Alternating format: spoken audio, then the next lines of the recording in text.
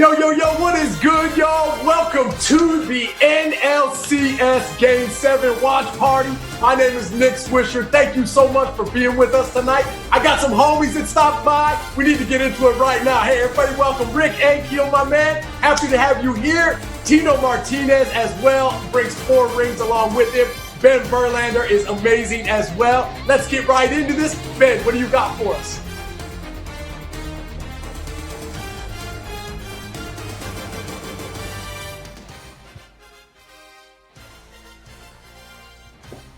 All right, well, I think we're going to have to get Ben's mic back on. We're going to have to unmute Ben and get him fired up because at the end of the day, we're going to need him to get us through this, man. Hey, anyways, everybody, thank you so much for being here. This is Game 7. 2 of the most amazing words you can say as an athlete is Game 7. Everybody back in the day had somehow, if you love baseball, put themselves in that situation. Bases loaded, 3-2 count, you know what I'm saying? Down by 2. So I think right now Game 7 is the unbelievable game. We're here. How you feeling, Ben? Are you back, bro? All right, well, anyways, we'll get Ben. We'll get his mic going. We'll get to him. Let's get right into our predictions. I'm going to start us off. This has been an unbelievably crazy series, fellas. The Braves kind of shoot themselves off to a huge jump, and then the Dodger Blue, you know what they can do, man. One swing of the bat from anybody in that lineup. Anybody that steps to the plate is in scoring position. I don't know, man. It's funny. I like to think that the Braves had a little bit of that momentum, but right now, I don't know, man. I love the Braves. I got to spend some time there, but I got to go with the Dodgers, man. I think it's written in the stars for them to be there. I think Dustin May, he pitches well today. I think my X-factor is Cody Bellinger. Obviously, Mookie Betts has had a tremendous season and a little slow in the postseason, but making some electric catches. Dustin May does well. Kenley Jensen, by the way, to see him throw the way he has in the fan has been absolutely amazing. I'm taking the Dodgers tonight, 5-3. Rick, who you got? Good call. I'll go. So, listen, I'm a Braves fan, grew up a Braves fan through and through.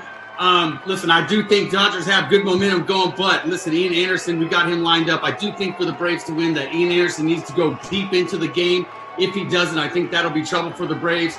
On the same side of that, the Braves got to hit. I think they got to get it started. They got to come out here and get the runs going. Acuna Jr. has to show up. Ozuna keep doing what he's doing. But listen, like I said, I'm a Braves fan. My man Bobby Cox. Oh, yeah. Man, Braves all the way, baby. There you go. Tino, what you got? I'm going with the Braves as well. You know, I think Ronald Acuna, like you said, has got to he doesn't have to do anything else. Just get on base. Just be creative out there. Hit the ball hard somewhere. Get on base and set it all up for the rest of the team there. The rest of the guys are swinging back pretty good. And I think Ian Anderson is going to go pretty deep in the game. And I'm not so sure about Dustin May. If Dustin May has his stuff going early, that nasty slider, he didn't fall behind the counts, and goes 5-6 innings, the Braves will be in trouble. But I believe that the Braves have a great chance to win this game. I think Ian Anderson is going to hold them down. Is Ben back? Ben, can we hear you, bro? Are you back? No, he's Ben, going to come back in. He's going to come back in. Hey, here's the thing, dude. Ian Anderson, boy, he has been absolutely amazing to see the way that Max Fried, Ian Anderson have pitched. But I'm telling you, you're right, Tino. Hey, Dustin May, he is humongous. If he can get them at least 3-4 innings, because everybody knows that you're a Dodger fan, Clayton Kershaw is out in that bullpen and he is available. I'm interested to see how Dave Roberts utilizes him because I can promise you they're going to use him at some point. How big of a situation, I'm not quite sure. Yeah, listen, hey, Dave Roberts absolutely loves Clayton Kershaw, and there's no reason not to. This kid's a Hall of Famer before his career's even done. You can put him in the Hall of Fame right now. 100%. But I think you mentioned something really important. Is Dustin May going 2? Is he going 4? What's Ian Anderson going to do? You know, some part of this, when I look at this, is who's going to manage the best. Who makes the best decisions? Who takes what starter out at what time? I do think you have 2 grizzled vets. When you look at Snicker, you look at Roberts, they've been in the trenches. It's not all about analytics. I think that it is going to come down to who makes the best decisions at what times, how they utilize their bullpens. When do you pull them out? Or do you do like Dusty Baker did and leave the guy in a little bit longer than we're used to? There we go. Oh, hey, starting off the game right there. Ball 1 inside. You're right, Tino. If he does not have a good grip on that fastball, slider, he can be a little erratic at times. We know the movement that he has. You know, if he can't get himself in the strike zone, it's going to be a long day for him. Well, I think, he's a real high-energy guy. He's like you, Nick. He's a high-energy guy. He plays a lot of fire out there. He's intense on the mound. And if he gets going early, like I said, he gets his curveball over early, his slider over early, and calms down right away, he'll be good. But to settle down in this big game, Game 7, I mean, these guys know this is win or go home. is going to tell whether or not he's going to last the 3-0 right there. I'm telling you, man, that's crazy. The game. Ben, hit me, baby. I know you're back. Give me a little. Can you guys hear me? We got winning this thing. You're back, baby. Oh, let's do this, guys. Let's do this. All right. Right when we start, first time in history that 2 rookies have started a Game 7. Let's do this. Wow. I got Dodgers. I got Dodgers 7-4. That's what I got. And hopefully no more audio issues. Hopefully that's what I got too. That's part of it. In favor of these 2 young guys, though, the 2 young guys out there today, they're young guys. They've been in the playoffs now. They've been in the bubble. They've been in this for about 3 or 4 weeks now. There's no home crowd advantage. There's no crowd to, like, when Dustin May falls behind 3-1, the Braves fans get up and start screaming and yelling and make them nervous. That's a non-factor this entire series for both pitchers. So they both should be able to calm down and pitch their game if they just, can control their emotions inside. Because home field advantage-wise, there's no home field advantage crowd-wise where there's be any kind of intimidation. Hey, Tino, I think that's a great point. I think the opportunity for all the young players that we've seen in this playoff format without fans in the stands has been just a lot less pressure and giving them the ability to perform really well, really quick. Yeah, no doubt. I mean, you're seeing right there. I mean, he goes 3-0. All of a sudden, he goes 1-0. Ronald Acuna Jr. steals second. This is what that guy can do, right? This is if you're a manager or if you're a teammate, right? You're just like, this guy can affect the game in so many different ways, offensively, defensively, on the base paths. And by the way, that's the one thing the Braves have been missing lately is Ronald Acuna Jr. out there flying around, his helmet all off, man, his hair going everywhere. Because when he is leading the charge right now, I mean, come on, you got Ronald Acuna Jr. on second, nobody out. $100 says Freddie Freeman pulls this ball to the right side. Third, right, playing team ball. And that's how the Braves are going to do this. Tino, you said who scores first is going to be huge when it comes to this. Speaking of, how about Freddie Freeman? The year he's having after he had COVID, and it was talks of him not playing this year. And to be able to have the year that he's having, he's talks of an MVP year. His team's in a Game 7 NLCS. Just, dude, what a year! What a year he's having after everything he's gone through. Yeah, no doubt, 100%, man. I got the chance to play with Freddie for a hot minute right there at the end of 15. And to kind of be around him and to see what he's capable of doing. And not only that, man, it's just good karma, bro. I saw some stuff on Instagram this year. He flew home to be for his kids' first T-ball practice or something. I'm like, bro, that's like dad of the year type stuff, man. Not only that, he's the perfect guy you want in that 2-hole. He can handle the bat. He does damage. And like you're saying right now, Dustin May misses over the middle part of the plate, man. He's going to be in trouble, man, because he's I don't know how much longer he's going to be in the game. If taking a look right now, he keeps walking guys. True. Go right. Let's see this. So Swish, you said you played with him. You said you played with him for a hot minute. Can you confirm? I've heard plenty of times that he doesn't pull balls in BP. He doesn't hit balls out in BP. He just goes the other way. Line drive machine. Can you confirm or deny? Come on, bro. Tino, Rick, you can attest to this. Back in the day, bro, that's how we were taught, man. Hit line drives to the backside and BP, really kind of groove that swing in, and that's exactly what Freddie Freeman does.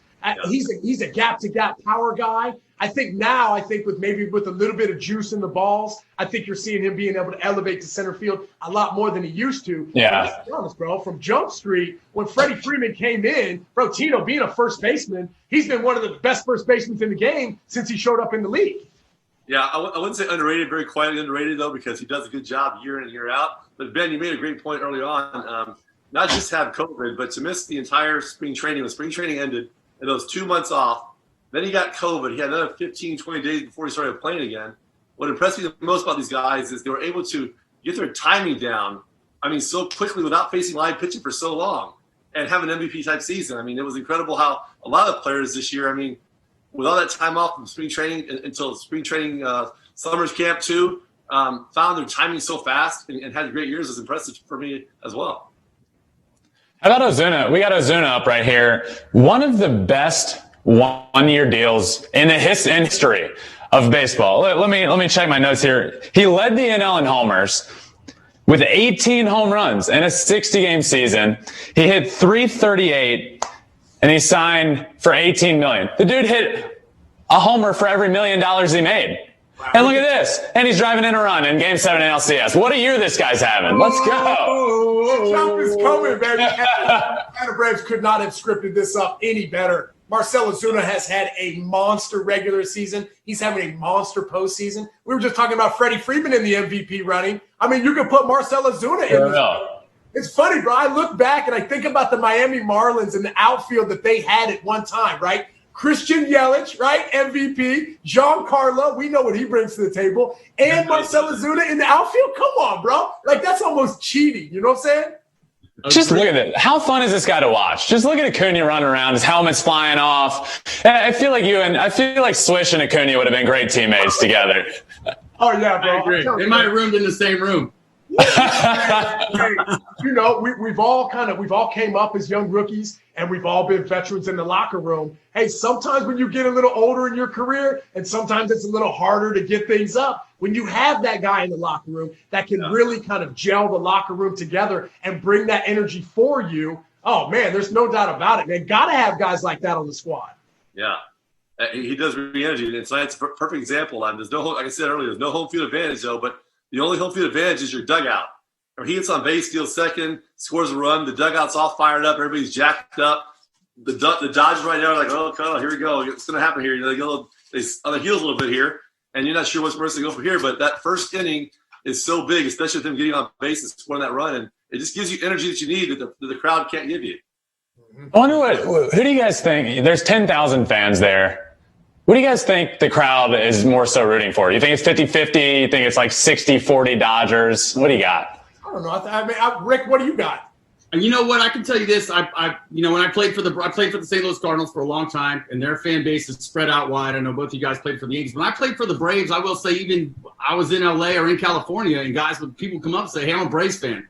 I think their fan base is spread out pretty large too. It might be 50-50. Who knows? I mean, I think both of these organizations are big-time organizations that have fans everywhere across the country. Yeah. It's not just regional whatsoever. Yeah, you don't know who's getting the tickets, though. The families get tickets, obviously. But when I watched the NLCS in Arlington, the Padres game, there was a lot of people in the stands with Cardinals jerseys, Mariners jerseys, just fans from all around came to watch the game, almost like an all-star game. So you're not sure which fans are there and who gets the tickets and who doesn't. So it's hard to say. Yeah, that's true, man. Yeah, you definitely don't know who's going to get those. I mean, I think they're just baseball fans in general. I think right now we're all like the fact there's live sports on, bro. We're there. You know what I'm saying? Like any chance there is. I think you've seen a lot in college football, right, as well as NFL today. Even Tampa. I mean, watching the game, Tom Brady put it on Aaron Rodgers tonight, man. But still, how many people did they have at the stadium today? I mean, probably like 20-30% capacity, maybe? Yeah, I think probably about 18,000, which is good. Good enough for them. Because. You want it to be important. It's an important game. You want fans to be there, which is a good thing. So that definitely helps the guys have some energy and feel like it's very important, not just a spring training game with nobody in the stands.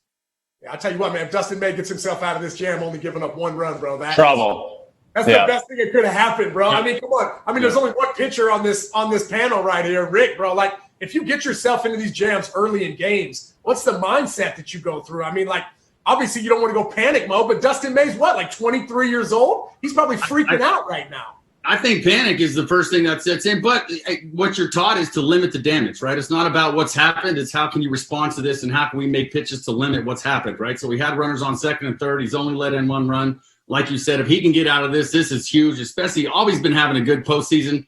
He's been seeing the ball pretty good. I think he got a call right there.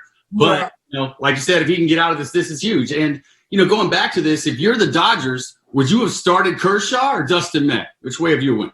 Right. Well, Monday morning quarterback, bro. I mean, obviously, you're like, bro, I would have started Clayton, not give up one run in the first inning. Right? Well, wait, let's pretend that Dustin May is there a difference in how you line up your bullpen? Let's pretend Dustin May goes 1, 2, 3 here. Would it have been different from you before the game, theoretically speaking? Well, theoretically, bro, Dustin May has electric stuff. There's no doubt about it. His stuff plays in the 7th, 8th, 9th inning, right? I don't think Clayton Kershaw's, his actual stuff, don't get me wrong, his mindset, the whole makeup. But then again, look at him, bro. He gets out of that, right? Bouncing off the mound. I mean, that's humongous, dude. And like you were saying, like the Braves, they had the momentum. Who's got the momentum now going into the bottom half of the first? It looks like the Dodgers. Dustin May does. Dustin May getting out of that himself. And personally, he's like, all right, I'm good. I got this. Before that inning had started, I would have said Kershaw. But now seeing that energy, I think he just pumped the team up, honestly. But my thought would have been to go Kershaw for a few innings. And in the playoffs, everybody knows the story. He's struggled once you get to a certain part in the game. 5th, 6th inning, Kershaw starts struggling. My thoughts are throw Kershaw 3 innings, 4 innings, see how he's throwing, bring in Dustin May, some electric stuff out of the bullpen, throwing 100 with Singh, curveballs moving all over the place. He's got late inning stuff too, so that's the way I'd go. But I think you guys nailed it, including, I think you brought it up there, Swish. I think now that you have Kershaw, you're probably not going to bring him in the 8th and 9th, but if you were to save Dustin May, you're not backing yourself into a corner, so to speak, right? All of a sudden, you're starting to limit the damage you have, which I guess what he's saying is Kenley Jansen's going to come in the later innings. That's exactly what he's saying.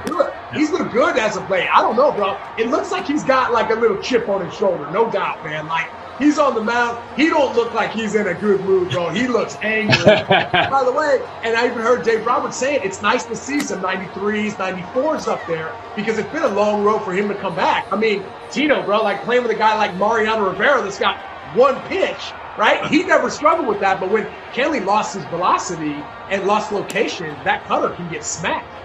Yeah, it could. And Ben, go back to your point there. I think that, as great as Clayton Kershaw is and has been for years and years, he's never really had success coming out of the bullpen, especially the playoffs. It's not his job to do that. He's just warming up, starting, preparing to pitch first 5, 6, 7 innings, and now he's sitting around wondering when he's going to come in.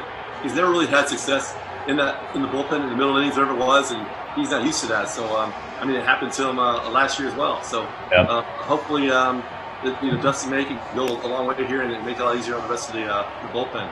So here comes Ian Anderson out to throw in a Game 7 as a rookie in the NLCS. The nerves, the energy, his heart's got to be pounding. Well, what do you guys get? Swish, Game 7, NLCS.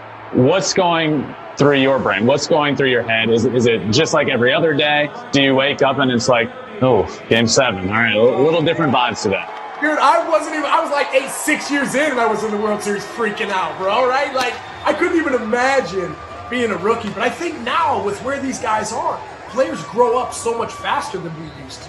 These kids are exposed to so many different things and so much speculation at such an early age that World Series starts like this are no big deal. It's like, yeah, I've been dealing with this sort of stuff all the time. It's like I'm worried about my spin rate, my location. It's like these guys are they're so laser focused and laser locked in what they're doing. It's impressive to watch. I think for me, it's more the mound presence than anything. To see a rookie out there standing on the mound, strong and tall. I mean, like, wow, bro, that says something. Because if I'm in the on deck circle, I'm like, I don't know if I want to get up in there, bro. He looks ready, Yeah. Guys, we just got our first question in from Mr. Hayes. Make sure you're sending your question in to MLB on Fox. We can feature some on here. Let's throw this one to Tino. Tino, what do you got? Will rookie nerves play any role for either team today? I don't think so. I think Ian Anderson here, these guys, like Nick said earlier, these young guys, they have so much more confidence when they get to the big leagues now. They feel like they belong 3 years ago. They had this attitude where when I came up in the big leagues, it was like you had to earn your way up and earn your spot and earn your keep and all that. These guys nowadays, their confidence level is so good at such an early age that I don't expect them to have any problems at all. Now, Dustin May, because he's a high-octane type pitcher with electric fastball and a slider, could be a little bit in trouble, but Ian Anderson's a starter, a natural starter, and I think he's going to be fine. Yep. Not easy, guys, for Mookie Betts to come over, high free agent, high profile. To have the year he's had with all that pressure on him, Jesus, like, impressive. Yeah, no doubt. I mean, come on, man. I think there's only been one other guy that's really signed a monster contract like that and really kind of living up to it, and that's Mike Trout, right? I mean, like, Mookie Betts and Mike Trout, like, hey, who you want, right? They both affect the ball in multiple ways. They're both leaders in the locker room. And I think for myself, the one thing that I'm super excited about is the fact that Mookie is happy, right? Whenever you sign a long-term contract, the only thing you want to do is be happy as a player. It seems like he's extremely happy with where he's at. And from an ex-player to obviously a current player right now, that's the one thing I would want these guys to be happy with your setup, because when you come to the ballpark every day, it doesn't feel like a job, It's easy to be happy when you're raking, though, like he is right here, leading out the game with a laser to left field. When doesn't he rake? I mean, it's like so raking, and you got. I mean, take a look at the team that he just went to. I mean, that you talk about talent and what he's surrounded in. I mean, you look at these two teams together. The Dodgers are so deep, right? If I'm a starting pitcher, I'm looking at this lineup like, oh, there goes Mookie. Oh, here comes Corey Seager. Oh, there's Justin Turner. Like, there's no break. Every time you blink your eyes, you're facing another guy that could possibly take you deep and change the game in one swing. That's a pretty good situation to be in. Yeah, no doubt, man. I'm just thinking, bro. I think I was one of those guys, bro. I was like, bro, I remember being in that Yankee lineup, and it was like Derek Jeter, and then myself, and then Mark Teixeira, A-Rod, and I'm like, well, bro, you have to pitch to me, bro, because you don't want to face those dudes behind. But also, too, you're right. I think when a superstar usually goes to a team, it's usually on a like Manny Machado when he went over to the Padres. You feel like you really have to produce a lot more than who you are. I think Mookie is able to be himself in that lineup. He's in, he's playing right field, and obviously defensively, you know what he can do. He's in that leadoff spot where he feels comfortable. I think his teammates, bro, that they're fun, exciting team, knocking on the doorstep of winning a World Series. What better place in the world for a guy like Mookie Betts? Yep. You went from zero to hero.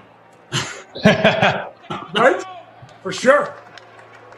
Gavin sends in, Mookie is such a smart batter. And, it's not just raw talent for Mookie. He's smart. He's always thinking ahead. He always knows what's coming. He's a smart hitter, and I think that's a good point. Yeah, 100%, man. I feel he's not a guy, a slugger who just swings to the fences. I mean, he hits the ball right field. He hits the ball 2 strikes. He hits it all over the place there. He's got the power to go oppo, whatever he wants to do with it. But he's got a great at-bat, a great approach every single time, and he's a tough out no matter what. Oh yeah, man, and it's such a good thing for young hitters to watch. You don't need that huge leg kick, swinging for the downs type of swing to be effective. Because like we've talked about plenty of times before, I mean, Rick, you had your sons on a little earlier, bro. I mean, like by the time those dudes get to high school, bro, everybody's going to be throwing 100 miles an hour. True. There's a lot of time to be lifting that leg up and taking those big swings. No, you're exactly right. It's funny because mine are 8 and 9, and we're just barely in kid pitch and whatever. And you're right. You're starting to see kids that are just doing things so fast now. I was talking about it with some of the coaches today. I was like, all we need to do is start throwing a machine a little bit faster at them because it gets rid of everybody doing so many big things because they can't. You have to be quiet, right? You have to load quick, be quick hands. I think you're right. It's interesting watching everything. With Mookie, what surprises me is that he just doesn't, when you look at his body, it doesn't ooze 5-tool player. But you watch him play and it's like power, amazing arm, speed, defense, everything. For me, that's what's like really interesting about it, right? He's not like just yeah, bro. He's just like a normal dude walking down the street, bro. For real, right? Yep. Oh man, man. It's so effortless, with him. It's so effortless. Everything he does is like with ease. He doesn't even sweat out there. Defense, offense, and 2 strikes, 0-2. He's just right. He's just so cool. Like 0-2. Dustin May, whoever's pitching, whoever's pitching against the nastiest guys, he's calm, collective, and just puts his at-bat together. He's very, very calm the entire time. Yep, agreed. It almost feels at this point like if you're keeping Corey Seager in the yard, you're doing something well. Like this guy is just destroying baseballs right now. Yeah, and I think people all sleep on how big he actually is, right? 6'4", right? Like he's a monster of a human being. He's got those wide shoulders. And by the way, I remember I was with Cleveland, right? And I remember him coming over with the Dodgers, right? Spring training for like a sim game for somebody. And it was like, what, like 7:45 in the morning, early game. This young kid, I don't know who he is. I think it might have been like Corey Kluber or somebody. And, bro, he's whack, double. And I'm like, who is this guy? They're like, bro, that's Corey Seager. I'm like, bro, that kid's going to be in the big leagues. And next thing you know, bro, like snap your fingers, he's in the big leagues doing his thing. And for him to go through everything he did with the surgery as well, for him to come back, I mean, come on, man. I went through a couple knee surgeries and never made it back, right? I never made it over the hump. To be able to have huge surgeries and to be able to get over them, bro, on the mental side, that's humongous because sometimes your body doesn't always feel like it used to, Yeah, especially because, look, he's a huge prospect. The player he was, and there was rumors about him getting traded, right? It's almost like you're the piece that we're missing all of a sudden. You're going to be that guy. And like you said, you never know what somebody comes back. So I would agree for him to come out and perform like he has with all those things swirling around. Pretty impressive. Let's talk about the transition Justin Turner has had, bro, since he showed up in LA. Come on, bro. Do you remember this dude with the Mets? I'm like, bro, there's no way, right? And then he shows up, he gets the beard, bro. He's got the long hair. He's got the Tupac shirt on. And he just mashes, right? He's got this smooth, like effortless stroke. But there's a monster transition that took place for him, right? Like, I think like him and Jose Bautista kind of, right? Those monster, transitions that just kind of happen. Something clicks. I don't know what it was, but I mean, the swag, maybe it was a change of scenery. But I'm telling you, man, he ain't the same player that he was in New York. Right? Listen, I played with him in New York. I was there in 2013. Oh, that's right, you were there. He was a pinch hitter bench guy, right? Yes, right? No swag, bro, no nothing. At that time, that's when everybody was talking about swing down on the ball. And I'll never forget, he was like, nope, not whatsoever, right? Like, I'm coming to it, getting through it, but I'm not chopping down on the ball. And I'll never forget that. And I think when he went to the Dodgers, somebody got hurt, right? And he got a chance to show who he was, and all of a sudden just took flight. Like you said, what an opportunity. That's a good point. Like, I feel like a lot more people talk about, like, let's say, a JD Martinez going, his transition from Houston to Boston and how crazy that was. But not enough people talk about Turner's going from the Mets to the Dodgers and just starting to destroy baseballs. And like you just said, Rick, his swing, he was kind of, the swing these days is way different than it was even 5 years ago. And like you just said, Turner was very much so, no, I'm not swinging down on the ball, And he goes to LA and it's starting to pay off. And, JD's the same way with we went to the same hitting coach out in LA, Craig Wallenbrock. Yeah. And it's very much so like Turner's hitting, like JD. And it's very much the opposite of swing down, backspin, the old school way of hitting. And to see these guys transition into the players that they have, baseball's changing, guys. Like it's a totally different ball game. The swing is different, even from when you guys were playing. The baseball swing has changed, and I think we're starting to see that. I think balls are flying out of the yard. That may be because of the baseballs, but there's a couple factors that are going into it. But the swing's definitely changed since you guys have played, right, Swish? Yeah, hey man, no doubt about it, bro. It's kind of like I don't know. Nowadays, you can hit 220 with 25 homers, and that's a good year, bro. Like, bro, that wasn't good at all back in the day. OPS is kind of the thing, and believe me, I understand it. And believe me, if I was a hitter, I'd be doing the same thing. It's like this shift has caused every hitter to become one type of hitter, right? Because if I can't hit it through you, right, I guess, well, hell, I'm just going to have to hit it over you, right? And I think that's where it comes into play. I remember when the shift started coming into play towards at least the end of my career, and all of a sudden I'm hitting balls in that first base hole, and the second baseman's standing there, and I'm like, bro, where'd this guy come from? You feel me? So it's like, to be able to have that, I think that we're really kind of, we're losing out on the different styles of hitting. We really have one style, right? Like, the Tony Gwynn, the line drive guy, I can only think of one line drive guy in the league right now, and that's DJ LeMahieu, but he still pops 25 to 30 a year. So yeah. Kind of like, Tino, bro, like back in the day, you hit 20 home runs, you were considered a home run power hitter. Nowadays, bro, they'd be like, oh, no, man, our 8-hole hitter does forever. I hit 25 home runs the last couple of years, and I was losing my power. They want to get rid of me and stuff. I'm like, okay, whatever. I think most fans don't remember Justin Turner as a Met. Like you said, bench player, come off the bench. Nobody really knew who he was or what he did back then.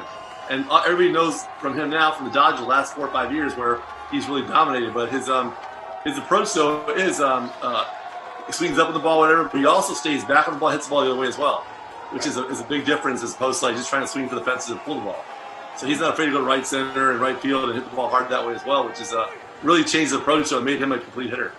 What a big first inning for Ian Anderson, guys. Game 7, rookie on the mound. To be able to get through that first inning, no runs scored, I feel like that just kind of settles you down. Once you get through that first inning, then it's like every other game. But to go out there and throw up a 0 in the first inning, that's big.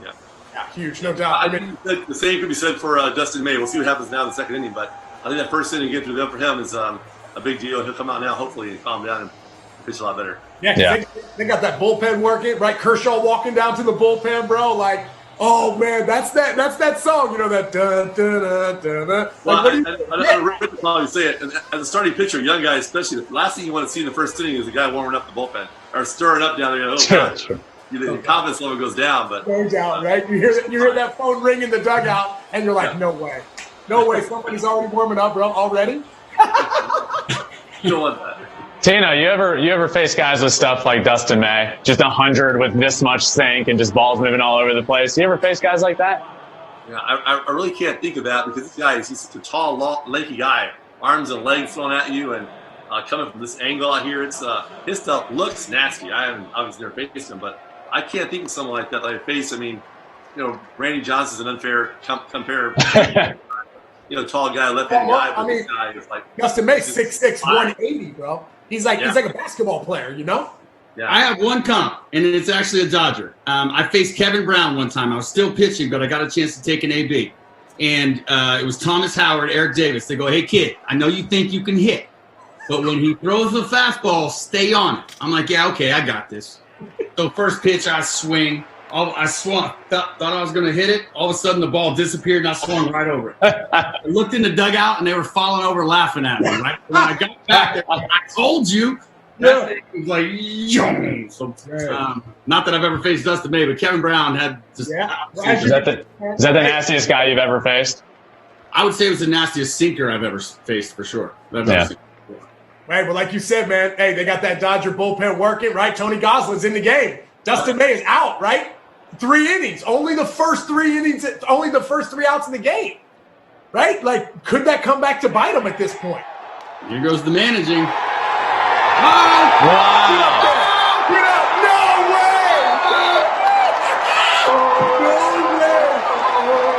You gotta take a drink every time they go deep, bro. You know what I'm saying? Right on cue. Is this going to cost him? Bomb. I think it looks like the Braves are destined right now. But hey, you can never give up on the Dodgers. Look, these guys can throw 5 runs on you in a matter of seconds. It's a long game. This whole game will go back and forth for a while there. So, but right, you said it earlier, man. The last guy I want to face in the 6th inning, 7th inning, and 1 at bat is Dustin May. I mean, that guy coming in for 1 inning, just firing balls like that is. I don't want to face that. I'm happy he came in the 1st inning, pitched, and he's out of there now. He's one guy you got to forget the rest of the game.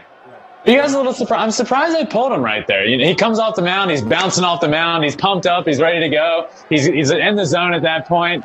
Boom, you're done. And I'm a little surprised. Yeah, no doubt, right? I mean, like, then again, it's like it's game 7, right? Like, these are the decisions that we always critique, right? Like, us as media, we wouldn't have nothing to talk about if these dudes weren't making decisions like this, because we could talk 30 minutes on why he decided to go with Tony Gosselin right out of the gates, other than, somebody else. Make sure you have Clayton ready, because Tino, bro, you hit it on the head. And I remember Barry Zito. Remember Barry Zito back in the day, bro? I remember him talking about that, being like, man, it's so hard for me to run to the mound from the bullpen because I'm normally used to walking to the mound from the dugout. And that's, psychologically, even that is a big deal, Yeah, but no disrespect to anybody else on the Dodgers rotation, though. But Danny Swanson coming up there going, I'm sure he was thrilled to death that Dustin May wasn't out there. Exactly. First of all, he can't find the zone. So when those guys can't find the zone, it's like 2-0, then he pace you 100 miles an hour. You go, oh God. And that's a total relief for him just to face somebody else besides him. Yeah, well, Tino, you were a big league hitting coach for a minute, right? Like, if you're going up against somebody like Dustin May early, a rookie, right? Somebody that hasn't, pitched a whole lot, especially in big games like this. What are you telling your hitters? What are you telling your guys? What's the approach? Be patient. Just be patient. Make him throw over the plate, though, because he can be wild. He's shown that in the past where, make him throw strikes. If he doesn't throw strikes, just be patient. He's going to throw it over the middle of the plate there. But that's the only approach you can have. He's got a nasty slider. This painting him down away, you're not going to hit it. So basically, just hope that he throws you with the ball down the middle, but make him throw strikes. If he goes 2-0, go into take mode. He's probably going to go 3-0. He can't find it. Those guys he's got too much energy out there. Mm-hmm. Dan's demolished, bro. Hey, how do you not love yourself some Dansby Swanson, bro? Right? Oh, man. You got to love that kid. There's a reason why he was that high pick that he was. Yeah, you brought it up. He's a high pick, and I'm really happy to see him having the year he's having. He's always been kind of hobbled by a wrist injury, a few injuries here and there, so he's never really had that, first overall type year. And that's a big moment for him right there. A home run in Game 7 at NLCS after the year he's had. I'm with you, Swish. I'm happy for him. He's having an awesome year. And I think he deserves this year he's having. Yeah, I think in the previous, listen, he's had some up and down times, right? He came up and he was hot, and then he's went down, and then you have a postseason like this, and I think it totally changes the view from the fans on who you are as a player. Now they got stories to tell for forever. Hey, remember when he took Gosselin deep? Yes, bro. Yeah. And here we go. This is our guy, right? It can just change the view on who you are from an organization. Right. Well, let's also talk about the guy that's hitting right now. We actually just struck out.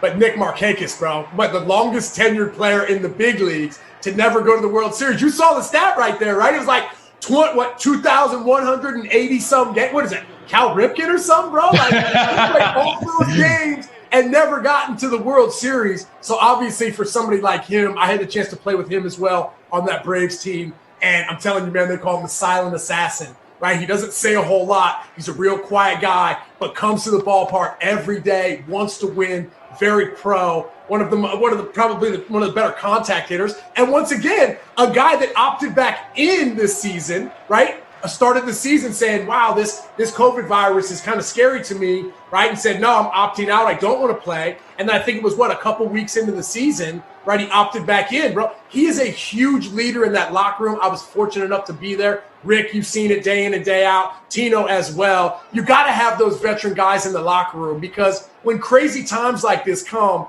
and the nerves get high, right? For myself, I had guys like Derek Jeter and Posada and Mariano, right? To have these guys to lean back on.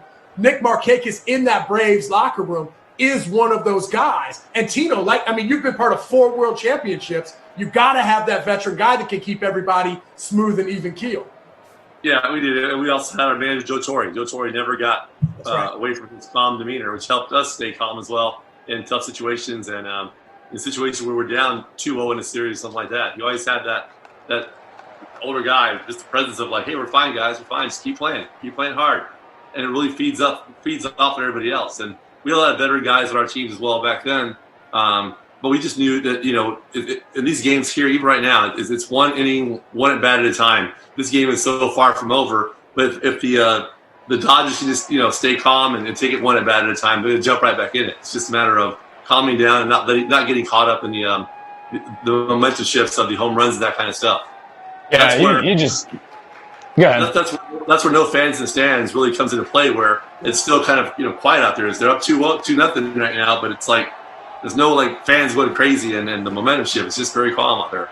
Hey, you just said it, Tino. It's the Dodgers. They're going to be in this game until the last inning if they're behind. They're leading the postseason in runs scored, RBIs, walks, and on-base percentage. That just screams you're never out of a game. And we all know the Dodgers rake, man. This 2-0 ball game might as well be a 0-0 ball game. They're always in. Well, I tell you what, though. I tell you who's on kind of the hot seat in a situation like this, I think, is Dave Roberts, right? I think he's been given the keys to a Ferrari and hasn't quite won the race yet. I think that he's had some tremendously talented squads. Rookie of the year, MVPs, right? The whole nine. He's had a little bit of that every year. He just hasn't quite found a way to get himself over the hump. And it's funny because I look at these situations as for myself as a future aspiring manager. What is the X factor that you need to have in that locker room to get you over the hump? Because listen, man, you play 100 most of the time. You play 162 games in 183 days. And then you go through the playoff run, right? You got to have something in that locker room that other people don't have because 9 times out of 10, the most talented team doesn't always win. Rick, what were those X factors that you think you have to have in that locker room? Because at least for me, you got to have that camaraderie because, man, come on, these are tense games. On the best teams that I ever played on, and my 2000 Cardinal team and then my 2010 Braves team, and both of them was the camaraderie, right? And both teams, when we went out to dinner, there was 20 guys. Maybe not all 25, but there was 20, and it was pitchers and position players. It wasn't separated into groups. The other thing was it seemed like the veterans of the clubhouse really ran the clubhouse. When there was an issue, nobody ran to the general manager or the manager saying so-and-so is doing this or doing that. It just got handled as a team. There was definitely the veteran presence that kind of set the precedence, and everybody knew their role. I would say on both teams, and one was with Tony La Russa and one was with Bobby Cox. But on both of those teams, bro, that's not even fair. Those are two Hall of Fame managers, bro. Joe Torre, bro, that's not even fair, dude. Not even fair. One more important thing: everybody knew their role. You knew exactly what your role was. Okay, you're a starting pitcher, or you're going to be my pinch hit guy, or you're my seventh inning defense on guy. Everybody knew their role, and that was for Bobby and for Tony. So those were two key factors. Yeah, I mean, what was Joe Torre like, Tino? Oh, absolutely the same. I mean, he was the same way. I mean, you knew your role in the team, whatever. That was back, in the 90s now. So I think Dave Roberts does a great job over the years. I really believe it. I don't know him at all, but I know the players love playing for him. He's very calm all the time. And nowadays, for example, today, Dustin May started for the game. That could come from the general manager. This is our plan today. We're going to start Dustin May. You have no say-so. We'll start Dustin May and start him first and see if we get anything out of him. Then we'll go to so-and-so and so-and-so and so-and-so. It's a different managerial job now. It's not just Dave Roberts' decision to pull him after one inning. That was prearranged in the meetings yesterday. So it's not really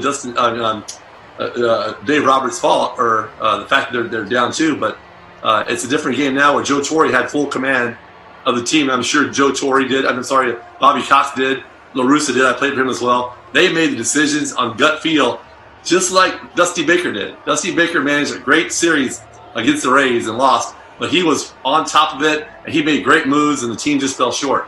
But that veteran presence of the manager that has the chance to really see and have a gut feel and make a decision from his gut is way different than saying, hey, 1 inning, get him out, 2 innings, get him out.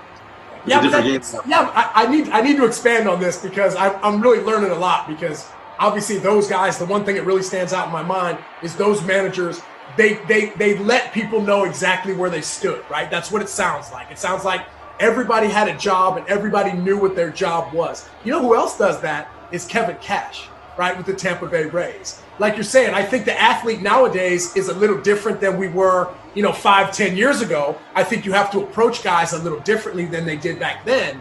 But I think being able to have the respect in the locker room, I think is absolutely huge, right? The respect is humongous. And I think that the three managers, Tony La Russa, Bobby Cox, and Joe Torre, that you just listed off, had the respect, no doubt about it. And I think that's what you have to have as a manager. But I think that being able to establish the roles and letting people know where they stand, having great communication, I think is crucial. And I think, and I'm thinking more of the new school manager in somebody like Kevin Cash compared to the managers that we just now mentioned. But, I think you got to go about it a little differently. But I think that the communication factor has to be there. At least for me, some of the best managers that I've ever had were the most vocal with me. And for me, let me know where I stand, right? Let me know what you think. If I'm going to play 150 games this year, get me prepared to do that, right? And I think that having those guys, which you guys were fortunate and lucky enough to have, myself, I had Joe Girardi, who was good at communication in his own way. But I think that it was just, you got to have something like that for sure.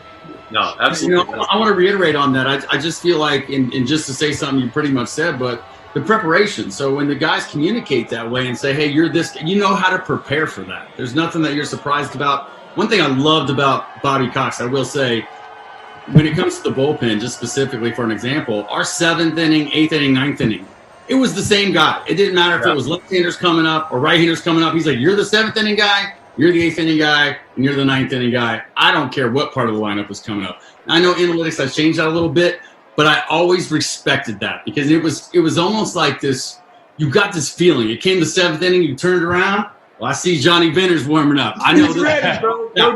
Done. Right? You had faith in them too because it just gave you a feel of where the game was yourself. Yeah. All right, guys, I think we got a social media question coming in. Let's see what we got. This is from Steph.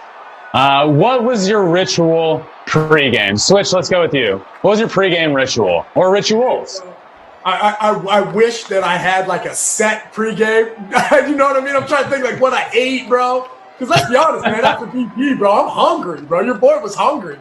So I don't know. I think definitely I always kind of started getting ready for every game about an hour before the game. And I can only, the only ritual that I really had or a superstition that I could honestly say that I really remember is that as being a switch hitter, you've got to get your mind in the right mentality, right? I mean, Rick, he was a pitcher and a hitter, so I couldn't even fathom that. But for me, whatever I was hitting that day, if I was hitting right-handed, I'd put my right sock on first. Just to get me in that mindset, bro, I'm batting right-handed. don't forget, because I've gone out there multiple times with the wrong ear flap on, right? The whole nine. To try and get myself mentally prepared was, put that right sock on first and then get the left sock on. So that was the only thing I could really remember. Here's what I'll say. And I never had anything in particular, but I will say if I went 4 for 4 one game, you best believe that next day I was doing the exact same thing in the exact same order. Rick, what about you? What you got? Any rituals? It was almost the same, getting ready an hour before, but it really depended on how I was playing. If I was on a hot streak, then I was going to use the same bat. I'm going to be doing the exact same things. If I had a good bat that I used and I was on a hot streak and it got broken, I was pretty much in tears. Right there went my hot streak. But, it really was how it was. As a pitcher, it was I would say as a pitcher, it was more routine-ish because you had the exact same, as a pitcher, you could break it down to exactly 55 minutes before the game. I do this stretch. Then I do this and I move it into increments and I'm out in the bullpen 27 minutes before the game. I throw a 9-minute bullpen and then I'm walking into the field. I would say that was more routine-ish versus being a hitter. Sometimes it was just a little bit, timing was a little bit different. And it wasn't, because it was every day, it wasn't so, I got to be this routine-ish, even though it was somewhat superstitious. Yeah, I'd same thing with me. There's superstitions where, if you have a good game that day, what you ate for lunch that day, you eat for lunch tomorrow. That kind of thing. But my routine every day was the same. I mean, get to the ballpark, stretch, go to the batting cage, hits the balls off the tee every day, gets the soft toss, then go to batting practice, do the whole batting practice ordeal, come back in and go 20 minutes before the game, back to the cage again to loosen up one more time in the cage. Every single day was the same way. But like Rick said, if I had a great day, a couple home runs, same bat tomorrow, same batting glove, same undershirt. The whole nine. But my routine stayed the same. That was just a specific type thing. I got to hit him right now only because he's batting right now. We have 3 left-handed batters as well as Ben being on the right side. But check it. Listen, what is it that Cody Bellinger needs to do to get himself on, right? Like, it just seems like he's late on all the fastballs and out in front of all the off-speed pitches. That is the worst place to be as a hitter in any spot, right? But for me, it seems like he needs to get that front foot down a little earlier. Like my buddy Mike Aviles used to say, yo, Swish, get that foot down, pay that light bill, bro. You know what I'm saying, right? And there you go, right there. I mean, he gets that front foot down a little earlier because he can't be fouling everything off that third base side. When you guys were off and not feeling good, right, trying to get yourself to, feel better, what were some of the things that you would do? Would you move in the box? Would you mess with your hands? Rick, what would you do? I would try to. I would get smaller, right? So I would try to play pepper. So when I was really in a slump, that's when I would try to hit a 5-hopper through the infield for a base hit. I didn't want to get big. I just wanted to be able to just make solid contact, right? Keep it as small as possible. And as I started to get a little bit better feeling, I started to open it up a little bit more and start playing for doubles, right? But when I wasn't doing well, it was just play small ball, just try to make contact, get a 5-hopper base hit. Doesn't matter. Just get something to feel good about. Yeah. What about you, T? Yeah, so basically what he's going through right now is it's all timing. It's just timing. Right? That's exactly what it is. Timing, totally timing, with getting that foot back down and getting back on time, getting ready early enough. But Bellinger, he's a whole different hitter. And the guy just stands up there tall and just swings, for the fences, and it's worked for him. He's successful that way. You can't tell him, trying to punch the ball on the left side. He's not going to do that. I mean, he's had so much success and will continue to have success the way he's hitting. But like Rick said, it's just Joe Torre always used to say, one of his sayings was, think small, and big things will happen. Think about a double or not the other way, and then all of a sudden, boom, boom, boom, you hit a home run. Think small, big things will happen, and that's the way to do it. But what he's going through now, what most hitters go through, is it's all timing. It's not their swing or their approach. It's just they're just a hair behind. That a tick behind, a tick ahead, you're off balance. Yeah, you're in between. He's trying to hit both pitches. You got to hit the fastball first. Right? The worst place to be at the plate is early on the off speed and late on the fastball. The worst place to be. But honestly, guys, it's really impressive that the Dodgers, and I said it earlier, the Dodgers are leading the postseason in runs scored, on base percentage, RBIs, and Bellinger's not even hitting. Bellinger's not even hitting, and they're doing all this. How crazy is that? But by the way, you got to remember, the Los Angeles Dodgers have only done it in a few innings, right? They've had a few monster innings that have really skewed those stats. True. So looking at it, if you take away the 11-run first inning, things are a lot different. Those numbers are a lot different than what you're saying. But at the end of the day, when you look at that lineup top to bottom, which is what I'm looking at right now, I'm thinking to myself like, wow, bro, like that sounds like if I'm a pitcher, I don't want to be facing that lineup at all. Right, Rick?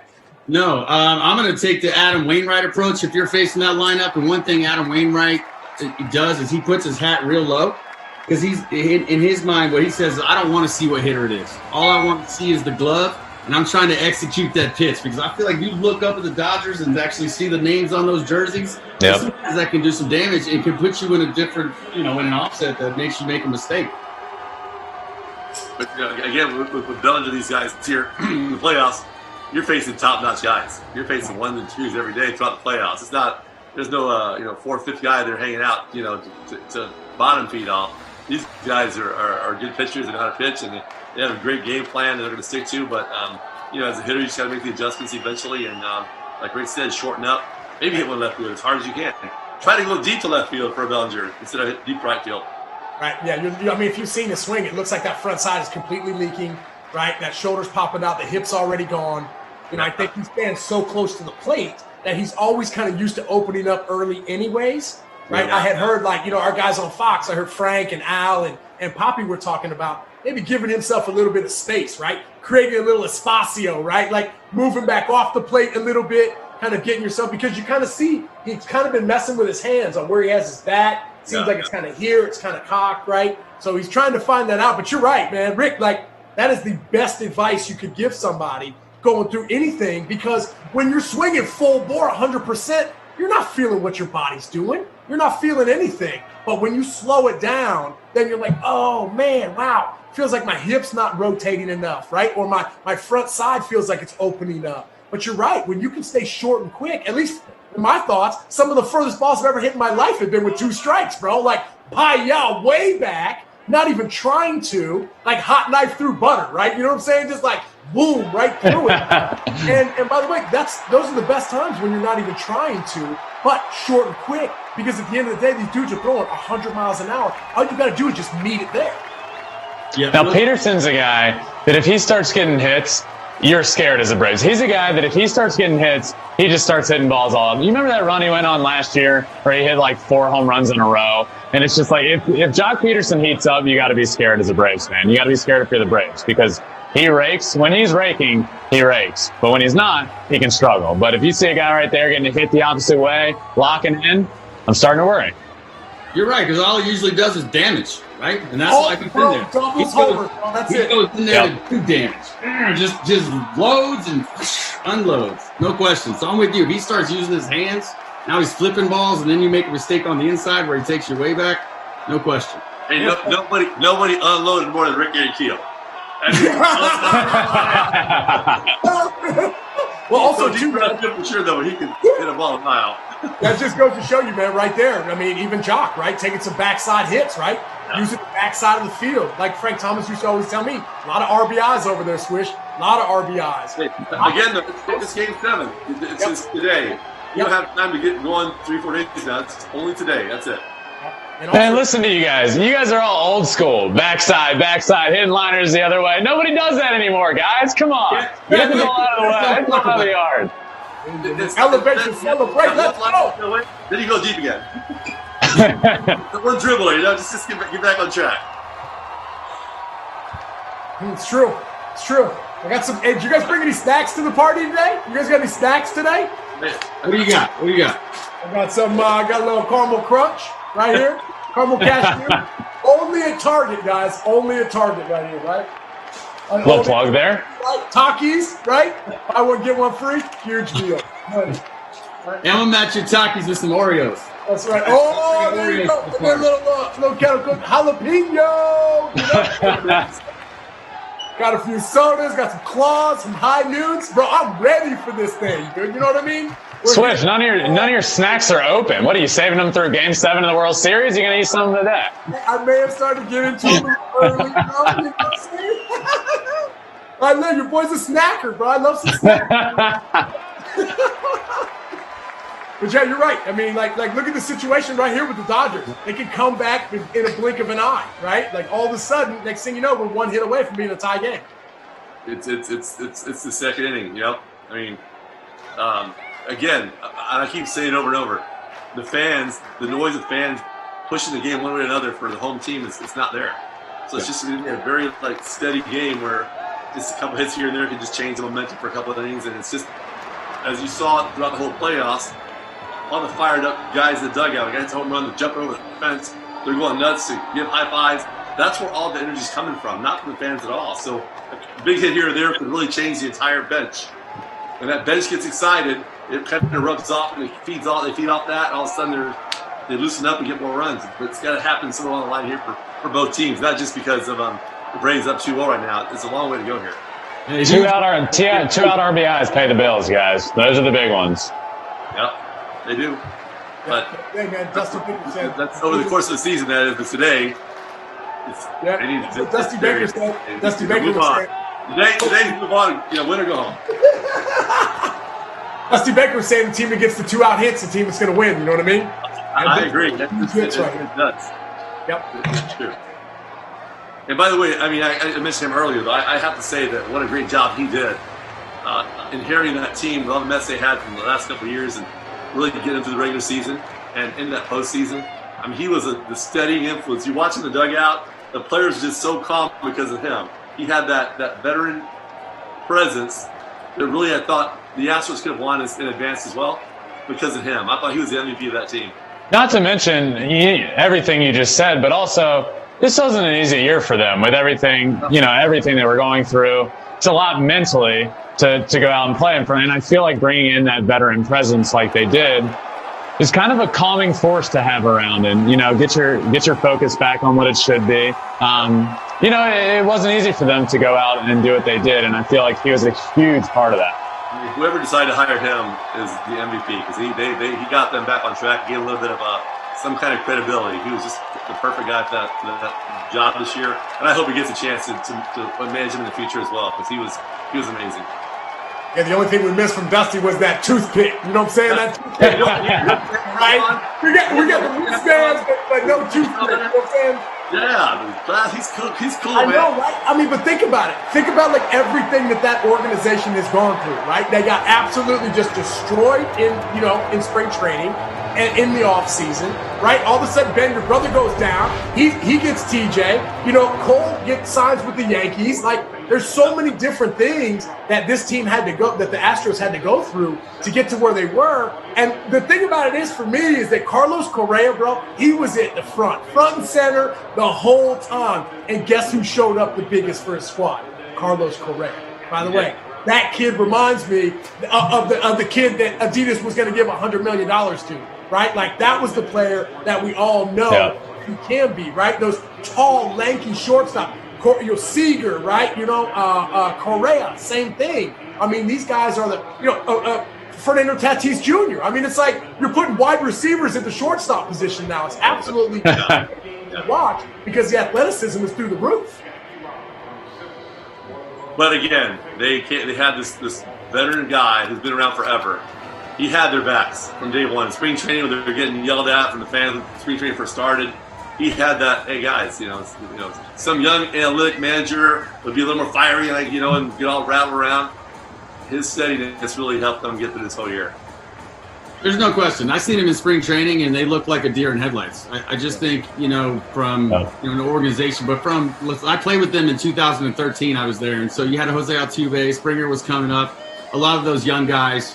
And what had happened with everything that went on with the whole scandal, they don't want to be known as that, right? Like that's a big shot to your ego and who you are, and you could tell that they just needed friends. That's really what it seemed like. I lived down here in Palm Beach, so I got a chance to see them, coming a little bit around here in spring. And let's be honest, I think COVID was probably the best thing that could have happened for them, right? Because of the fans, they didn't have to deal with the ridicule.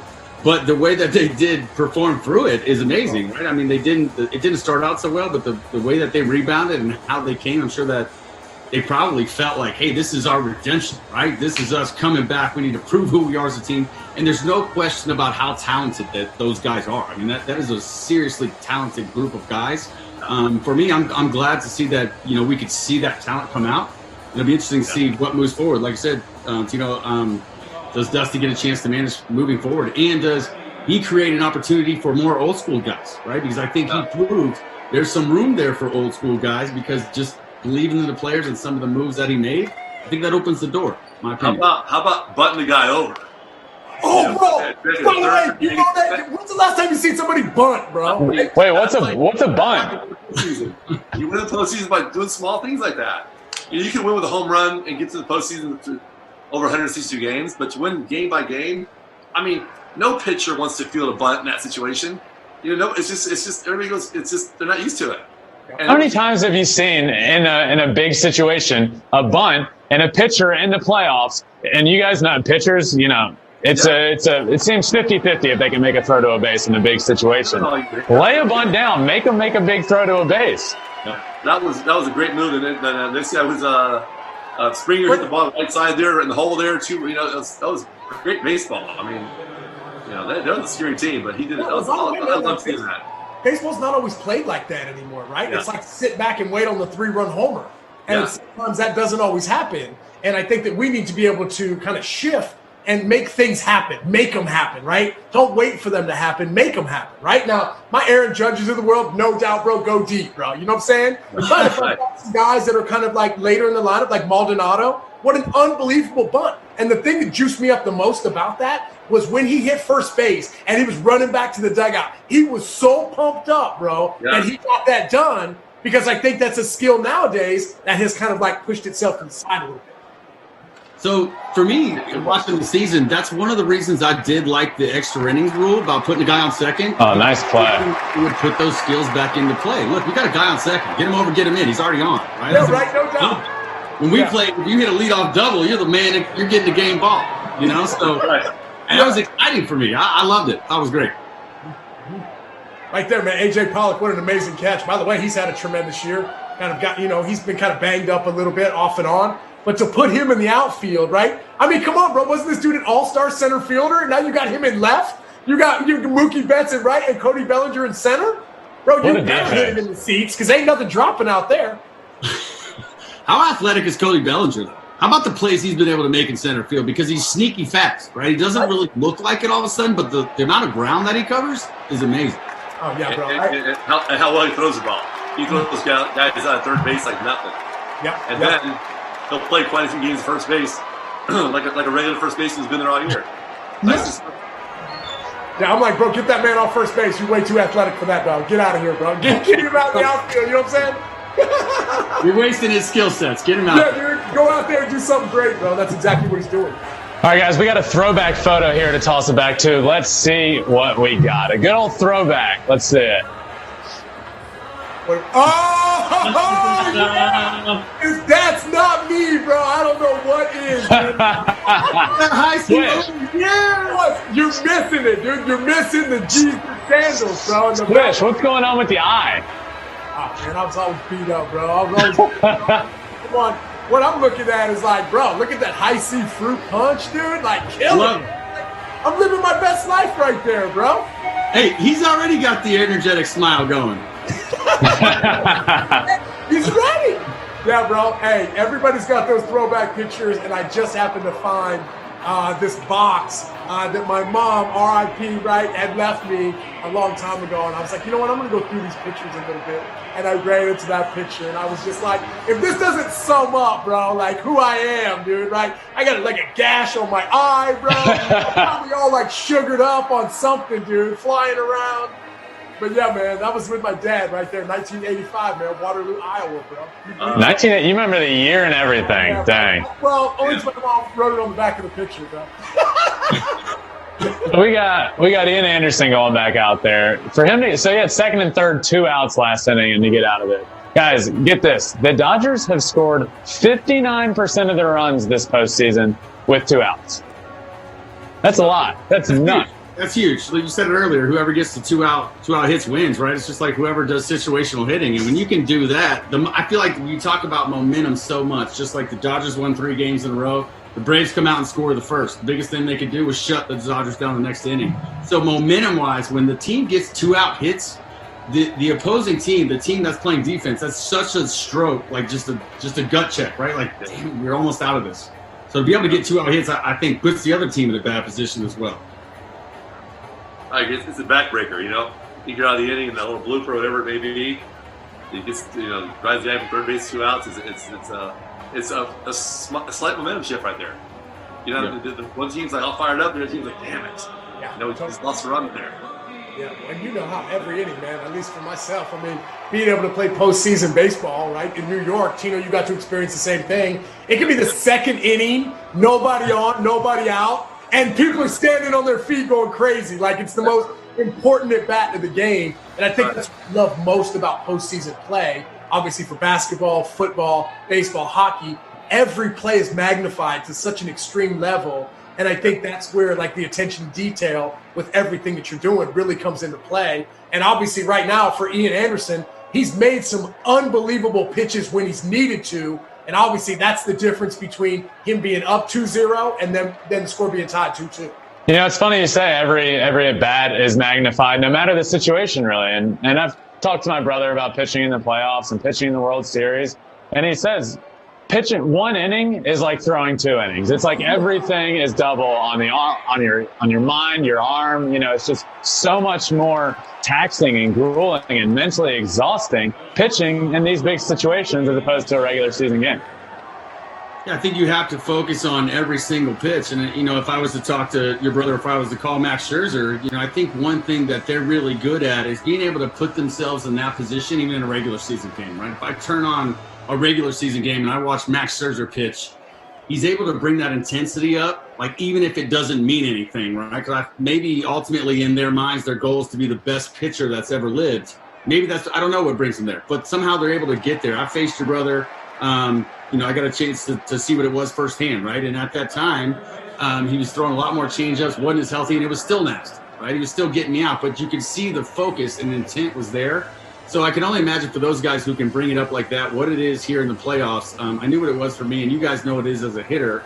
It's just, I guess it's the pressure and the intensity. I will say after going through the throwing issues, right, when I came back to hitter in the playoffs. You brought it up. Seeing everybody else nervous and their anxiety up to a level 100, brought me a calmness, which was, I think in these moments, whoever can slow the game down is the guy who wins that battle. Yeah. And playing defense too, I'm playing first base, it's like you want to win every inning. So when you're playing defense, your pitcher gets out of it with a 0 on the board, you're like, third out, you're like, yes.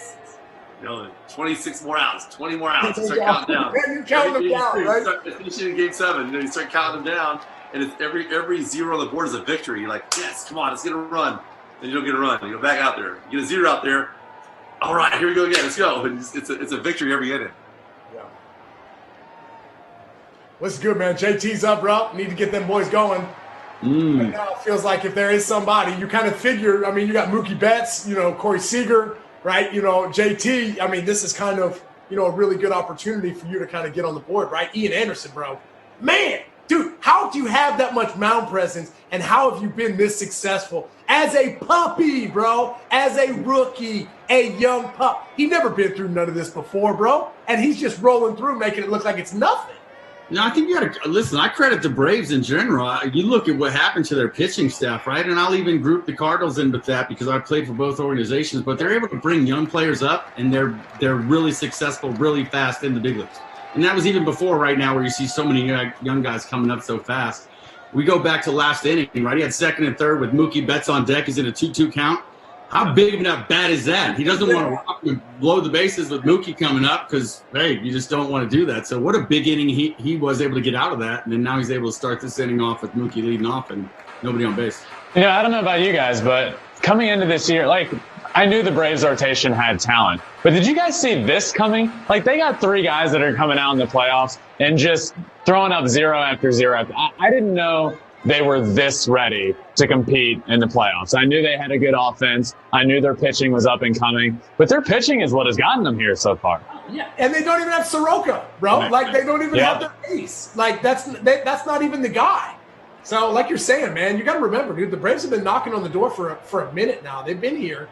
And I think the one thing that really kind of stuck out to me was listening to the Braves interviews before the playoffs start, right? And as they progressed, I heard Freddie Freeman say in a couple interviews, hey, this team believes that we can win the World Series. Last year, we were just kind of happy getting to the postseason. This year, this team believes. And from somebody that was able to experience a world championship, you have to believe. That stuff doesn't just happen. You don't just win out of nowhere. You have to learn to win. And being able for the Atlanta Braves to be where they are right now, man, kudos to the front office, right? I mean, everything, bro. They lost their GM a couple years ago. Like, there was a lot of turmoil. And for them to turn everything around and to find themselves one game away from being in the World Series, actually in the driver's seat to go to the World Series, bro, what an accomplishment for the Atlanta Braves. So you make a good point. They were here last year. They got into the playoffs, and it was kind of like we're here. Awesome. And you know who knocked them out last year? The Dodgers. Yeah. So they're back, and they're not intimidated anymore. You know, we were here last year. We competed. We can do this, and I think that's a big part of it. Oh, bro, absolutely, man. Like, you know, I mean, hey, they're standing up to the bully, right? Like, you know, they didn't get a chance to see each other this year, didn't get a chance to play at all, which I think is kind of crazy. Two teams in the National League didn't get a chance to square off, but obviously due to COVID and obviously the playing within your division. But I think that's what makes this great is that, like, hey, man, the Braves have been waiting a minute for this. And to get that opportunity to come back the very next year, right, on that kind of like that revenge tour, right? Like, this is what you're asking for. And the Braves are giving the Dodgers everything that they want right now. Yeah, they are, with new weapons, too. Listen, you talk about Soroka being out and that are those new pitchers that you really never even heard of, and they're stepping up in the playoffs. And not only that, but showing you we're going to be here for years to come. So not only for this series, but, you know, the Dodgers looking at this like these are our enemies for the next 5 years to come, right? This is going to be us. We're going to battle each other unless somebody else steps in there. But good for the Braves organization to be able to put these guys in this position. Hey, hold on, man. Just like I was looking at Dave Roberts right there. If everybody is tested on a team and everybody knows that they're COVID-free, then why does everybody have to wear masks? Right? You see what I'm saying? Like all the coaches wear masks, right? And even some of the players do as well. But if you're tested as frequently as they are, right? I mean, it's just kind of like, you know, like, do you have to wear that mask? Or, like, are you wearing it because you're supposed to be or you're told to wear something like that? Here we go, guys. The stat I just pulled out. One, I don't know if anybody wants to talk about that here. So that's a deep conversation we could get into. Like, you know what I mean? Like, you know. But back to my point I just made a little while ago. The Dodgers have scored 59% of their runs in the postseason with 2 outs. And what we got here? 2 outs, second and third, big spot in the game, down 2. What's going to happen? And these are the moments that win you these games and win you World Series. Now, what I want to know is somebody warming up in the bullpen, because I can't see that on this feed. Do we have somebody? Do we know that? Well, I don't know, but I'm telling you right now, if he makes another huge pitch like this, bro, he's on the edge, right? Like, he's getting close to give. Oh! There you go. There you go. The shift. Right, just as you know it, right there. Oh! Whoa, bro, you don't see collisions like that anymore. That's 250 pounds coming at you, bro. Tearing them down. Wow. Oh, I'm not much coming through. I'm not much for quick math, but I know now that it's in the 60th, so somewhere in the 60s percentage of the runs that the Dodgers are scoring with 2 outs. How crazy is that, bro? Right? Wow. Like 2-out magic. A 2-out single. Guys not trying to go deep. There's a Will Smith there, not trying to go deep. Just base it hard at the middle. How frustrated are you right there, Rick? And you know, you were pitching. Analytics became a huge thing in the last couple of years and the shift. So it wasn't a huge part of it when you were throwing. But how tough is it right there to get a ground ball in a huge situation like that, where the second baseman should be standing? You turn around, nobody's there. Well, how do you mentally get over it? The first pitch to him out, right? If I'm trying to make a good pitch down and away, a sinker, I'm a lefty, he's a righty, I'm trying to make a good pitch down and away, well, if he hits that ball, right, it's pretty much going to go in that direction. So you execute the pitch, he swings, he hits it right where your second baseman should be. You look up and he's not there, regardless of his spray chart, right, because sometimes that dictates where guys play. Yes, I would be definitely frustrated. I guess that's you believe in the analytics or not? I'd be pissed. Yeah. I'd be so frustrated right there because it drives me crazy sometimes. There's such a big hole out there for the guy to do exactly what he did right there in that situation. 2 outs, maybe in that situation, second and third, 2 outs, single hit, just play straight up. Make him work for that hit. That was just a ground ball out. I mean, I hate that, to be honest. Yeah, 55 hopper. I don't care what the stats say where he hits the ball. You swing a little late one time and it's in the hole.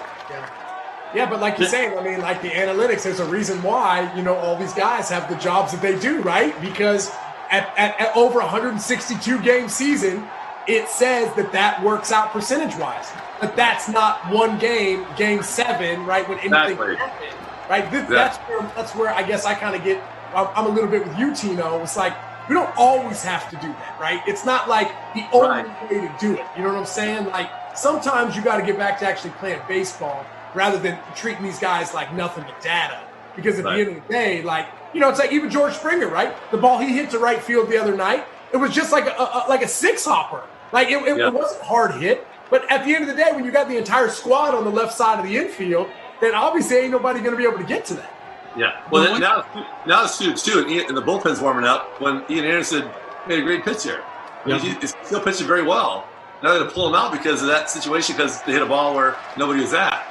I know one thing that I would definitely want to do, right, or I would do, is I'd have to sit down with the game plan and say, okay, maybe he doesn't hit the fastball down and away or the fastball in, but what plays to my repertoire, right? Because as a pitcher, my sinker down and away was bread and butter, and then it was curveball. So if you're telling me that doesn't line up, or now you're making me do something that I don't really do, and then we really have a problem, right? Because you're shifting to where I don't pitch to, and now I probably don't make good pitches in there. You're forcing me to do that. You're putting me in a position for me not to be successful. Right. I agree. Yeah. Another good at bat by Bellinger, by the way, for the record, dude. Line drive in his first inning, walking the second. He's starting to heat up. And by the way, Will Smith, bro, obviously you can see on the social feed getting a lot of love. I mean, come on, bro, you had a 5-hit game in the playoffs. Like, that's legendary, bro, right? Like, I don't even know if I had 5 hits in my playoff career, bro. I mean, this 5 hits in one game, bro, that's crazy town. How about the hits this guy's getting the last couple nights? The big 3, the 2-out bomb the other night, and then that, we were just talking about the shift, and if the second baseman's standing there, it's a 2-0 ball game going to the 4th inning. But he wasn't standing there, and he's got another 2-out, 2 RBI knock, and a big homer last night. Like, what a series this guy is having. Like, of all the guys on that team, he's a lesser-known guy. They're a team full of stars. He's not one of them, but he's becoming one with the way he's playing in this NLCS. After this postseason, all the Dodgers fans are going to know who that guy is. They already do, baby. They already do. Right, get that number, bro. Number 16. Go ahead and pick it up, baby. Yeah. But that's true. You gotta remember, man. The Dodgers. Russ Martin was their catcher for a while. Austin Barnes was their guy. And Will Smith has really kind of come in and really kind of put a stranglehold on that position, right? Like, that's his to lose. I think you see a lot of people doing the platoon, right? A lot of people kind of, pitchers like throwing to different guys. But Will Smith's that guy. He just kind of seems like he puts himself in there. And I love his approach, right? He's not thinking pull side. He's thinking line drives to that backside. And I think there's a reason why you get 5 hits in a Major League Baseball game, bro. I've never done it, so I don't know. I do know that you probably get it with staying short and quick and thinking about just making solid contact with the ball rather than thinking about elevating and lifting. And Will Smith, I'm telling you, like you're saying, bro, that at-bat he had the other night against the Braves, Will Smith, was absolutely impressive. I tell you what else was impressive was listening to David Ortiz explain Will Smith throwing to hitter Will Smith and back and forth.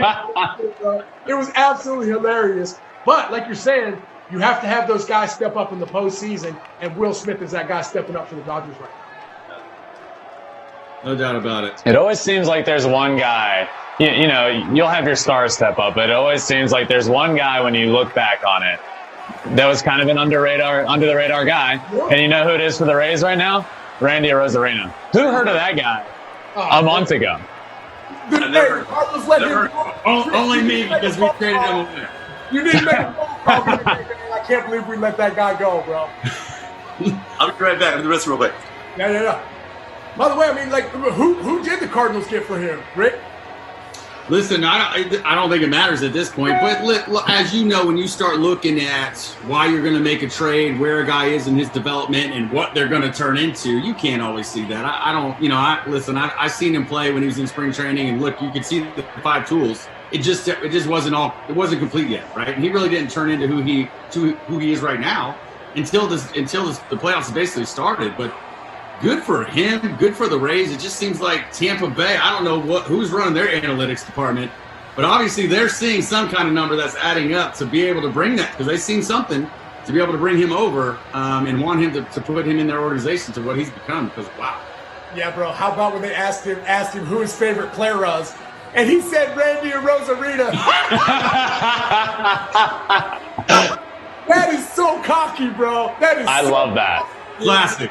Oh my gosh, that was so amazing. I'm like, bro, I've done some cocky stuff in my life. I've never done that, dog. You know what I'm saying? I've never done that. Dude, get this. So I'm the other, he's destroying baseballs in the ALCS, and I'm like, this guy, like, he's so good. And I knew he was with the Cardinals, and I was like, and I played against the Cardinals organization a bunch in the minor leagues down in Palm Beach.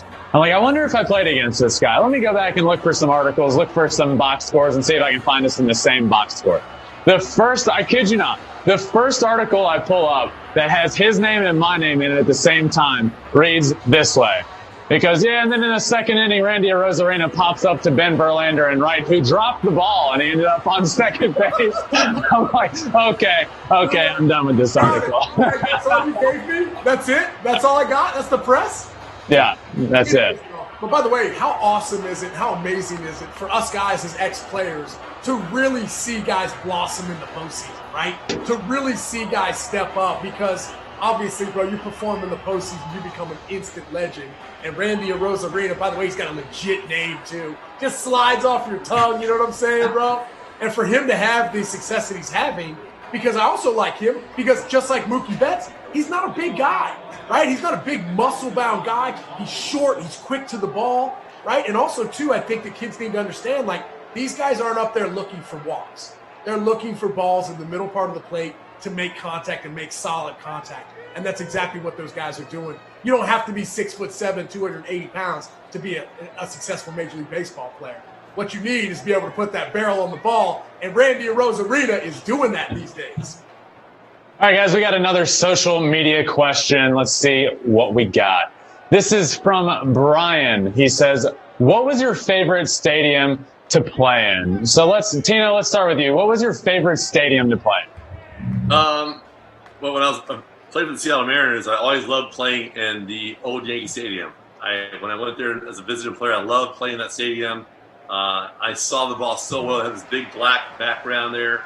The batter's box was like perfectly manicured, where your feet stayed so perfect in the batter's box. It was very comfortable.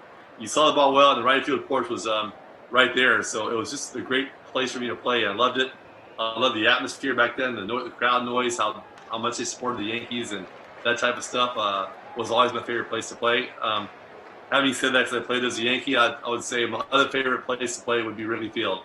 I loved playing there in the day games there as a Cardinal back then, and what a great atmosphere that was as well.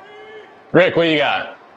Well, I'll agree on Wrigley Field for two reasons. One, the atmosphere, because the Cardinals, the history with the Cubs, the rivalry there, just exciting. Day games, because I'm a morning person.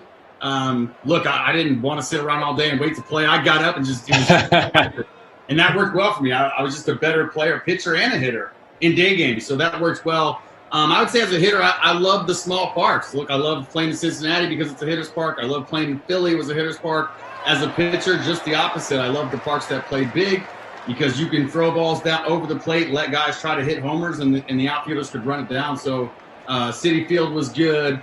I felt like San Fran was good because in San Francisco, the ball traveled during BP, but then when it becomes night in California, it gets a little bit cooler. Ball didn't travel as much, and I love I'll say Dodgers too. San Fran and in LA, their sound systems are amazing. So just being at the game and in those atmospheres, because it was usually electric, was pretty fun. So you're telling me as a hitter, you like the smaller ballparks, but as a pitcher, you have a totally different set of your favorite ballparks. It's funny how that works out. Swish, what do you got? No, pretty much Rick said he loved every Major League Baseball. I think, I'm pretty biased, bro. I bleed pinstripes, bro, but I don't like the old Yankee Stadium. I had the chance to play there when I was with the Oakland A's back in the day, but I love the new Yankee Stadium. I was fortunate enough to be part of the team that kind of broke that stadium in, able to win a World Series, kind of don that stadium the way it should have been donned, and to be able to experience all the new amenities that, are available in that stadium. And the thing that I really enjoy most about it is that most ballparks kind of slide like this. They kind of open themselves up this way. Yankee Stadium goes straight up. So the sound comes right down to the field. You want to talk about acoustics in that ballpark? Absolutely amazing. And also, too, I'm going to go with both of these guys. Wrigley Field, my father played for the Chicago Cubs. And for myself, I always told myself that I wanted to – the first time I was ever going to go to Wrigley Field was the first time I was ever going to play there. And I had the ability to do that. By the way, bro, talk about a hitter's park. Launch Piece City, day and night, dude. Left center, right center, bro. No doubt. Mammo bombs hit there, bro. Only 365 in the gap? Oh, come on, kid. That's where I'm going, bro. Either that or if the wind's blowing out, you can reach way back. Yeah, come on. It blows in like 3 days a year, bro. Let's be honest. I mean, Remember, guys, if you'll see Hubby Bias hit line drives out of that ballpark. You know what I mean? Remember, guys, if any of you guys have any questions for anybody, make sure you're sending them to @MLB on Fox. Get some questions featured. We'll answer them. And, guys, are either of you, any of you can, Gonsolin's back out there. And I was confused when they pulled Dustin May, and now they've got Gonsolin out there for a third inning. I feel personally, and it's easy to coach from the sidelines, and he's throwing well, but if I'm going to have a guy go out there early in the game and I need 3 innings out of him, I'm going to go Dustin May. I almost wonder if was something wrong. 1 inning just seems weird. I'll start. Listen, I think he's erratic. I think when you look at the inning, he was all over the place. Even when he got the outs, I feel like the hitters kind of expanded the zone. Not that you're trying to manage too far forward, but you have all hands on deck here. And when you brought up earlier that Dave Roberts might be on the hot seat, I think he is also, but I do think it all depends on how they lost, right? If they would have just got swept, I think it'd be a bigger issue, but because they played the 3 games and brought themselves back into the series, maybe not, but you're still managing this game. We mentioned earlier, I think how this game is managed will be who wins the game. In that situation, if he brings them back out for that second inning, and let's just say he's erratic again and the Braves score 4 more runs, the question is going to be, why did you do that? You've seen the first inning. What was there to gain? If he takes him out now, look, we know his stuff's electric. So, look, you're going to get a day's rest tomorrow. The World Series starts on Tuesday. You have all hands on deck. The fact he's only throwing 1 inning now, well, you have him available again coming pretty soon when the World Series starts, and he just didn't look that good for me in the first inning. I think that he's young. It's a better decision to go a different direction and a safer decision. Well, I agree. He's the kind of guy who, if you watch obviously the last 2 games, he's had a little trouble with his control. He gets a little wild, gets a little erratic. And eventually he finds himself and gets under control and gets his slider over and his fastball over, gets out of some jams here and there. But, I agree with what Rick said there. Dave Roberts, at that point, is like, you can't risk it. I mean, it's game 7. There's no tomorrow. You have to win this game. And if you risk it, he goes back out there and starts walking guys, hits a guy, and really loses control. He'll lose confidence a little bit going into the next series if they get there. But he had to make that move and get him out because he was all over the place there. Yeah, but it's like firing up a Ferrari or a Lamborghini and going for 1 lap and shutting it down. You know what I'm saying? Like, you're not going to reach the full fuel, bro. You're not going to reach the full steam. I know what Dave Roberts was doing, bro. He was going with the carrot top look early, bro. And then he thought he'd dye it out when he brought Gosselin in with the long dark hair. Like, giving these guys something different to look at. You know what I mean? Because let's be honest, bro. Like, Dustin May, bro, he's 6'6", like a $180. He's a string bean out there, but he's got this hair, bro. You know what I'm saying? It's like, how do you not see that hair? But I don't know, bro. I mean, I don't have red hair, but I guess if I did, I'd be flossing like he is too, I guess. It's got to be tough to manage it. It's got to be tough to manage a team in games like this. And like a very smart guy once said, Dave Roberts has been handed the keys to a Ferrari, and he hasn't yet won the race. And I think that's true, and I think he's feeling a lot of pressure here. And there's a lot of decisions that, one way or the other, you can go back and second guess. And that's our job, is to do the second guessing. But, to this point, Gonsolin's throwing great. I mean, it's first and second, nobody out now. Let's see. Bases loaded, or are they going to score here? No, he ain't running on that. Oh, is that Ozzie Albies? He's going. Wow. All right. Run. That man can run, bro. Yeah. If I was Dave Roberts, I would love to have Dustin May sitting in the bullpen right now, knowing I have him available for a hitter or 2 in the 7th, 8th inning, whatever it may be. I would love to have him there right now. Agreed. Yeah, that's such a good way to look at it, Tino. I mean, obviously, you played in big games. You've obviously been able to be a coach at the major league level. So to understand that and think about it that way, I think is amazing, because I'm thinking to myself, wow, like Dustin May, I'm obviously assuming that I think he's going to do well, right? But what happens when he doesn't? This is the kind of stuff that kind of comes up. And I love the way you think about that, because like we talked about earlier, dude, 98, 100 miles an hour, that plays in any inning. Doesn't matter who's on base, right? But, I mean, obviously not to use him and to not have him available in some crunch innings, because who are you going to go to for a crunch inning? You're going to go to Pedro Baez? You're going to go to Clayton Kershaw? Right, you're not going to go to Kershaw. Who are you going to go to? There's not one right-hand hitter in the Braves lineup, so in the seventh inning, let's face Dustin May. Exactly. And hitter on the planet that wants to face Dustin May. Exactly. And Swish brought it up. 98 to 100 plays in any situation, but Dustin May's not just throwing 98 to 100. He's throwing 98 to 100 with this.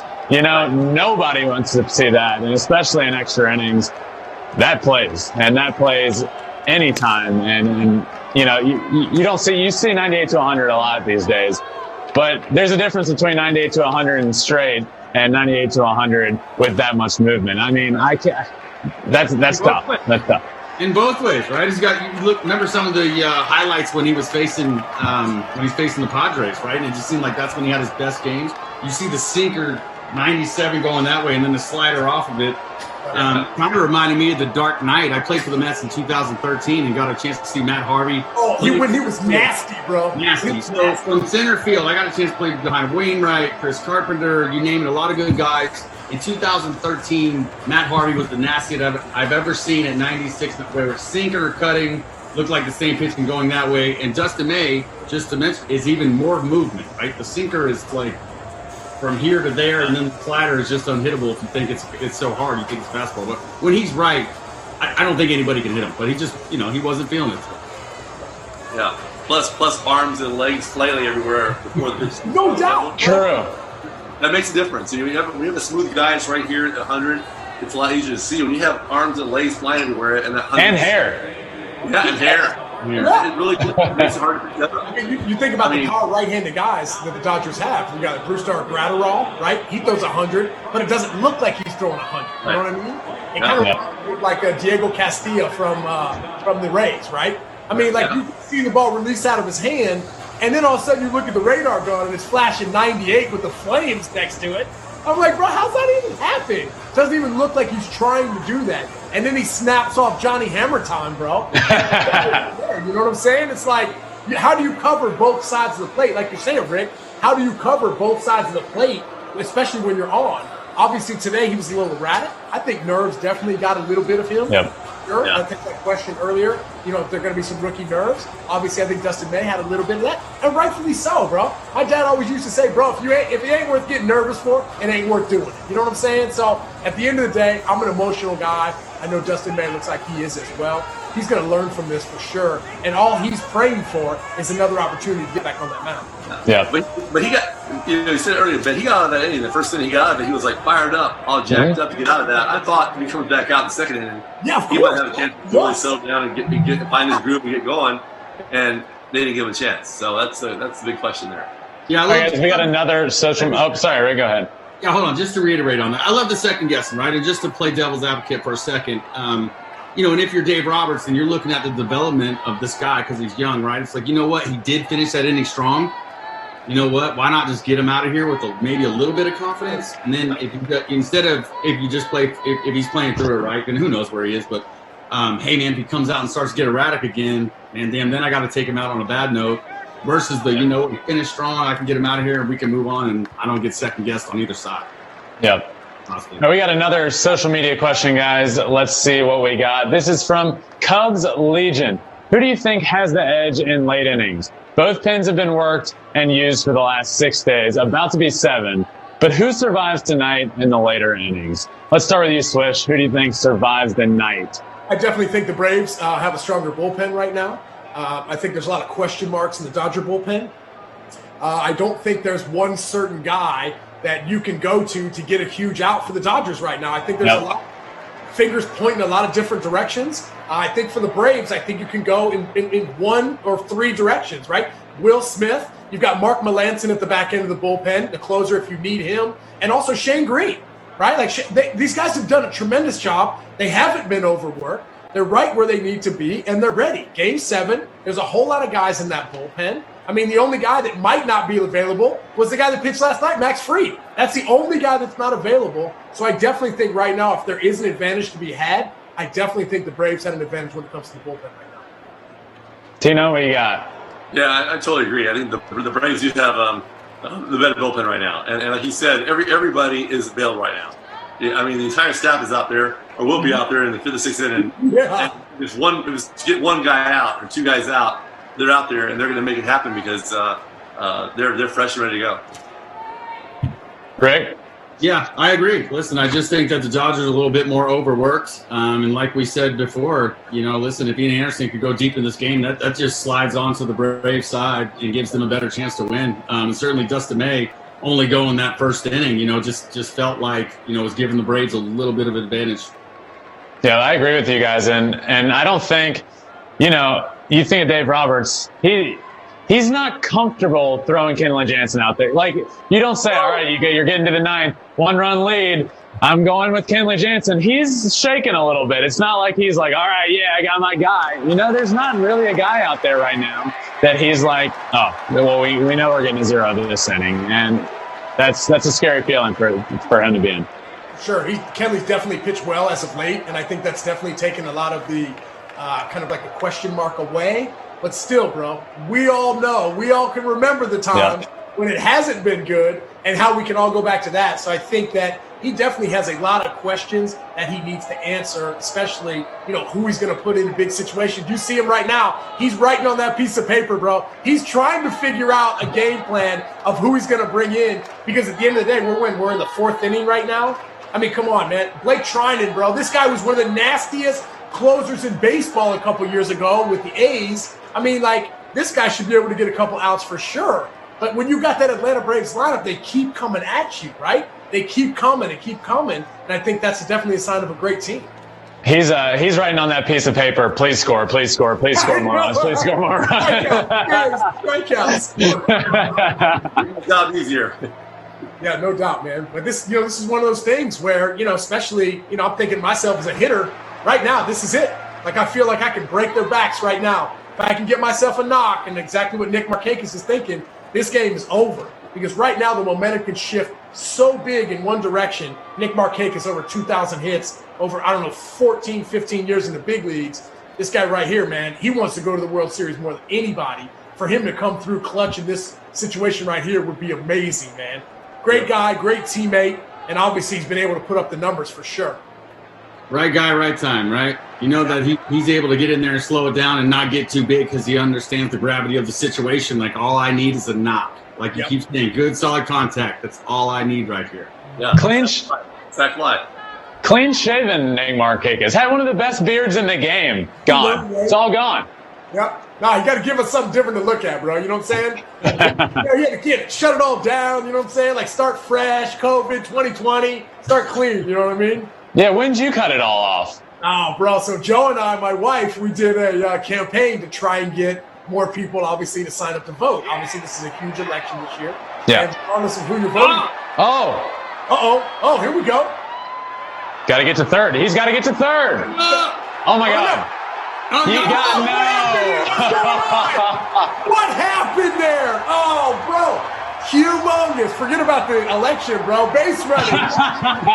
Goodness gracious. What happened right there?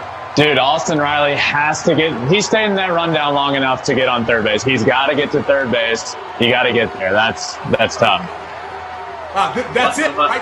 These are those huge momentum shifters in the game. Yeah. Look at this, right there. He's got to run to third, and he's going back to second. No question. You nailed it. He's got to keep going. Yeah. Got to keep going. We do Dodger bench. The Dodger bench is all fired up. I mean, that's big. Great play there. Full extension. Oh, man. Corey Seager right on the plate, right where he needs to be. Oh, man. I got to see this replay. Did he get the tag in there?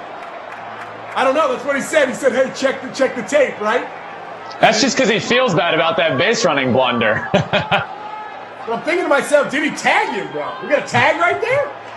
We stopped running, so Oh, man.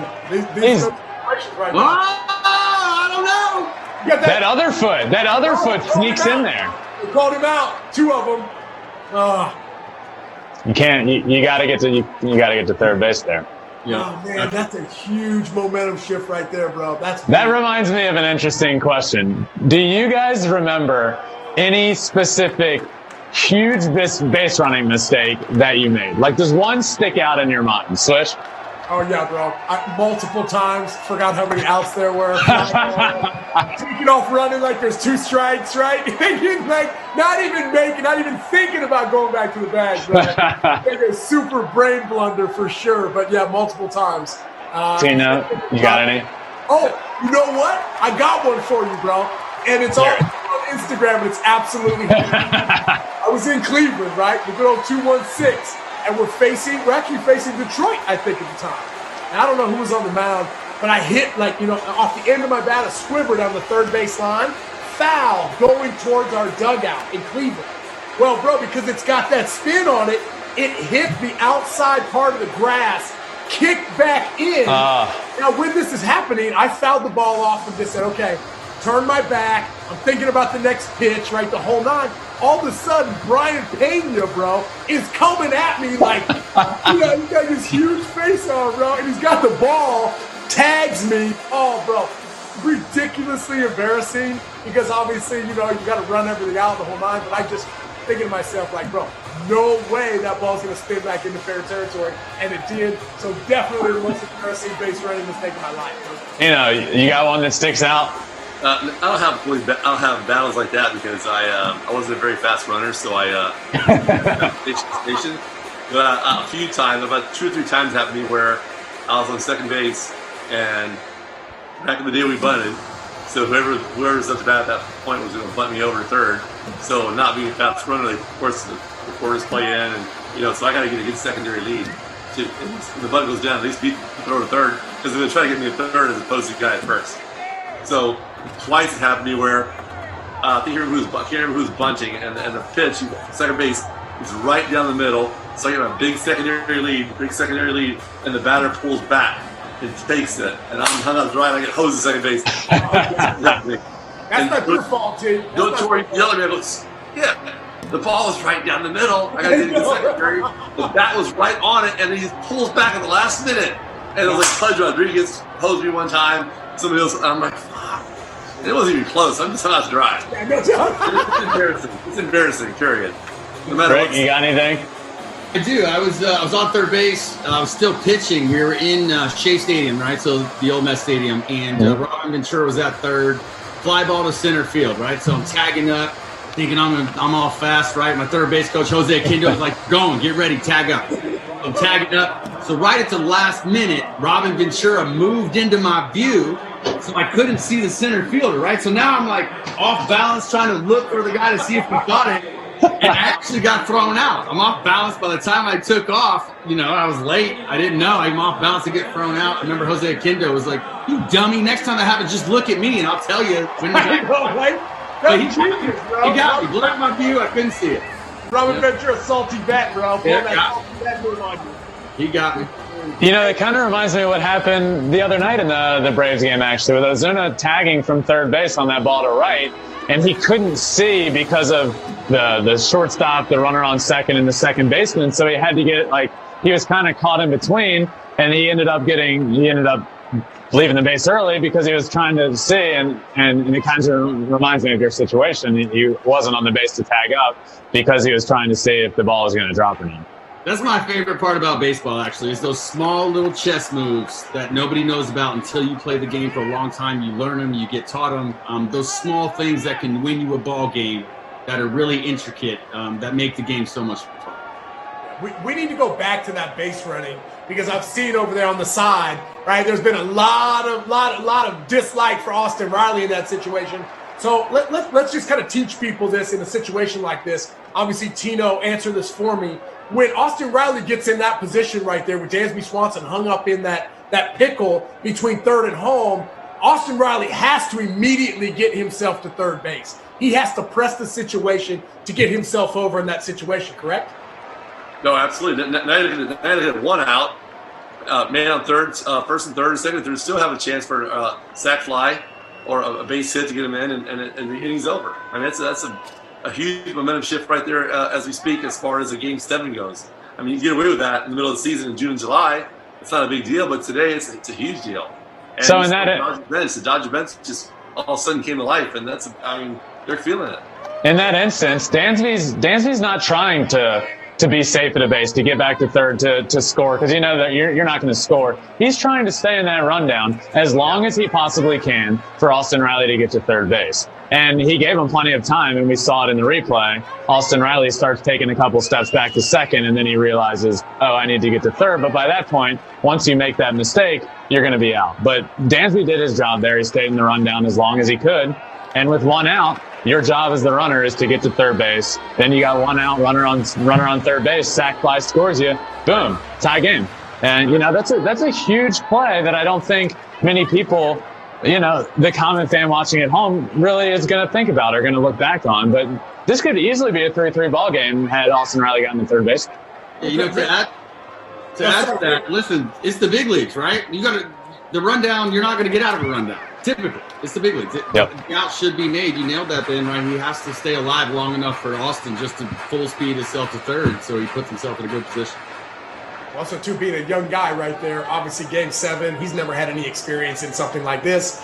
These are those situations where, as bad as they suck going through, right, he's going to learn a lot from that mistake. And also, too, I also think it's kind of a lost art, right? Like, base running is not taught the way it was back in the day.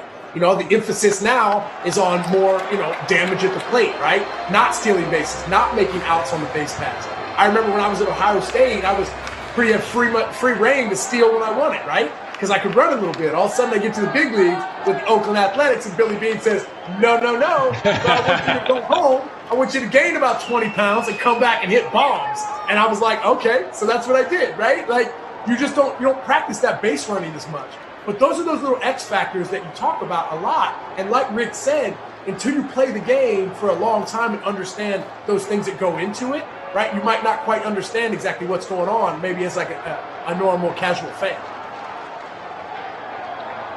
Yeah, I wouldn't totally be surprised. Like you're right, when he got back to the dugout, the coaches there just told him, hey, in that situation, you got to really get third base. Because he probably had no idea. He's probably just hanging out there, like in case they get him out, run back to second base, and it's a lost art. They don't teach that anymore. I mean, you don't do those drills no more in spring training. Here it is right here. Yeah, Dansby's doing his job, like you said, man, staying in that rundown, getting. But Riley, he was so indecisive, couldn't make up right there. He's just now going to third from 3/4 of the way away from it. You know. Yeah. How heads up was situation? He got to get there. How heads up was Turner though to dive and make the play and immediately think I might have a play at third, right? Because you guys might know made the tag. Got to get just right there. Had you decided to go back to second base, you still throw him out at second base as well. He's in the middle of the field there, in the middle of nowhere. Yeah, you know, as much, you know, Austin Riley made a mistake there. But it's a great play by the Dodgers for Justin Turner, full extension to make that play. He gets a lot of the credit. But, you know, another one, Corey Seager, who's the shortstop, to be on third base in that situation, that's a heads-up play. And that you're not getting out there if nobody's standing there. So heads-up play by Justin Turner, heads-up play by Corey Seager, and a little bit of a blunder by Austin Riley there. And a huge, not a little blunder, huge blunder. Yeah. So, I think this could definitely be one of those stories because at the end of the day, all of a sudden, is that Gratterall getting warm in the bullpen? By the way, too. So yeah, but this is kind of one of those things. Instead of it being 3-2, you really need to extend upon that, right? If you get the Dodgers down, you got to keep them down, and they got to score one. They're not going to win this game by one run. The final score, I can promise you, is not going to be 3-2. Yeah. How about Bruce Starr? Just an easy 100 miles an hour out there. It doesn't even look like that guy's trying to throw the ball. Wait, bro. Forget about how hard he throws. We have to chat about the celebration. Oh, God. In the Padres series. Bro, he threw his glove, his hat, dude, like it was his last out of the game. I've never seen it. Like it was the last out of the World Series. I've never seen something like that. Come on, Rick. You know that stuff never went down back in the day, bro. Listen, I was shocked. I mean, I don't know. I just didn't get it, right? But good for him. I guess he was so excited that the ball got caught. You know, I always think about Troy Gloss told me a story about when they won the World Series, and he threw his glove in the air. They dogpiled. Well, that was his favorite glove, right? Never got it back. And he's like, I wish I'd have never thrown that glove away. That was the magic glove. It caught every single thing. So anytime I see somebody throw the glove, I always think, I hope that's not their best one. Yeah, that's my favorite, bro. Yeah, but Rick, there ain't nothing better than that burn in your eyes, bro. That champagne burn. Tino, you know about that. Oh, man. Best celebrations ever. Best ever, yeah. One mistake I made in 1996, first year we won the World Series. We were in New York, and celebration after the game's over, when you get done, you're all doused and stuff, you take your uniform off, you throw it in the hamper so it gets washed, the next day you get it, whatever. Well, that jersey ain't coming back. That jersey you ain't getting that jersey back, bro. And it's just gone. Nobody knows where it's at. Probably washed and taken somewhere, and who knows where they're at. So the next year we won in 98, thank God. That last shot was made. I caught the ball. I actually caught the ball. I still have the ball. And I thought about my jersey. So I kept my jersey on the entire night. I put my T-shirt, the championship T-shirt on over it, and kept my jersey on. I put it in my carry-on bag that I bring to the ballpark and my Brave stuff. Dirty, sweaty, play all over it. In my bag, zipped it up. Back to the hotel. We won that night. We partied in San Diego. The next day on the airplane, flying the way back, I pulled it out. Dirty, plain, I had everybody sign it. Wow. On the plane ride back, the players and coaches, and it's really one of the only things I have, and it's right there on the wall there. Amazing, bro. Still That's dirty. awesome. And I thought to myself, I'm not losing that jersey again. I never saw my 96 jersey. I was so crushed. Where's that baseball at? I have a baseball. It's downstairs. He's got another room for that, Ben. He got another room. He's got plenty of accolades and memorabilia to put on. He's got his house full. I don't keep a whole lot of stuff. I don't keep a whole lot of stuff. There's very few things I have, but that was one of them. That jersey is one of my favorites. That's crazy, bro. Well, obviously, bro, you were fortunate enough to win a few of them. So obviously you learned. You're like, hey, man, these guys, bro, Steiner Sports going to get that jersey, bro. For sure. Everything fine. That's amazing. I wonder if that jersey's in Manhattan or Queens. I wonder where it is. Somebody has it because it has the 1996 patch on it, so I have no idea. I'm sure I probably signed it at a signing one day. Who knows? Yeah, they're like, hey, Tino, I bought this in 96, bro. Yeah. I got this from the 1996 World Series. This jersey's pretty sweet. Tino just snatches it and runs out of the place. It's like that dude trying to steal Tom Brady's gear, bro. You know? Yep. Yeah. How about getting it back, though? The video found the guy and all that. Easy, right? Yeah, it's crazy. Seager is just hitting lasers still. Just right at guys, but Yeah. this guy's just destroying baseballs right now. Hitting .333 in the playoffs, 6 home runs, 15 RBIs. Get this, guys. It is the most home runs by a Dodgers player in postseason history. And he is the 7th player in MLB history with 5 or more home runs in a postseason. The 7th in MLB history. I mean, this guy's on a tear. I mean, there's only one person on this panel that bombed away in the postseason, bro. That was Tino Martinez, bro. So, I mean, Tino, bro, like, at the end of the day, when you were banging away, because, I mean, I remember you hitting some unbelievably remarkable home runs in the postseason. How do you get to that point? How do you stay so focused in those moments when the crowd's going super crazy? Well, I've also had my bad postseasons, too, though, where the postseason is so magnified. Like every play, we're dissecting every single play tonight. In the postseason, we have 0 for 3, 0 for 3, line outs. They start newspaper. You're 0 for 6, you're 0 for 8, feeling good. And I did that in '96. I had not a very good postseason, but I was hitting the ball hard, but the stats didn't show it. And you really start trying to minimize it as the years went on. So '98 when I hit the grand slam and had a great postseason the second time around, I learned to not worry about those 0 for 3s, 0 for 6s. Just keep your approach and don't worry about what the media is writing. And you start learn how to focus in the at bat, whatever the situation is, bases loaded, and just tell yourself, it's your game plan. I'm facing Mark Langston, whoever I'm facing. Look for a fastball in, whatever, hard up the middle, hit it hard somewhere, and just keep that small approach. And I want to hit more home runs and have more success that way. It's interesting. You just said, it's easy to let the 0 for 3s and 0 for 6s start piling up. And in my career, once you get to a certain level, once you're a professional baseball player, you have a swing. You know how to hit. But what really separates people is the mentality, I think. And I actually personally struggled with this at times. I'd go 0 for 4 one night, and then I go home and I'm thinking about it. And then I come back to the park the next day, I'm 0 for 4 again, and then I go home and it's all I can think about. Oh my God, I'm 0 for 8, I'm 0 for 8, I'm 0 for 8. I got to get a hit the next day.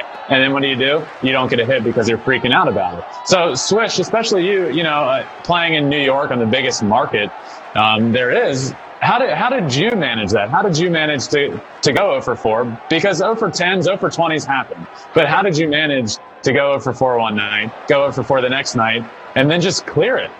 Oh, yeah. Well, that's the thing. It's like, they say flush it. And it's funny, man, because I had to give my daughter the flush it story this weekend, right? She's our equestrian, right? She's our horse rider, and she had a competition this weekend on Saturday and wasn't extremely happy about the way she performed.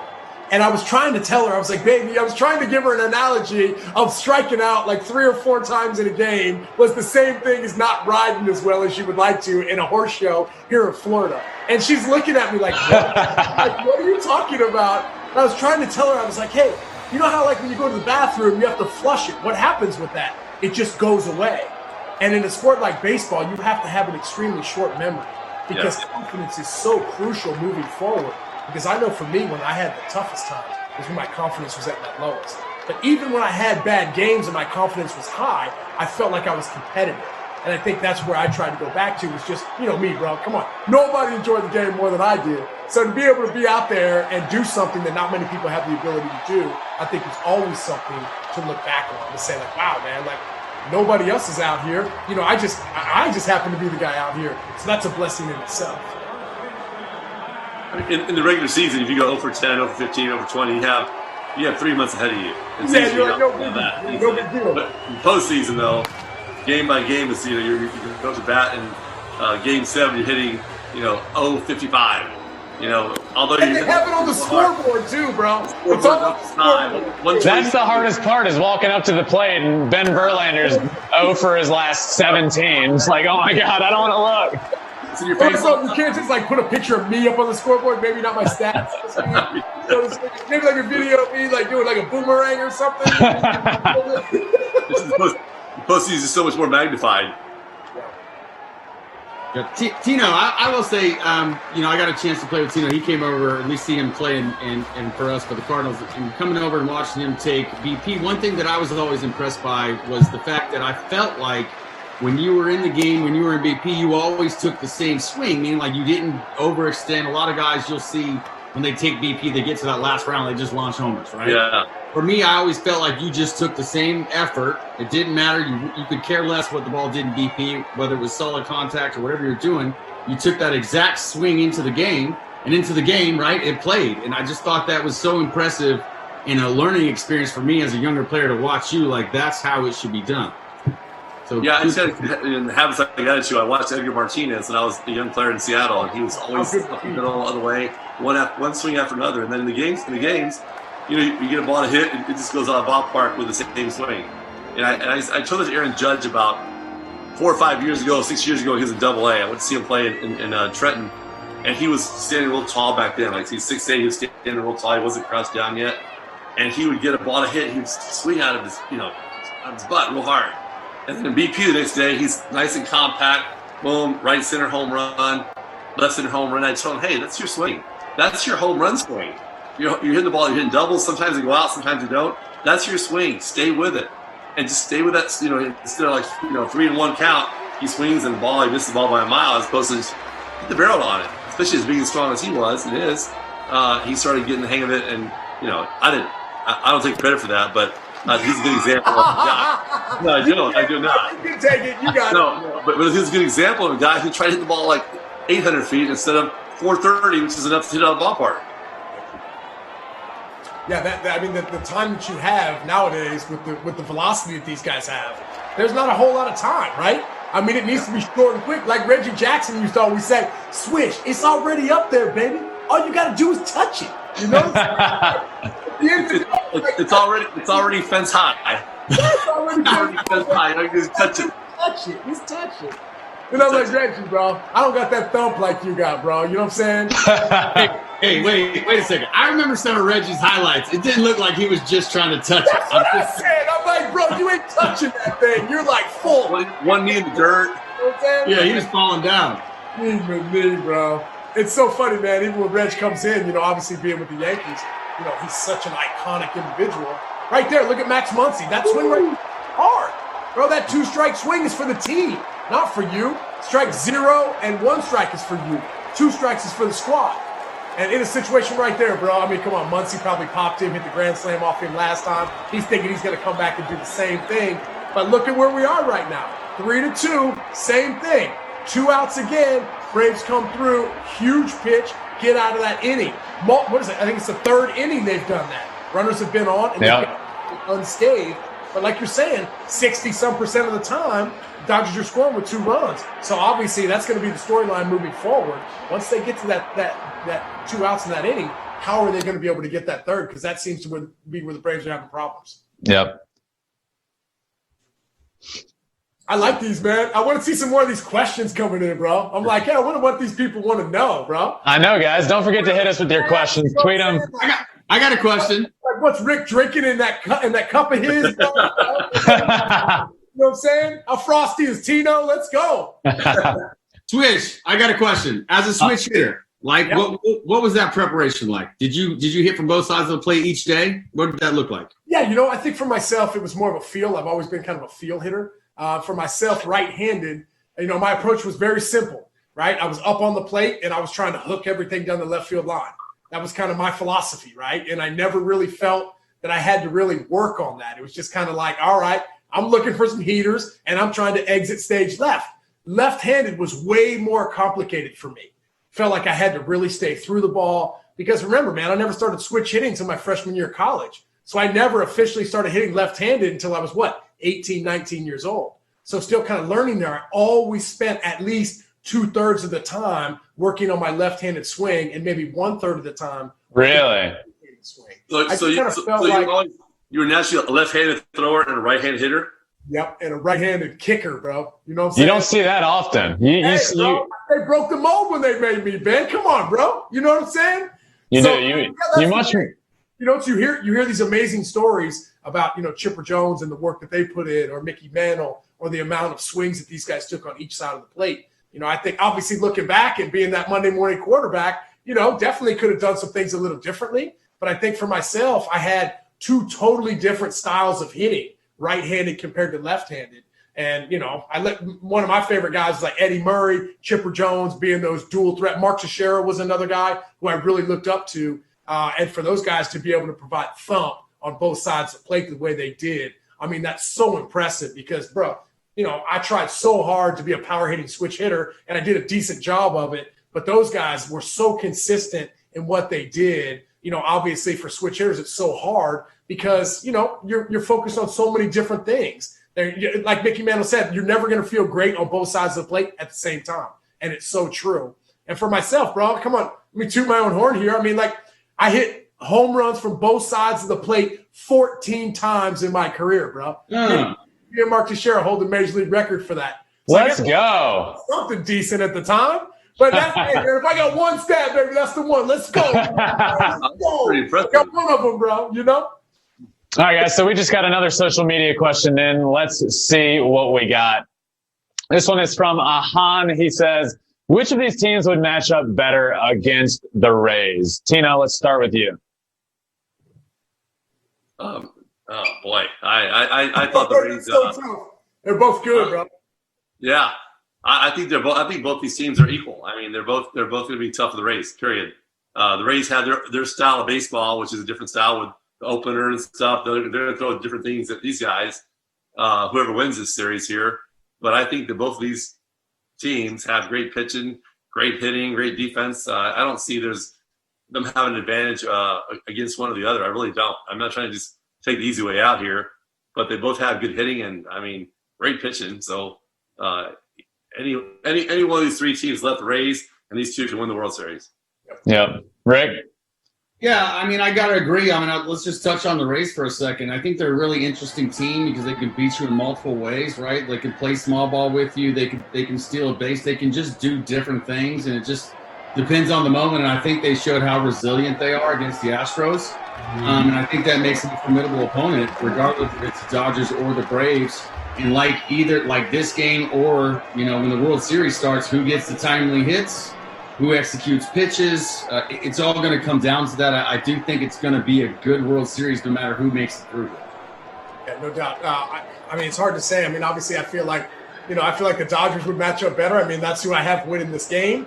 And obviously, I also think there's something in the stars for this, man. Maybe this is the Dodger team that finally kind of comes through. Obviously, we just saw LeBron, winning his 4th NBA championship in Los Angeles, bringing some good energy, bringing some good karma that way. But I think in general, man, I'm just kind of thinking to myself, you have seen that. Did he get it? Oh! No way! He caught it? No, he caught that? He caught it. Oh, my God. Man. Bro, this dude is nasty. Wow. Man. Look at it.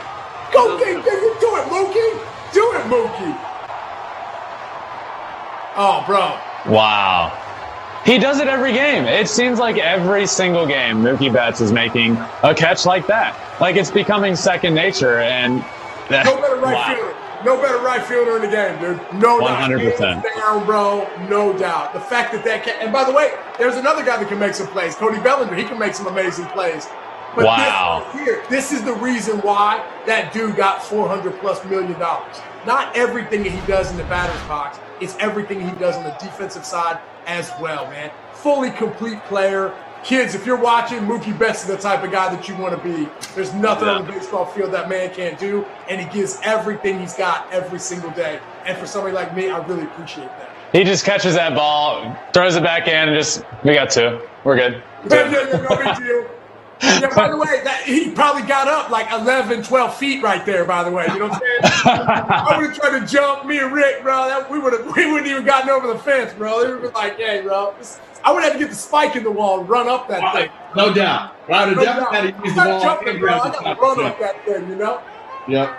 All right, so I didn't mean to cut you off there, Swish, but I could see something cool brewing there. So I did. But so you got the Dodgers winning this game, and you think that's a good matchup, and I agree with you. I think in general, man. I mean, obviously, the Dodgers are number 1 seed, the Rays are the number 1 seed. I mean, this is who I had in my bracket. Ended up going to the World Series. I think that, as a baseball fan, I mean, if you're talking about a pitching matchup, this is what you want to see. I don't think we all expected the Atlanta Braves to pitch as well as they have this postseason. I don't think that was in the cards. Yep. Obviously, what they're doing right now, man. Tip your hat. By the way, man, how beautiful is that? Slow-mo makes everything better. Everything. 100%. You know what I mean? So, I think the Dodgers have a tremendous team. But at the end of the day, you got to be able to get over that hump. And right now, with what the Braves are doing, they're in the driver's seat. You say slow-mo makes everything look better. It's funny, slow-mo didn't make my baseball swing look any better for some reason. By the way, I think there's been like 3 or 4 robbed home runs in this series, bro. Look at him, bro. Everybody making plays. That's crazy, dude. Isn't it amazing? I feel like how many good defensive plays more than I feel like ever in a postseason series. It seems like every time you turn around, there's a home run robbed. I don't know why. Am I imagining that, or is there just? I agree. Besides that, I mean, I watched a bunch of the Rays and Astros series. Both sides, Astros and Rays, defense on both sides was unbelievable. The plays they made, Bregman at third base, all around, it was a great defensive series. And to your point, Rick, no, you're not making it. I remember that play on Tatis with 2 outs in the Padres series. Cody Bellinger in center field goes up over the wall and robs that homer. Like, it just seems like it's happening every other game. And I think we're just showing replays of guys robbing homers. And I think it's important to note that this isn't normal. Like, these aren't normal plays. These are guys robbing homers in big league games, and it seems like it's happening every other day right now. And that just goes to show the talent that's on the field these days. I mean, Mookie in right obviously speaks for himself. Bellinger in center, Pache with that. Like, it's happening every other day. And I'm never not going to be pumped up about it because they're awesome. They're awesome to watch. Yeah, totally. Well, also, too, I think if you're thinking about it, when Rick and I were outfielders, the positioning was a little different now than it was back then. Now it's kind of like, you play a little deeper, right? So you have the ability to be back on that wall to make that play. At least for myself, I remember even when Mariano Rivera was pitching, he'd be like, Swish, scoot in. I would much rather you take the hits away in front of you, because if he hits it over your head, that means I made a bad pitch. I think it's a little different now. Even I look at somebody like Mike Trout. You see Mike Trout robbing a home run like every other week, and that's because he plays a little deeper. Obviously, he has the skills, but he learned from Torrey Hunter, bro. T-Hunt, bro, like T-Nuts, bro. He was back there. He stayed back there a little bit, and he was able to make those electric plays over the fence. But if you're not able to get back there, you're not able to make the catch. And now with as much power as these guys have, I'm playing, at least what I'm thinking, I'm playing at least a good 10 feet deeper nowadays than when I was playing, for sure. So, Rick, Swish, as outfielders, walk us through this. We'll start with you, Rick. And to go on top of what Swish said, playing deep helps. But once you get there, once you get to the wall, it's important your positioning. You don't want to be too close to the wall. There's an art that goes into it. And talk about that for a second, Rick. Sure. Let's start. We'll start with preparation, right? I think when you go into each different ballpark, part of your preparation is going out there for BP and measuring from a footstep standpoint, like how wide the outfield track is, right? So if I'm running at full speed when I hit the gravel off the dirt the first time, how many more steps do I have until I'm going to touch the wall? So you got to go out there and figure out which track allows you to do what, and then from that standpoint, let's say you're going back on a ball, you're going to peek to see where the outfield wall is, and then you're going to pick the ball back up, and then you know where you are so you can time those plays. That's all in an outfielder's preparation. Sometimes the outfield coach will help you with that. A lot of times, though, I think it's up to you to go out and figure out how the ball's going to bounce in certain situations, certain gaps, and for you to go out there and be able to play it.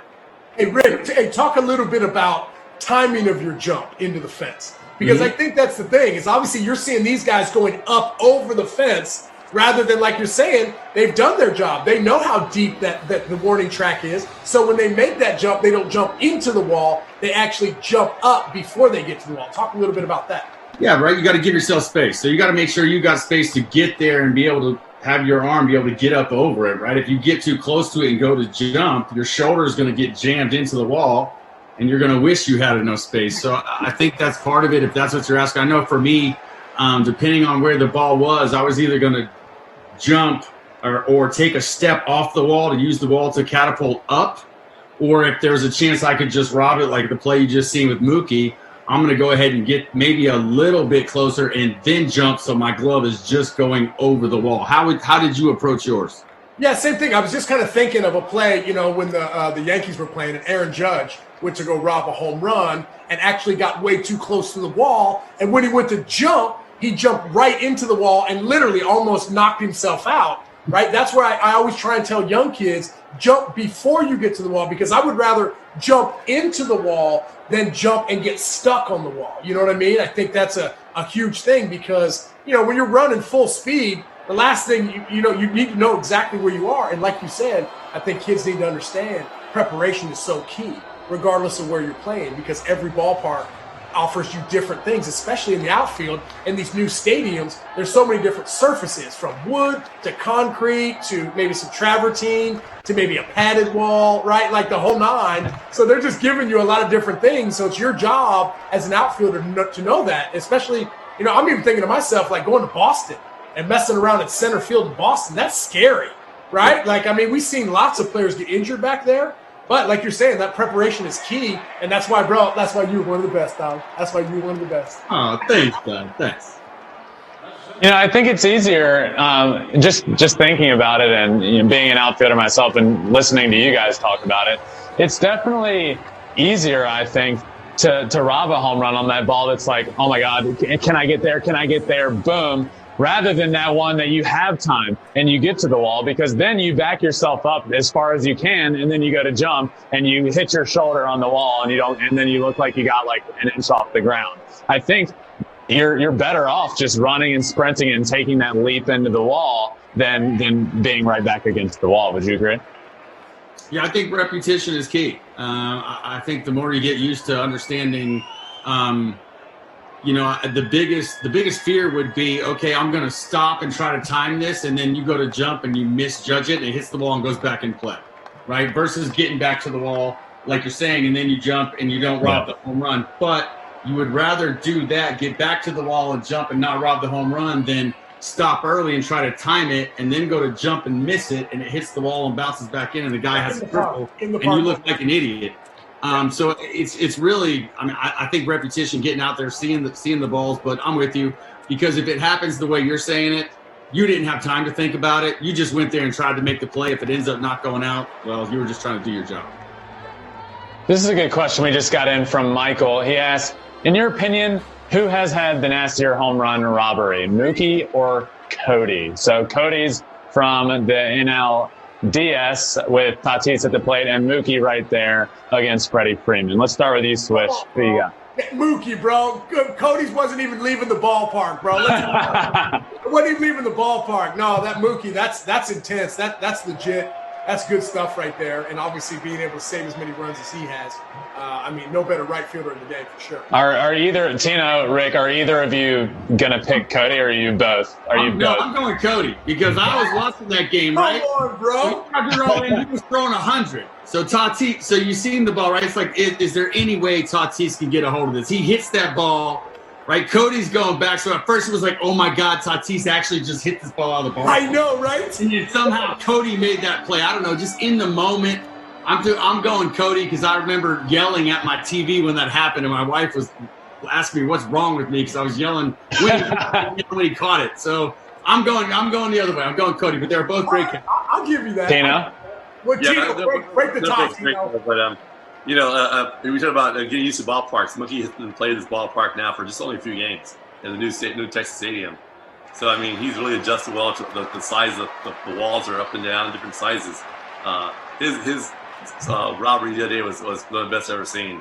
And, again, he was already back into the wall because he didn't want to misjudge the ball and hit the wall and come down. So he had to do that jump where you could jam your shoulder into the wall and knock yourself right back down and miss it. And he timed it perfect. That's a tougher catch than anybody out there would really understand because you bump in that wall, just hair, it knocks you right back down. So he timed it perfect. I'm actually going to disagree with you, Swish. I think it was Bellinger. It was a bigger situation, bro. But two, I disagree with you in the fact that I think that ball was going out of the yard. I thought we were talking about the one that he caught the other day. Not no. The Tatis one, bro, was legit, bro. Yeah. Absolutely legit. And the timing of it was so crucial because, listen, bro, just like Mookie Betts, both of those guys offensively haven't had the postseasons that they would want it. But at the end of the day, defensively, they saved more runs out there in the outfield than I bet anybody else on the squad. I mean, that was the game, right? Bellinger caught that ball. That was that was the outcome of the game. Goes out, the game's over for sure. And he took kind of a bad route, right? I mean, he did what he could, right? He's running back, but it was almost a bad route. The fact that he could get there and get up, it was like, oh my God! Accept it. Wait, so now that you know what home run we're talking about, are you changing your answer? Yeah, I'm changing it, bro. I'm going Belly. I'm changing, bro. I'm jumping on the Belly bandwagon, bro. Wow. All right. That Mookie Betts play was amazing, too. The fact that we're even talking about two guys in the same lineup making extraordinary catches like that is crazy. That just tell me right there. I'm gonna change the subject real quick and just leave these two teams right here and say Jim Edmonds, when I played for the St. Louis Cardinals, was the best I've ever seen. Yeah. Robbing home runs, he did it daily, just about like nobody had ever seen in my entire life. Yeah, you know what else Jim Edmonds would do? He would chop those feet a little bit, bro, and then full layout. You know what I'm saying, bro? Chop them up, lay it out, bro. He'd go way over the wall, and bring balls back. But, right, Rick? It was incredible. I can tell you from, as a starting pitcher, there are times where I'd make a pitch and a guy hits the ball, and I'm already putting my head down thinking, man, I just gave up a double. And you turn around and Jimmy's coming out of nowhere somehow making a catch. He had a real good catch. Putting himself in a position nobody else would be in. He just did. And that was really before the analytics and defenses moved around, man. He knew what guys could do on certain pitches and would start moving ahead of time. And one of the best I've ever seen. Wow. All right, guys, we got another throwback photo. Let's see who we got here. Uh-oh. Look at that, bro. Look at that. That's me. Who is that? Tino Martinez, a big unit. Yeah. No, I know that, bro. You can't miss the mustache, bro. I got that. That was the All-Star game in Texas. Yeah. Can we talk about how big the big unit is? I mean, those other guys are not small human beings, and Randy Johnson just towers over those guys. And he was standing in the back. Hey, Wow. man. He's a beast, man. I mean, the guy was Hey, back in the day in Seattle, bro. What kind of flow was that, bro? You know what I'm saying? Like, greasy flow, bro. It was like Pantene. You know what I mean? Not just 6'10" with a 100-mile-an-hour fastball, but mean as hell. Oh yeah. He was pissed off every day. He had his hair, long hair, and when he come to the ballpark the day he pitches, you don't talk to him at all, and his hair is like greasy and grimy and stuff. You're like, oh shit, he pitched today here. He's having a good game, and then every now and then he'd come to the ballpark. He just went to get it, I guess, washed and blow dried, and he'd come to the ballpark. It was all perfect, and he's like, "Hey guys, what's going on?" And we're like, "Uh-oh." What happened to you? When he came all grimy and stuff, it was over, man. Oh my God. I'm thinking to myself, man, like, you know, he got it all like permed up. It's all like fluffy and stuff in the back. Yeah, I'm thinking of my dad, bro, back in the day, bro. He used to get perms all the time, you know what I'm saying? Like, he had that little mini fro working right there, you know? Yeah, those days, those days. All right, we got another throwback photo. Back to back. Let's see what we got here. What we got here? Who we got? Oh, that is me and my brother sitting on the front porch eating some ice cream. Look at little Ben right there. Wow. Yeah, bro, where is that? That is I believe that's at my grandma's house. First off, let's talk about our haircuts. So Justin's bowl cut there. And fantastic, dude. One, shout out to my parents for letting us live like that for so long. I mean, come on. The bowl cut is the bowl cut is not the best look, but what a great photo there, just sitting on front. Everybody has that, bro. That is a great photo. That's fantastic. You know what I was just thinking about, going back to talking about playing defense in the outfield, talking about Jim Edmonds and how he was able to get himself into great positions. You know what else was amazing is that, maybe not as athletic as Jim Edmonds, but remember Mark Kotsay? How amazing he was. He was the guy that taught me when I got to Oakland about what reading a swing was all about. And then all of a sudden I understood about what the rubber band effect was in the outfield. And then all of a sudden it's like, now, I mean, obviously you have you can pull out your card, figure out exactly where you're playing. But back in the day, that wasn't the case, right? You looked at the outfield coach and he'd be like, hey, go this way a little bit, you know what I'm saying? Or like, go this way or whatever. But a guy like Mark Kotsay, I feel like for myself, being able to learn from him, he was ahead of the game, because I felt like it gave me such an advantage because I wasn't a speed dude. I didn't have ultra speed. So to be able to read the ball off the bat was a crucial skill to have. And I would never have learned that skill if it wasn't for somebody like Mark Kotsay, who got the most out of himself. I think he had over like 100 outfield assists as well. Lefty, played that beautiful tail right up on in there, bro. But he was one of those guys that was amazing in the outfield. I mean, we're watching the Braves here. Let's not leave out Andrew Jones, who Andrew Jones could do things that nobody else could one do. of the best. And if I think of somebody, I think of robbing home runs, I think of Jim Edmonds. And obviously diving plays, you think of that one over his head. But I think of diving plays in the outfield, I think of Andrew Jones. And I mean, he was one of the best at it, and he was so much fun to like. Him and Chip are actually the reason that as a kid I was a big Braves fan. And I think just watching him do his thing in the outfield was so cool, and he's the reason I wanted to be an outfielder. It was Andrew Jones. I don't think there's anything that he couldn't get to. Right? It just seemed like wherever he was, it didn't matter if it was left center, right center gap. He could just run it down.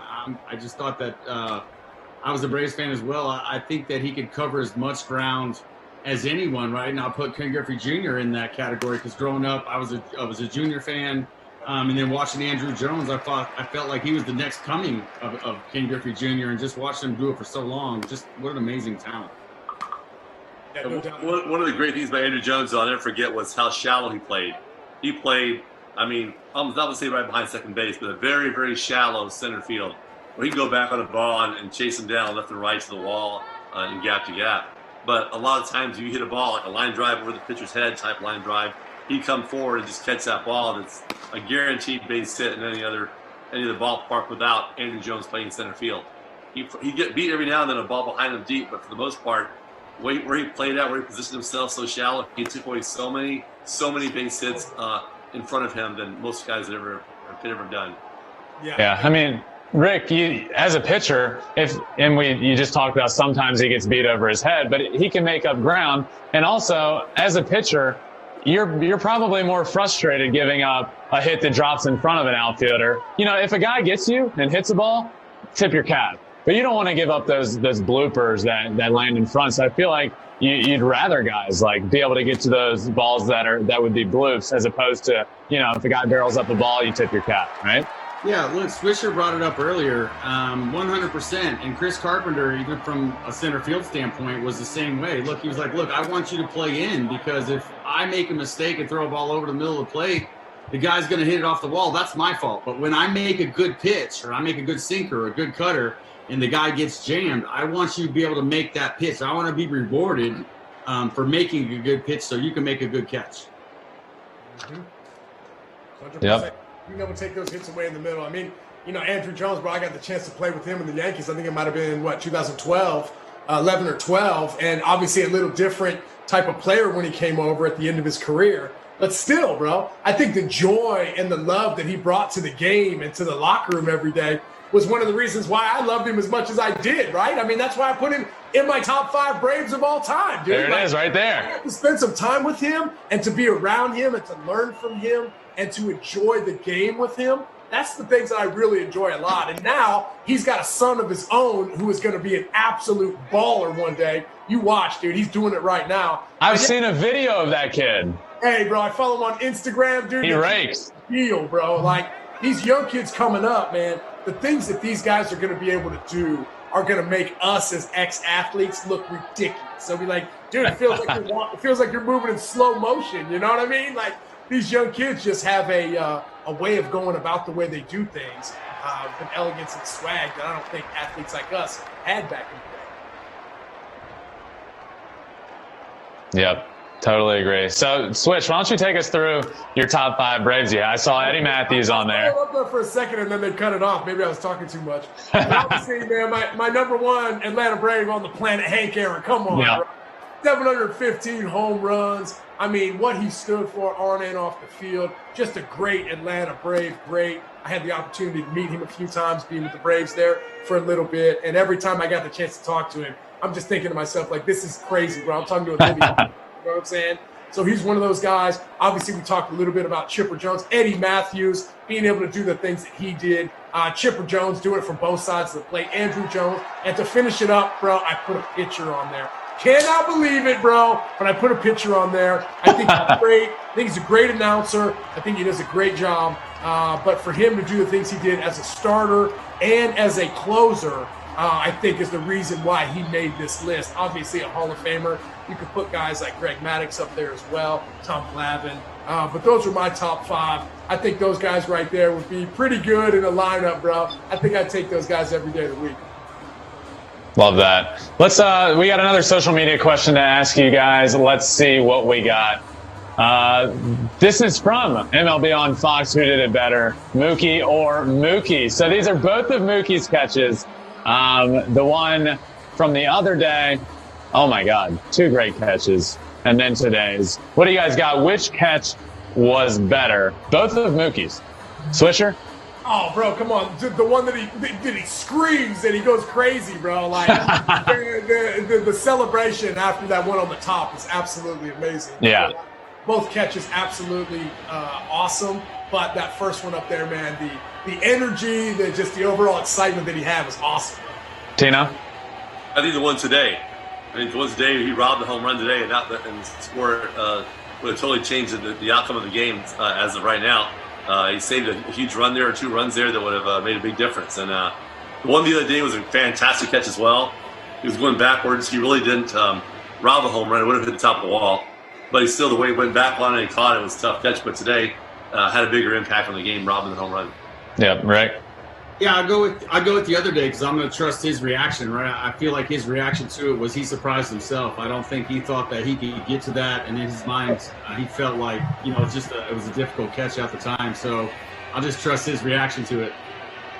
Yeah, I just think you can't neglect, like, that ball the other day wasn't getting out. I think I'm going to pick the one from today solely because he saved runs. And I think but the energy from the one the other day, man, it's tough not to pick that one. But, I mean, God, just two incredible catches, saving runs left and right in the NLCS. I mean, you can't go wrong either way there. Yep. 100%, bro. 100%. By the way, guys, we've been rapping on here for like 2.5 hours here, bro. Like, it's just blowing by, dude, and we're killing it right here. Watch party, baby. Let's go game 7. I haven't seen you eating many snacks over there. I mean, where are the snacks at? I'm going, man. I'm getting on my chips. I'm actually thinking to myself, like, wow, if I chomp on my chips, bro, because I know my wife would be like, Nick, you're chewing too loud. I know she'd say that. You know what I mean? So we're heading to the bottom of the 6th here. We got ourselves a good game, you know, bottom 6th. Dodgers coming up, down a run. We got, who's this, AJ Minter? Can we talk about that outing from AJ Minter the other day? Never had a professional start his entire career. And he comes out and throws 3 innings, 1 hit, 7 punchies. 7. What an outing. He was absolutely amazing, bro. I mean, in my opinion, I think it's because he got a great number. You know, 33, I think, is a great double-digit number. And I think that guy right now, I mean, you know, he comes in obviously in a huge situation, up 1 right now. Let's see if he can continue to keep that confidence, because I'm thinking if I'm coming up there, you know, and I'm right up here with Kike Hernandez, man, I got to get on that fastball. You know, he punched out a lot of guys the other day on the fastball. He's kind of got that side slinger motion coming over here from on the left side. So for me, I'm looking for something middle of the plate, and I got to do some damage because that thing looks like it's got a little extra cheese on it. Yeah, I think it's important. You don't want to. You got, you know, the Dodgers lineup is daunting, and to have 8, 9 right here, I think these first 2 batters are huge for Minter to keep these guys off the base at the top of the lineup around the corner. You guys know, I mean, these are the outs you need to get right here. Nothing against Kike and Hernandez and Chris Taylor, but they're not Mookie Betts. And if you get one of these 2 guys on base, or both of them, you got Mookie Betts coming up with runners on base, down 1 run. I'm not feeling very good about myself. Yeah, I agree. If you know, again, Kike Hernandez, if he gets something going here, whether it be a walk or a base hit, you know, down the order, it's one of those things where really the snow, it's sort of snowball effect there, where the dugout gets cranking again. Mookie Betts is about to come up. Bellinger's about to come up, and things could lead to quite a few runs, one after another, real quickly if he doesn't shut these 2 guys down real quick. Yeah, I mean, that's such a huge point. I mean, you got to get the outs when you can get them, right? I mean, like if you're supposed to win that matchup, then you need to win that matchup. I mean, Kike right now, bro, I mean, he's hitting 188 this postseason, so he's not exactly feeling great about where he is right now, punching out 28% of the time. So right now, I mean, like a 2-2 count right now, maybe a slider down and in, bro. Let's see where he's going to throw. I mean, obviously, fastball right there before. Here we go. Slider down and in. Here it comes. Well, heater, bro. Hey, it's 97. Sneaking that here by guys. And you can see the way he's taking those pitches. He's not seeing it good. That's for sure, right? He had that kind of that foul tip, half swing. He's definitely not picking it up. Yeah. And I think the reason we make such a big deal of it is because, you know, if Kike Hernandez hits a bloop single here, it's not just your average single. You know, you've got those guys. You've got Betts and Bellinger waiting around the corner. So, you know, this at bat holds some magnitude. It's the bottom of the lineup. There's that slider down and in. Honestly, I'm pumped if I'm fouling that pitch off. That's his out pitch right there. To be able to foul that off, it keeps you in the at bat. And I think these are the important at bats for Minter right here. Not only because of the magnitude of the game, but also because of who's around the corner. And he definitely wants to punch him out right here. Well, what do they say? You know, the lead runner gets on, he scores 74% of the time. Exactly. Like that, right? Like, so I think right now, there it is, bro. There's that slider, and he's still fighting, bro. That's nasty, man. That's nasty. He is that guy on the Dodgers roster that brings that energy, that brings that fun, right? That brings that passion along with him. He's that X factor, right? Obviously, he's come up with some huge home runs, some huge hits for them throughout his Dodger career. But for him to be able to get on base right now in a 1-run ball game, this is actually his job. It's not to hit the ball out of the ballpark. It's just to get on base and turn the lineup over. Yep. Oh! And he popped him, bro. And he tied the game. And he clipped him. Oh! Wow. Man! What did I say, bro? Just exit out, bro. Go deep, bro. Go deep. Right after he says it's his job to get on base, to hit little singles here and there, and then he goes up top, ties the ball game, and that's what we were just talking about. You know, that's why I made a big deal of him. You know, a lot of people saying, "Oh, he just fouled that ball off." That was Minter's pitch. That was that 2-2 slider down and in. That was his pitch, and to be able to foul both of those off like that, and then he made a mistake, and then he made him pay for it, and now we got a tie ball game. Look at that dugout right now, bro. Look at how excited that dugout is right now. By the way, I wish that I could have jumped out of the dugout and celebrated like these dudes are celebrating now. Seems like it'd be so much fun, bro. You know, before no one really jumps out of the dugout or anything. But now, obviously, not having any fans. I mean, they do here at this game. But I think, like you're saying, you got to bring your own juice. BYOJ, bring your own juice. You know what I'm saying? And I think that's exactly what a guy like Kike Hernandez does. Bro, you've seen him. He's had that mustache, bro. He had the tight pants on at one point, bro. Like, this guy does things to get his team riled up. And obviously, no bigger home run he's ever hit in his career than that one. Swish would be thriving in this day and age right now with bring your own juice. He'd be jumping out of the field, popping his chain out. Let's go. Hey, Rick, Rick, back to the point. How frustrating as a pitcher is it to make your pitch, and in Minter's case, back-to-back. He made his pitch back-to-back, and to get him to just clip it, foul it off. How frustrating is that as a pitcher? I think it can be very frustrating, right? But, I mean, the whole idea is to understand, like, did I execute the pitch or not? Was it where I tried to throw it? And then understand sometimes you got to tip your cap, man. You can execute the pitch, and the hitter does some extraordinary things. It's can you keep it simple? Can you keep the emotions out of it and keep that away and then be able to execute the next pitch? What an at-bat. Wow. Agreed. Do your job and put the sweatshirt on, baby. You know what I'm saying? Do your job, put the sweatshirt on. Hey, but that's huge right there. I mean, for them to come up with a huge hit like that, look at all this love that Kike's catching right now. Like, this guy right here is loved in Los Angeles. A lot of life in that Dodger dugout too, though. Even though it's a tie game, it's a huge momentum shift there to the Braves going damn, you know. Exactly. A lot of love in the dugout, a lot of love on social media for Kike. Make sure you're sending in those questions for us, guys. Make sure you're tweeting at MLB on Fox. Keep them coming for us. We love to have them. We love to answer them. So keep those questions coming. What a game here. 3-3, bottom six, game 7 of the NLCS. Guys, this is what we're here for. This is awesome. No doubt, man. I'm thinking game 7, bro. I mean, I'm trying to think. I don't think I've ever played in any really, like, game 7s before. Tino, I know you've played in a game 7. Double down the line. Look what's happening right now. You know what I'm saying? Yeah. Chris Taylor, he gets in. Next thing you know, you roll the line up over to the top. Look at that. That place is pumped right now. They are pumped up. So Swish just mentioned it, Tino. You played in some game 7s. Would you say there's a difference between the energy and in a game 6 than there is in a game 7? Is there a difference between a 6 and a 7? Well, there is, yeah. I mean, if you're in game 6, you have a chance to win it, win it that night, or the other team wins, you go to game 7. So you have room to work with on game 6 if you lose the game. But on game 7, this is it. I mean, it's a 9-inning game. Winner goes on, loser goes home, or winner wins the World Series and loser loses the World Series. But to have that home run right there in that inning, right there in the 6th inning, it really does shift the momentum towards the Dodgers, whereas they almost feel like they're winning the game right now, even though it's a tie game. And that's what can happen to the pitching staff. The guys in the bullpen now are going, oh, no, here we go. We got to get going now. I'm coming in next. It changed the whole dynamic of the game. So it's big knowing that it's this 9-inning game, and that's it. The finality of it is what makes it so much fun to play in. Rick, I got a question, bro, about DH, or I got a question about pinch hitting, right? And only because I was wretched, bro. I was horrible at pinch hitting, bro.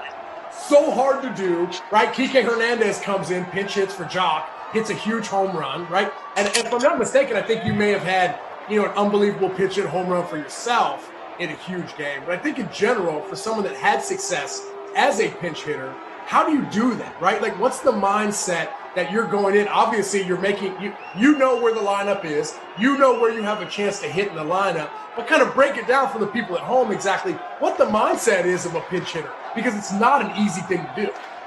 No, I definitely don't think it's an easy thing to do, and I definitely have my ups and downs. And I learned, and I tell you, somebody who taught me a lot was Eric Hinsky, who I thought was one of the best pinch hitters that I had ever seen. And what he told me was like, listen, don't miss the fastball. Do not, like, go up there ready to hit. You're not up there to take that guy. If that guy's going to challenge you, do not miss that fastball. Another thing he taught me for everyone at home was how you prepare in the cage, right? So let's say you think you might hit in the 6th or the 7th. So let's say in the 4th or the 5th, he goes underneath in the cage.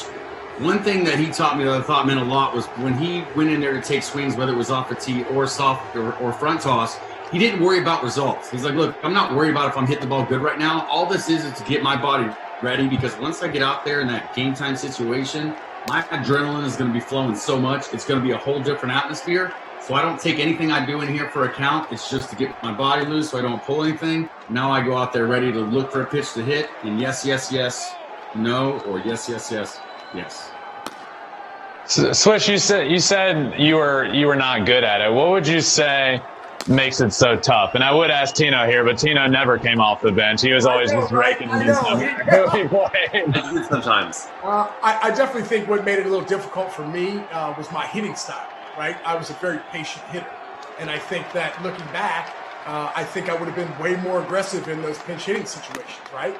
I think I would have definitely looked to hit first. For me, coming up, I would take the first pitch 80, 90% of the time, just because I'm like, okay, I want to see one. But when you're facing the nastiest pitchers in the game, late in the game, you can't afford to do that. Like Rick said, that's one thing, and I never even thought of, is don't miss the fastball. My thing was, the more pitches I can see, the more comfortable I'm going to be in my at-bat. Yeah. But I think now, moving forward... Oh, out! Whoa! Wow.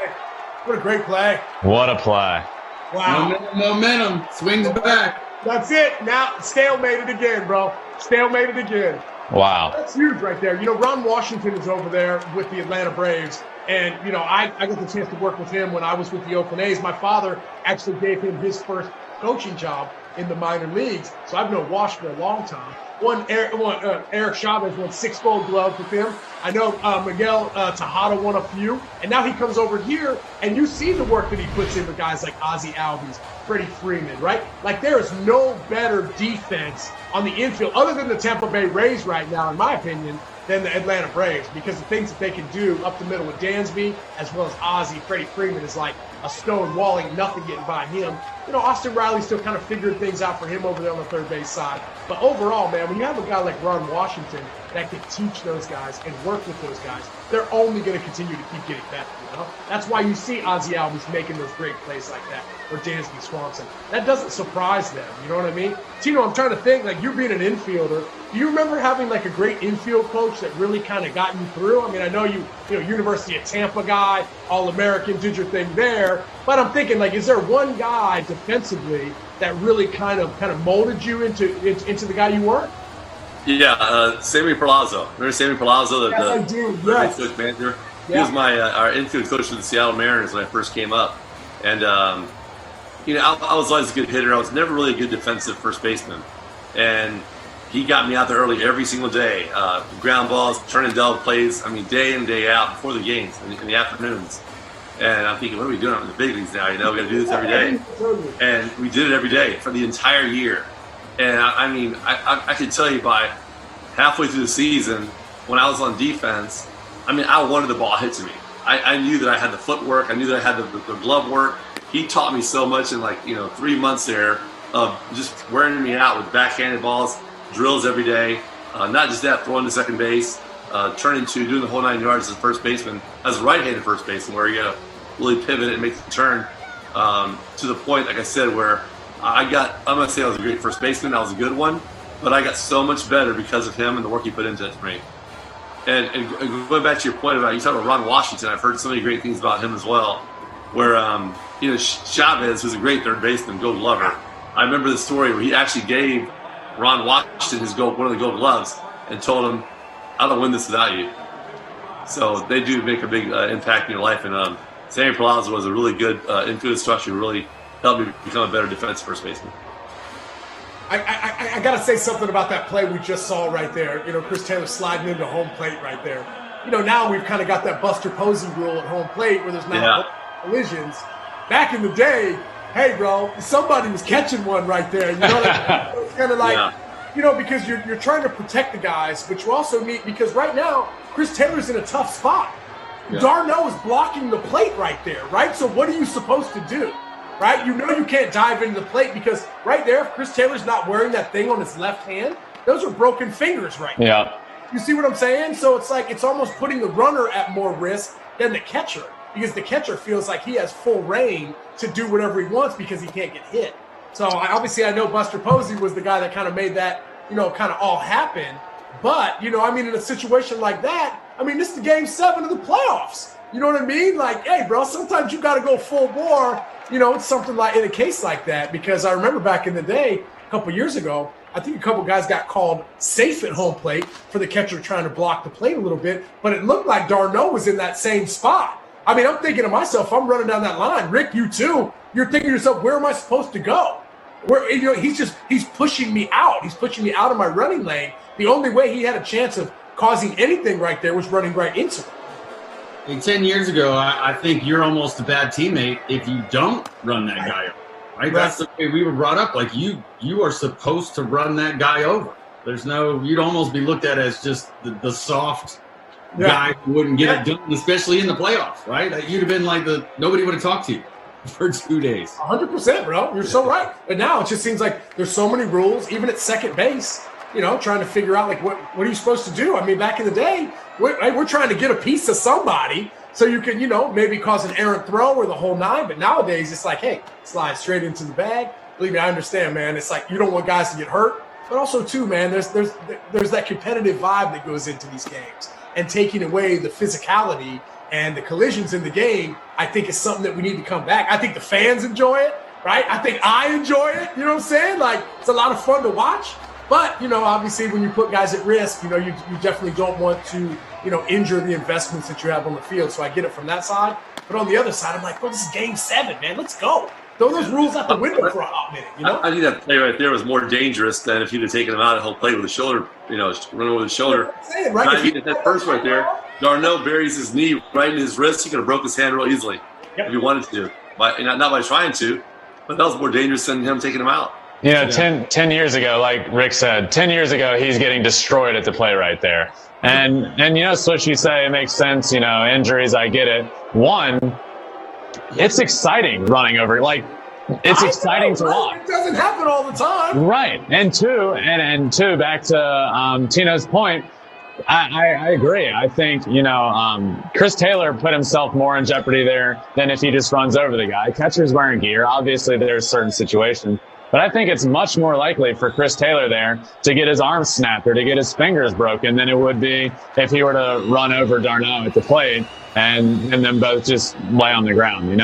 I personally want to bring it back. Let guys run over the catcher. It's tough to watch. Chris Taylor could have easily broken his fingers in. How about the advantage that pitching has, right? And the infielders not being able to take a guy out at second changes the dynamic of ground balls, right? So much more. Because I know for me, there was guys that I just could never get a piece of. Where my life purpose to take this guy out. And they were so good at moving one way or the other. There was those guys that I could never get. It was frustrating. And I got to give him. So, bro, and you could run too. So it's not like, you were half stepping going into second base. But there were always those guys, right, that you always wanted to try and get, but you never could get. Double plays automatic now. It's easy double plays. Guys get it just like it's almost like a robot just touch the base over. There's nowhere to go. It's just simple. Yeah, I remember back in the day, Robbie Cano used to do that. He used to stand on the back part of second base, and he used to just kind of stand there, and he had such a good arm that he could whip it from back there, turn a double play. Well, now you don't even have to move, bro. Like, all you got to do is just step to the right, like this far. And if there's any contact whatsoever, then it's an automatic double play, which I think, bro, believe me, bro. I love baseball and I'm always going to love baseball and I'm going to have to get used to the new rules. But we don't always have to change the rules, bro. Our game is pretty damn good as it is. You know what I mean? You know, and back to the catcher. It's almost like those guys are getting, you know, they're not going to call that in that situation. They're not going to call it where, okay, the catcher's in the baseline blocking home, he's actually safe, and they know they're not going to call that. Right, they right. know in that situation. So it's like they're starting to take more and more of an advantage of being able to block the line, knowing the position that they're in and the safety. They can't be touched, you know. And it's like you watch Darno there. He was definitely creeping into the baseline a little early and blocking home, and he knows it's not going to get called on him. So it's definitely like he's taking advantage of the rule. Yeah, because at the end of the day, like, where are you going? Where are you going to go as a runner? I mean, Rick, Tino, it's like, where are you going, right? He had the entire line covered. All I'm thinking is, like you were saying, T, it's like I would feel safer just kind of lowering my shoulder and kind of going in this way rather than trying to dive over there. But that's the reason why these guys are wearing all this stuff, right? Like, there's a reason why they're wearing these huge, like, True. I don't know, like oven mitts, sort of like protective oven mitts. Because if I was playing, I'd be wearing the same thing, bro. Give me an extra like 4 or 5 inches, bro. I could get myself right there a little earlier, you know. But you know, what are you gonna do? All right, guys, we got another social media question. Let's see what we got here. This one is from Kyle. Who was your most memorable home run hit off of? Swish, what you got? Oh man, my most memorable home run.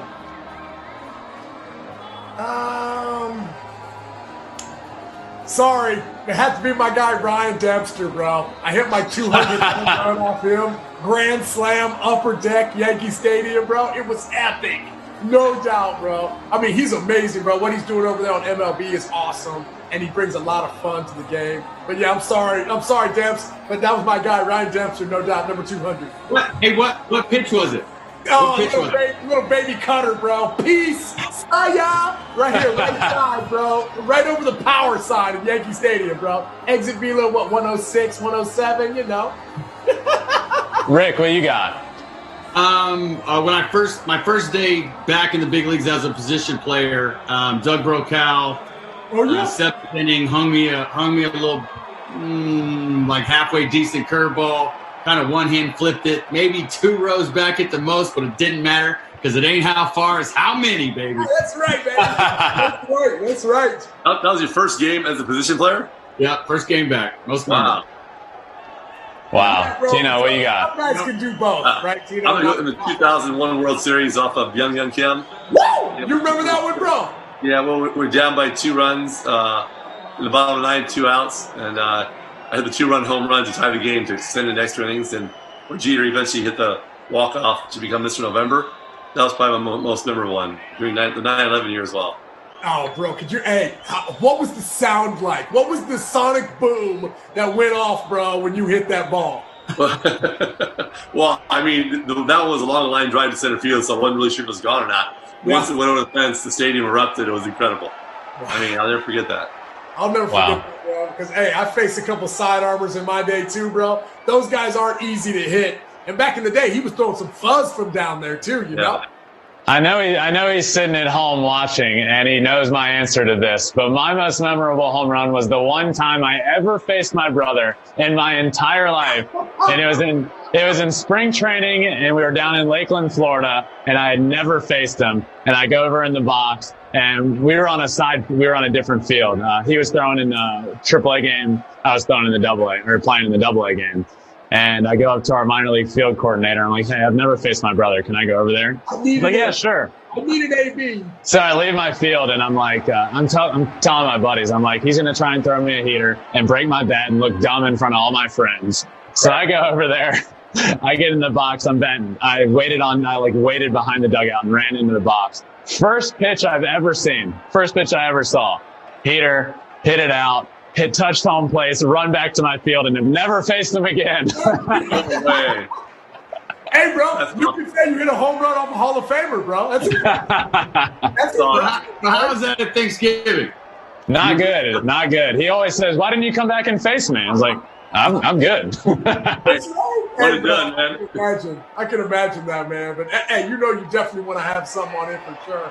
That's cool. The fact that you did clip it, bro, is saying something because not a whole lot of people have. You know what I mean? Exactly. He's got to let me have something. Yeah, you gotta give me something, bro. You give me something. He got the baby now. He's a dad, bro. He's cool. He's cool, man. Who would have seen this this promo a month ago? You got Acuna, you got Betts, and then you got Randy Arozarena there. Like, if you had seen that graphic a month ago, you'd be like, huh? Who's that guy? Obviously, right now you can see the schedule we've got. Right, Tuesday, Wednesday, off day Thursday. It's going to be huge for these guys having off days. I think the one thing for the Tampa Rays is you don't want to take too much time off, right? You want to make sure that you continue to keep that momentum going, because I can remember for myself having a good series in the postseason and maybe having 3 or 4 days off and then coming back and being cold as ice. So I think for the Rays, it's being able to try and, keep everything going, making sure they're still getting their workouts in, making sure they're still hitting, keeping their timing down. Because when you lose that timing, look at what Cody Bellinger's going through right now.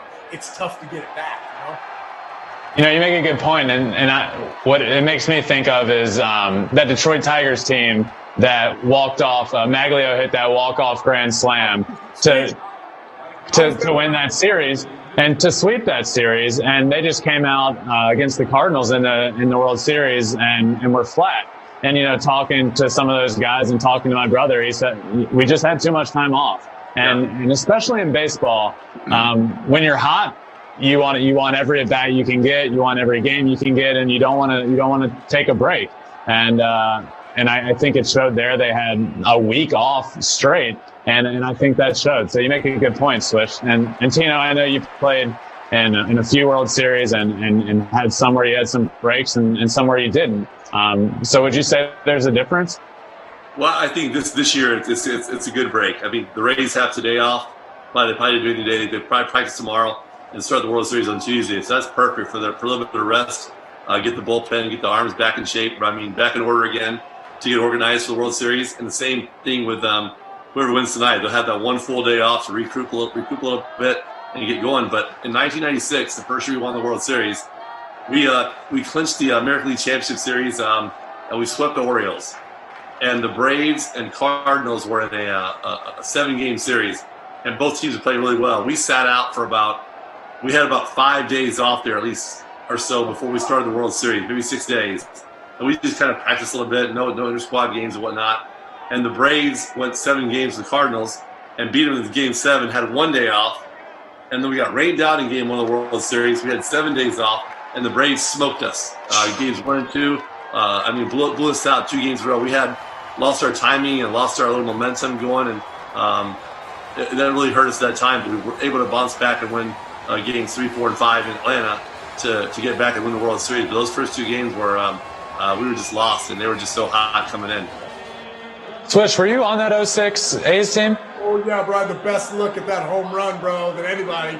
Standing right over there at first base, bro. And Maglio, remember, bro, that was back when Maglio was banging, bro. He was hitting everything. And that was I think that was one of the first couple of years in the new stadium. And I just remember the stadium being so huge during batting practice. And Maglio and these guys are just hitting balls into orbit. And I'm like, bro, how are they doing this, dude? Right? Street was the rookie of the year in 05, the year before. I mean, he was a great closer, even later in his career. But he was our guy.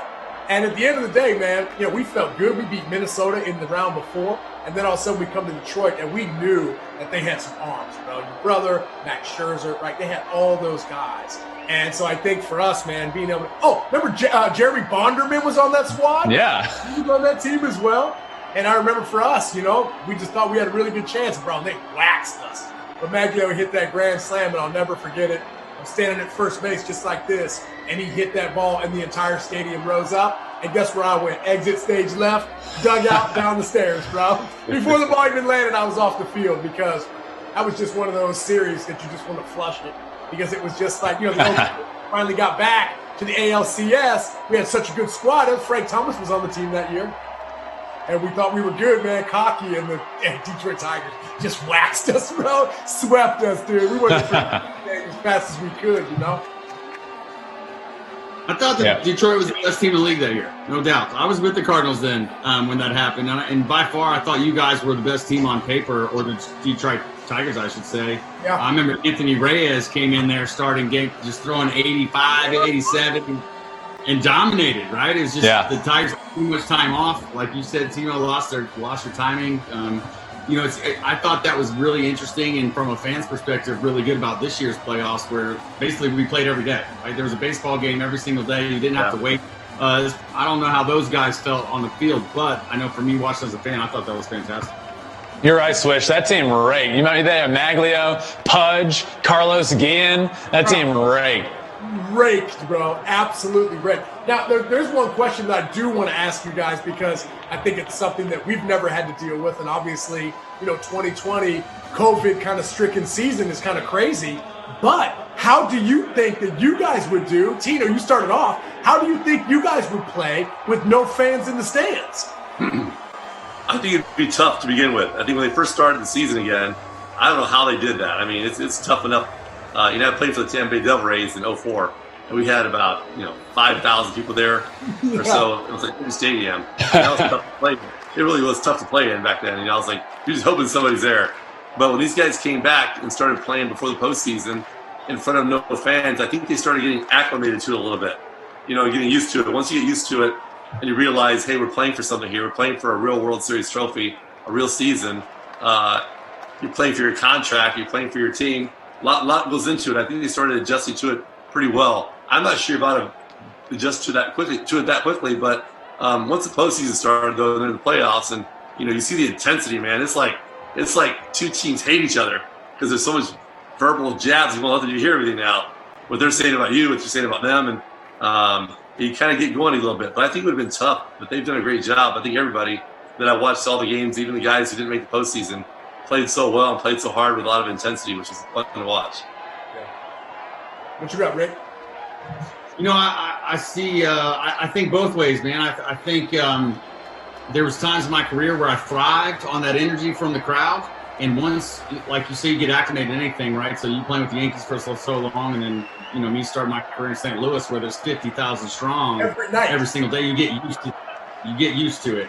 There's no question, because I remember going in to play the Marlins, and it felt like such a letdown. Nobody's there. You just couldn't get up for it. It's tough to do. And then I could think about it from a different perspective. When I was struggling pitching and trying to throw strikes, this would have been a benefit, because there's no question less pressure. So I think for me, there's just two ways to look at it. And I think it really just depends where I would have been in my career to how I would have responded to it. Yeah. Swish, I feel like of anybody, you feed off the crowd. I mean, I picture you running out to right field in Yankee Stadium, pumping everybody up. Let's go. I feel like it would affect you a lot. Yeah, 100%. And I think that was the biggest thing that I was trying to kind of figure out. And obviously, still being, part of the Yankee organization, being able to talk to some of those guys and asking them, like, how hard is this really? So like Rick, I guess I'm going to sit on the fence here, because I'm going to think of both ways. Number one, bro, I was like a WWE wrestler, bro, right? Like, I'm going out to right field. I'm pumping up the crowd, bro. I can promise you every game in Yankee Stadium from 2009 to the end of 2012, bro, first start of the game, right field was pumped up. But then all of a sudden I think about those times when the game was on the line and the crowd was crazy and I was on the road and everybody was rooting against you, and you're getting that, and it's so nerve-wracking of a moment. I'm thinking now, bases loaded, full count. I'm like, well, there's no noise, right? Like, I think that could really help me, because I think that as much as the crowd could help me at times, I think it could hurt me as well. So I'm like Rick. I definitely think, depending on how you look at the situation, because you come up with a runner on second in the bottom of the ninth inning, and you're looking around and you're like, bro, this isn't really that big of a deal. It just seems like we're playing a scrimmage game, So, just like anything else, I would love to have the crowd there, but I think that it could definitely help you as well. Yeah. I mean, I would love to see, like, these catches that Mookie Betts made, the Hernandez home run, the big moments that have happened now in these playoffs.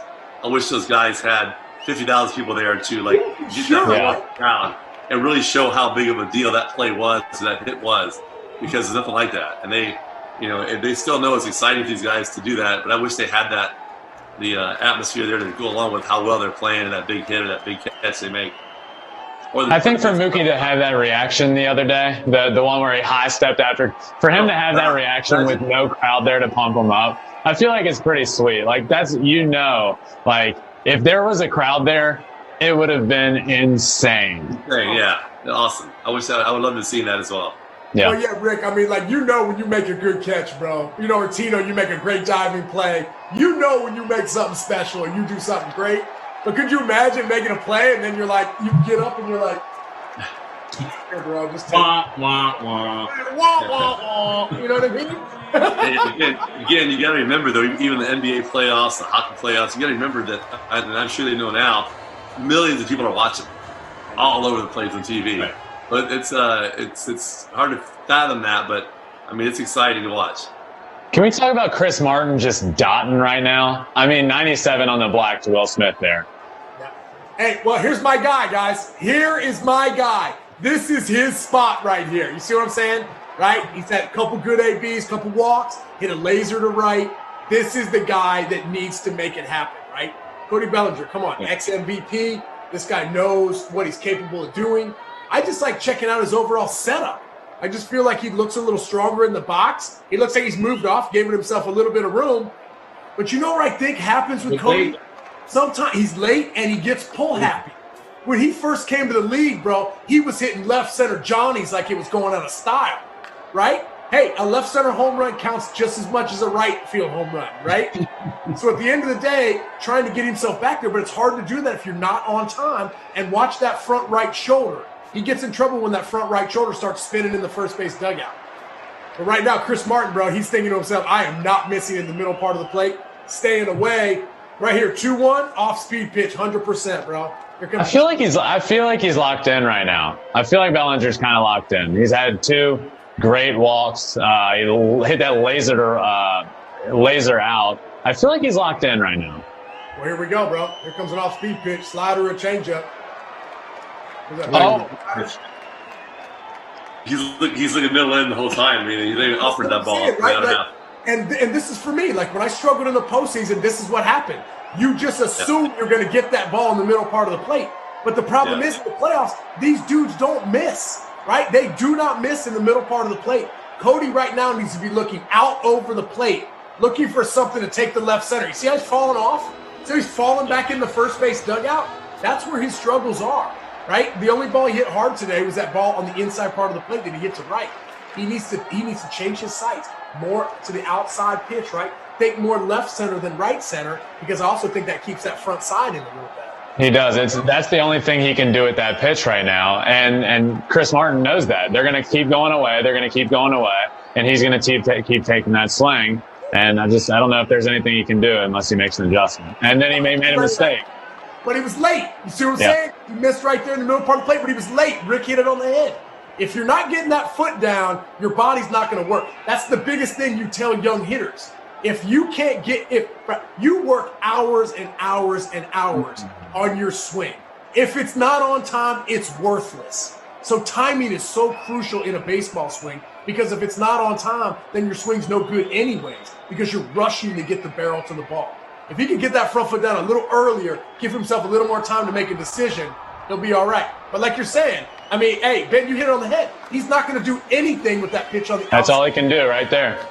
And that's it. Unless Martin misses middle, you know, that's the only ball that Cody's going to hit right now. Which he did, and he was late on anyway. He got his middle pitch, and I think that's why he's in a funk. I mean, obviously that's why he's in a funk. But you know, the only thing he's flailing at that outside pitch, and then he gets his pitch middle, and he's late. And back to what you guys are all talking about, it's all timing.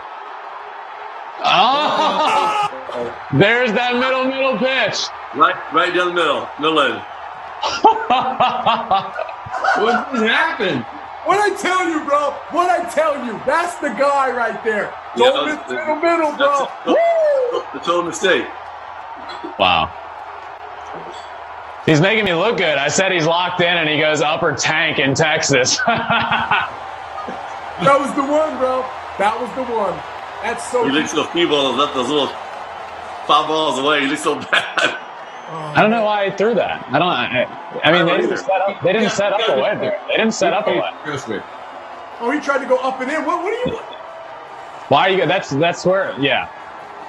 Why are you going up and in right there? The guy, you know, and talk about this, Rick. I mean, are you in the room right now? Rick, there's only one pitcher in this room right here. How do you go away from that outside stuff? How do you go away from the outside part of the plate in a situation like that? Well, this gets said over and over in a pitcher's meeting, right? When you're going over a lineup, a lot of times the pitching coach will say, man, do not give the hitters too much credit. They still have to hit the ball, because sometimes pitchers get so worried about, oh, I'm tipping, I'm doing this, right? And they forget to just execute pitches. I'm with you. Look, we've seen him butt out. He was just flailing at that ball away. Like, the best he could do was a flail into the left field, right? So why would you go away from that? I mean, you got to look at the catcher too and say, hey, you let him call that in there in a way. He didn't shake that pitch. He called it in there, so there must have been something, a hole that he thought. I'm with you. There's no way you can go away from that, right? Like, I'm going to make you beat me away, especially with those swings that you just showed, which were nothing impressive.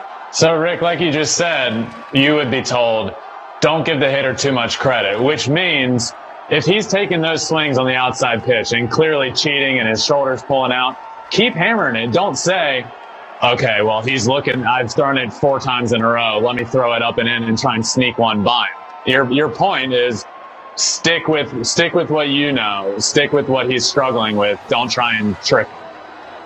Yeah, agreed, right? We can all see the proof in the pudding. I mean, 4 times in a row, he was lucky he fouled it off, honestly. You got to give him credit for that, but absolutely, yep.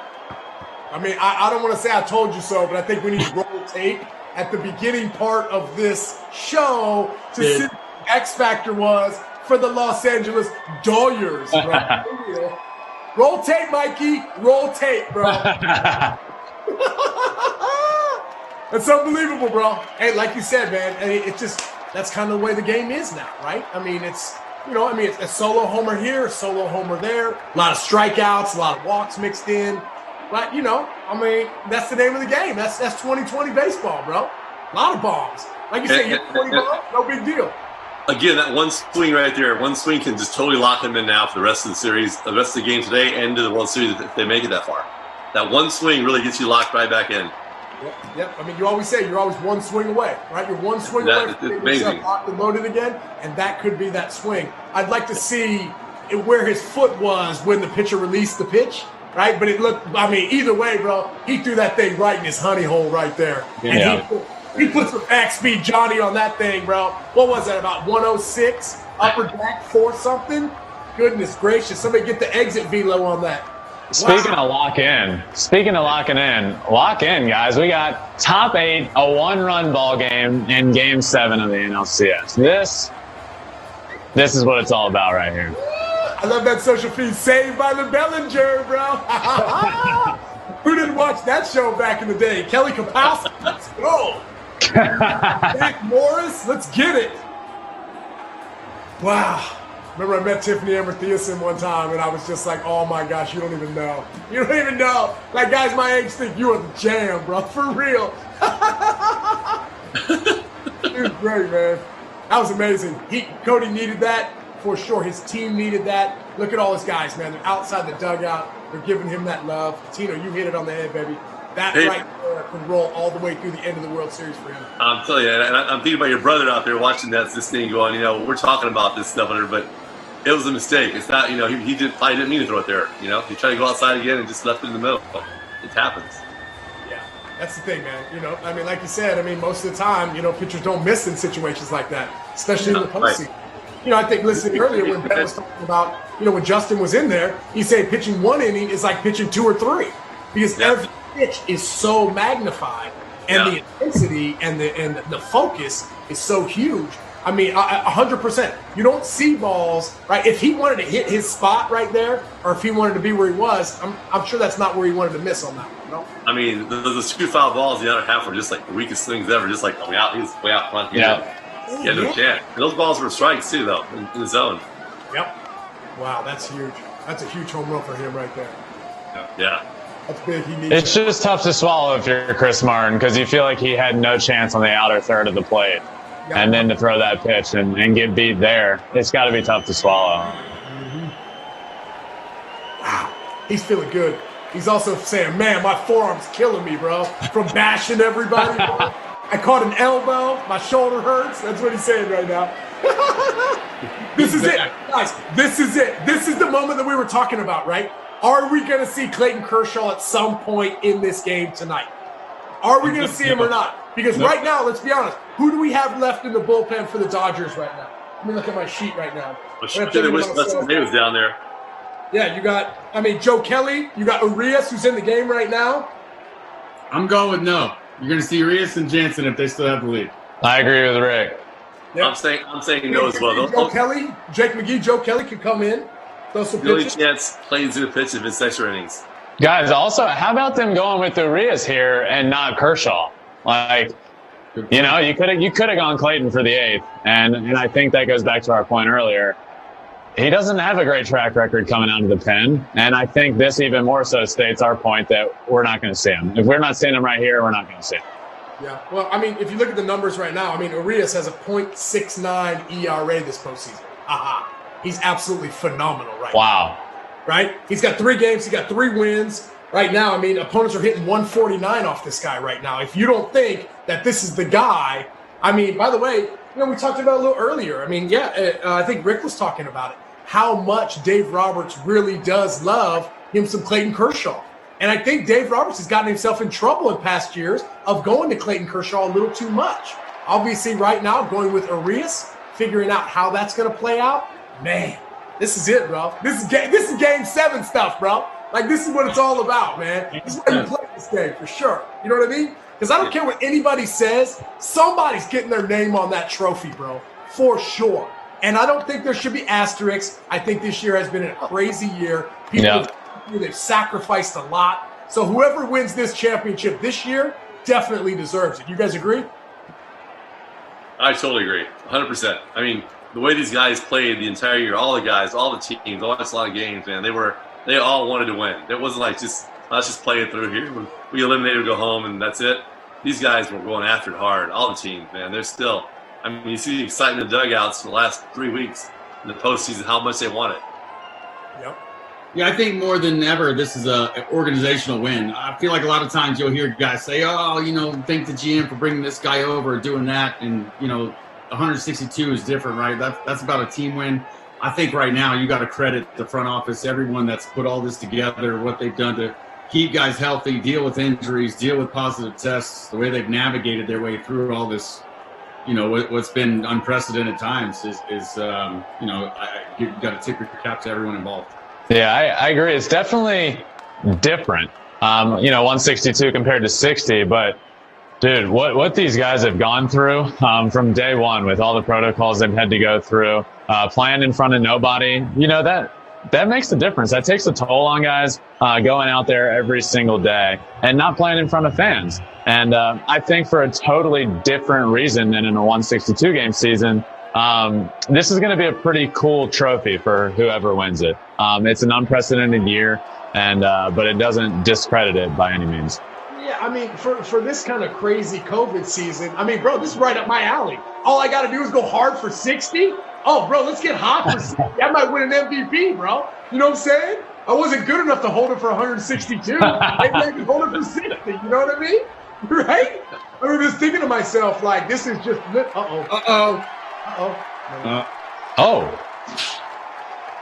shocker, bro. Ain't nothing dropping out there, boys. I'm not lying, man. Unless you hit the side of the line, bro, or in the seats, ain't nothing dropping in that outfield for the Dodgers right now. And by the way, this right here, huge moving forward decision-making for Dave Roberts. Obviously, the new rule that you have to face 3 batters obviously makes it a little easier. I wonder who he's got warming up in the bullpen right now. I'd love to be able to kind of peek out there and see. But I'm sure, like you said, he's going Urias, Jansen, bro, and that's it. And then they're gonna live and die with that for sure. I'm hoping that Kenley comes out and throws some absolute fuel, bro, because he had it the other night. That cutter was moving the way it used to. Maybe not the velocity, but the movement was there. And I was even remember Mariano Rivera, like, he didn't throw 98 miles an hour. Maybe he did back in the day. But I remember when I saw him for his 600 save, bro, he's throwing 90 to 92 miles an hour. But he is not look at Freddie. In a single spot. You know what I mean? Y'all see that? Freddie just limped out of the dugout. Down? Yeah, he just limped down into the clubhouse. Well, we were talking about this earlier, guys. Ozuna, one of the best one-year contracts in past memory, and pretty big spot for him here. Led the NL in homers. Here's a chance, 2-0 count. Let her eat right here. Ooh. Oh, he did. He missed it. He missed it. Don't miss that heater, bro. Yep. Hey, by the way, man, how you gonna let that St. Louis Cardinals gonna let that man roll like that? How you gonna let him leave like that? You know what I'm saying? You know what? So I got a chance I got a chance to talk to Don Mattingly when he came from the Marlins to us, and he was like, look, you just got the best player we had. I did not want to let him go. Enjoy that. But I will say, when he came to St. Louis, and listen, I love the guy. He just didn't perform what he was capable of, right? And he had a lot of shoulder issues. There was a point where it didn't even look like he could throw the ball to the cutoff man if he was 10 feet away. It really did look that bad. And he said it didn't affect him, but I don't believe that. I think it definitely affected his swing, because what you're seeing right now is, a totally different hitter than what he was able to do in St. Louis. Yeah, well, I also think, too, man, he's something in that locker room. Right, I think he's a leader in that locker. Look at like Acuna, Ozzie Albies, like Camargo. All those guys, they look up to him. Right, he's a major leader in that locker room for the young Latin players. And to be able to have somebody like that, I mean, at least for myself, like, when I moved on and went to Cleveland after my years in New York and signed my contract, I felt like a leader in that locker room. And that's a good feeling to have, especially for somebody like him. I'm interested to see who's going to sign him and how much he's going to sign for, because the dollars that these cats are getting nowadays, boys, let's make a comeback, dog. Let's go for it, man. We can do it. Rick, we can borrow your left shoulder. Tino, we can borrow your stroke. And we can borrow my energy. You feel me? And we can get it. You know what I'm saying? We got it. Well, it's going to be a crazy offseason to begin with, just to figure out how to pay these guys and based on 60 games. So, these guys may have to take another one-year deal if they want to just try to go for it one more time. But it's going to be interesting to see how they go about the free agency and arbitration, that kind of stuff, because how do you compare it to other seasons and all that kind of stuff? Yeah, it's a good point. He picked the best year for, he's on a one-year deal after, I don't want to say struggling in St. Louis, but he's on a one-year deal, has an incredible year. He's in line for a historic payday. And then, now with COVID, teams aren't going to be shelling out money like the years past. I'm with you. It's going to be interesting to see this offseason what happens with some guys like him and with some guys like George Springer, some big-time players that are up for big-time paydays. But, money's not the same right now. Wow, do you think? I don't think he leaves Atlanta. Dude. Braves were up 3-1, bro. I can't believe this, man. Can't believe this. No way the Dodgers are going to pull this off, bro. No way, right? I mean, come on. Are you using reverse psychology right now? I don't know, man. I'm just thinking to myself, no way. If you really think about this, how amazing is it? We almost had two teams in the World Series that came from major 3-0, 3-1. I mean, man, that's resilience. I mean, and for the Dodgers to even be in the spot that they're in right now is impressive. Be honest though, Swish. When it was 3-1, did you say this series is over? I mean, it's the Dodgers. No, man. I'm like, dude, no doubt. I mean, I'm just thinking to myself, you're trying to tell me that the Braves, they only got to win 1 out of 3 games? I mean, look what the Rays did, right? They were up 3-0. They lost 3 in a row, and then they won, right? Good teams don't lose 3 games in a row. That just doesn't happen. It's very rare. And so I think right now with what's happening, I mean, we're seeing something that just, I mean, this is a meltdown right here, almost in a sense. I mean, I hate to put it that firm, but at the end of the day, if I'm up 3-1 and I lose that series, I'm devastated, especially as an organization that's been knocking on the door, because they might not have this same squad next year that they have right now, Yeah, it kind of reminds me of the 04 Boston team, right? Came back, beat the Yankees, and then went on and swept the Cardinals. And we never had a chance. We never even had a lead in that World Series. Never even had a lead in one game. That's what. Wow. I mean, could you just feel something happened during that series, right? I mean, obviously against the Yankees, and they just took that momentum along with them. And I think that was kind of, I mean, obviously listening to stories from Ortiz or Kevin Millar, who tells great stories. Yeah. And he was just saying we kind of won that first game, and then we were kind of all right, let's have a little more fun. Then they won the second game, and they said by the time it was 3-3, they were having so much fun that they just knew they were going to end up winning that game, right? It was kind of that momentum just kept there. And obviously, you being on the other side of the field where you're just kind of bro, I don't even know what to tell you, man. We can't do a damn thing about that. You know what I'm saying? That's a helpless feeling for sure. Nope. Yep. Never had a lead. Not even once. Right, the game would start and they'd be up 2-0 already. Man. Yeah, they got hot though, man. Big Poppy carried them that year. Oh, bro, you remember that, T? I mean, like, come on, bro. No, I was ready. I was in St. Louis at the time, or some of the Rays, or whatever. But I was in the Rays. But Big Poppy had the big late inning home runs off Mariano Rivera, and I mean, he was just carrying that team. Another guy who had a major shift once he went from Minnesota to Boston, right? And like something happened, right? Like it's just kind of like like we were talking about with JT, with Justin Turner. To see that happening, bro, like something clicks or something happens. At least for myself, I mean, I'm trying to think like. Even all the psychologists I work with my entire career, I'm like, bro, y'all couldn't get that out of me? You couldn't pull that out of me? Let's go. I'm like, you guys are, come on, man. I'm paying you money, man. You got to get something out of me, bro. You know what I'm saying? You're supposed to teach me how to do this, You need a Big Poppy treatment. Yeah, no doubt, bro. No doubt. I mean, hey, Big Poppy, bro. I mean, like, he's so funny, bro. And I love when he messes with A-Rod, bro, on the show. And they go back and forth, dude. Those guys are really, really good on there for sure. And then you got Big Frank over there on the side. He don't know what's going on, He's trying to get in when he can, He's pretty good, though. He makes a lot of great points, though, too, though. Oh, he's great, bro. He's a Hall of Famer. Come on, man. I mean, like, there's so few guys that have ever played that long or been able to compete at such a high level. I mean, come on, bro. You put all three of those guys get hit back to back in an all-star game for sure. 100%. You know what I'm saying? That's like murderer's row trying to get through those three cats. Yeah. Hey, for both of you guys, who's the top two, say, best starting pitchers you've ever faced? Nastiest starting pitchers you've ever faced? I mean, bro, I'm a career 250 batter, bro. I got a lot of them, bro. I think Pedro to me was tough, really tough when he was good. When he was younger, I mean, he had all four pitches that were like dynamite. You never knew what was coming. They all came out the same arm angle, same arm speed, fastball, slider, curveball, change. You didn't know what was coming. And then he never had a pattern where. He struck me out one time with a fastball, 97 miles an hour, blew it by me. And next two at bats, I didn't see a fastball again. It was change up, curveball, and I'm sitting on the fastball the entire time. I'm going to jump on it this time, and I never saw it again. And it was like he just never had a set plan. It was crazy. Besides having all the talent and the pitches, he just was a very smart pitcher as well. So, I mean, he was a guy I just thought was like, it was fun to face him because it was a challenge. Yeah, of course. But damn. Two guys really popped to my mind.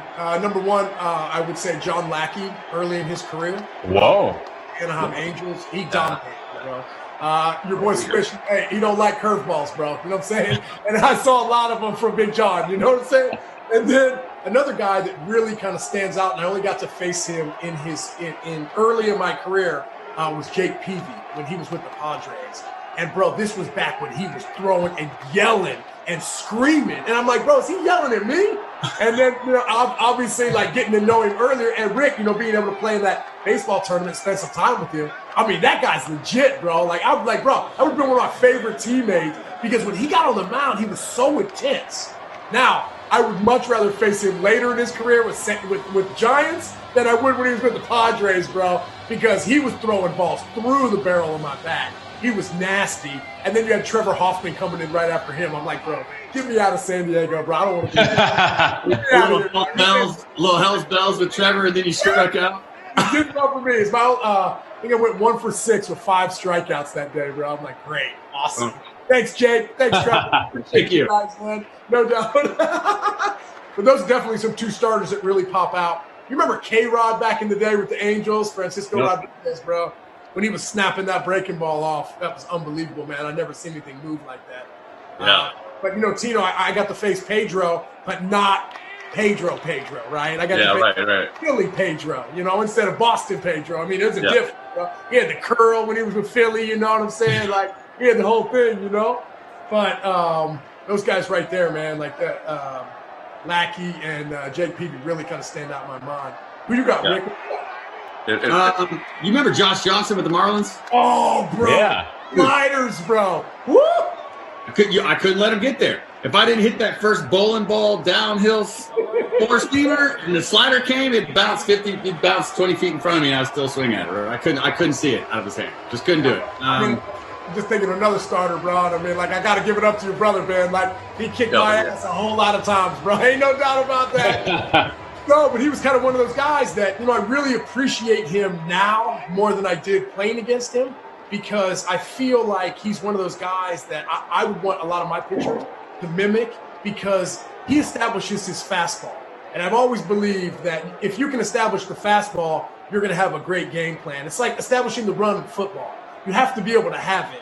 You have to run the football to be able to open up a pass. And I think that's what Justin did such a good job of, was he could establish that fastball, and he would let you know that he could throw that anywhere he wanted. And that opened up his breaking ball, his changeup, his slider, right? Because, come on, man, like, and I think he helped Garrett Cole out so much. Yeah. I don't know if Garrett Cole's ever given him the complete, due that he deserves.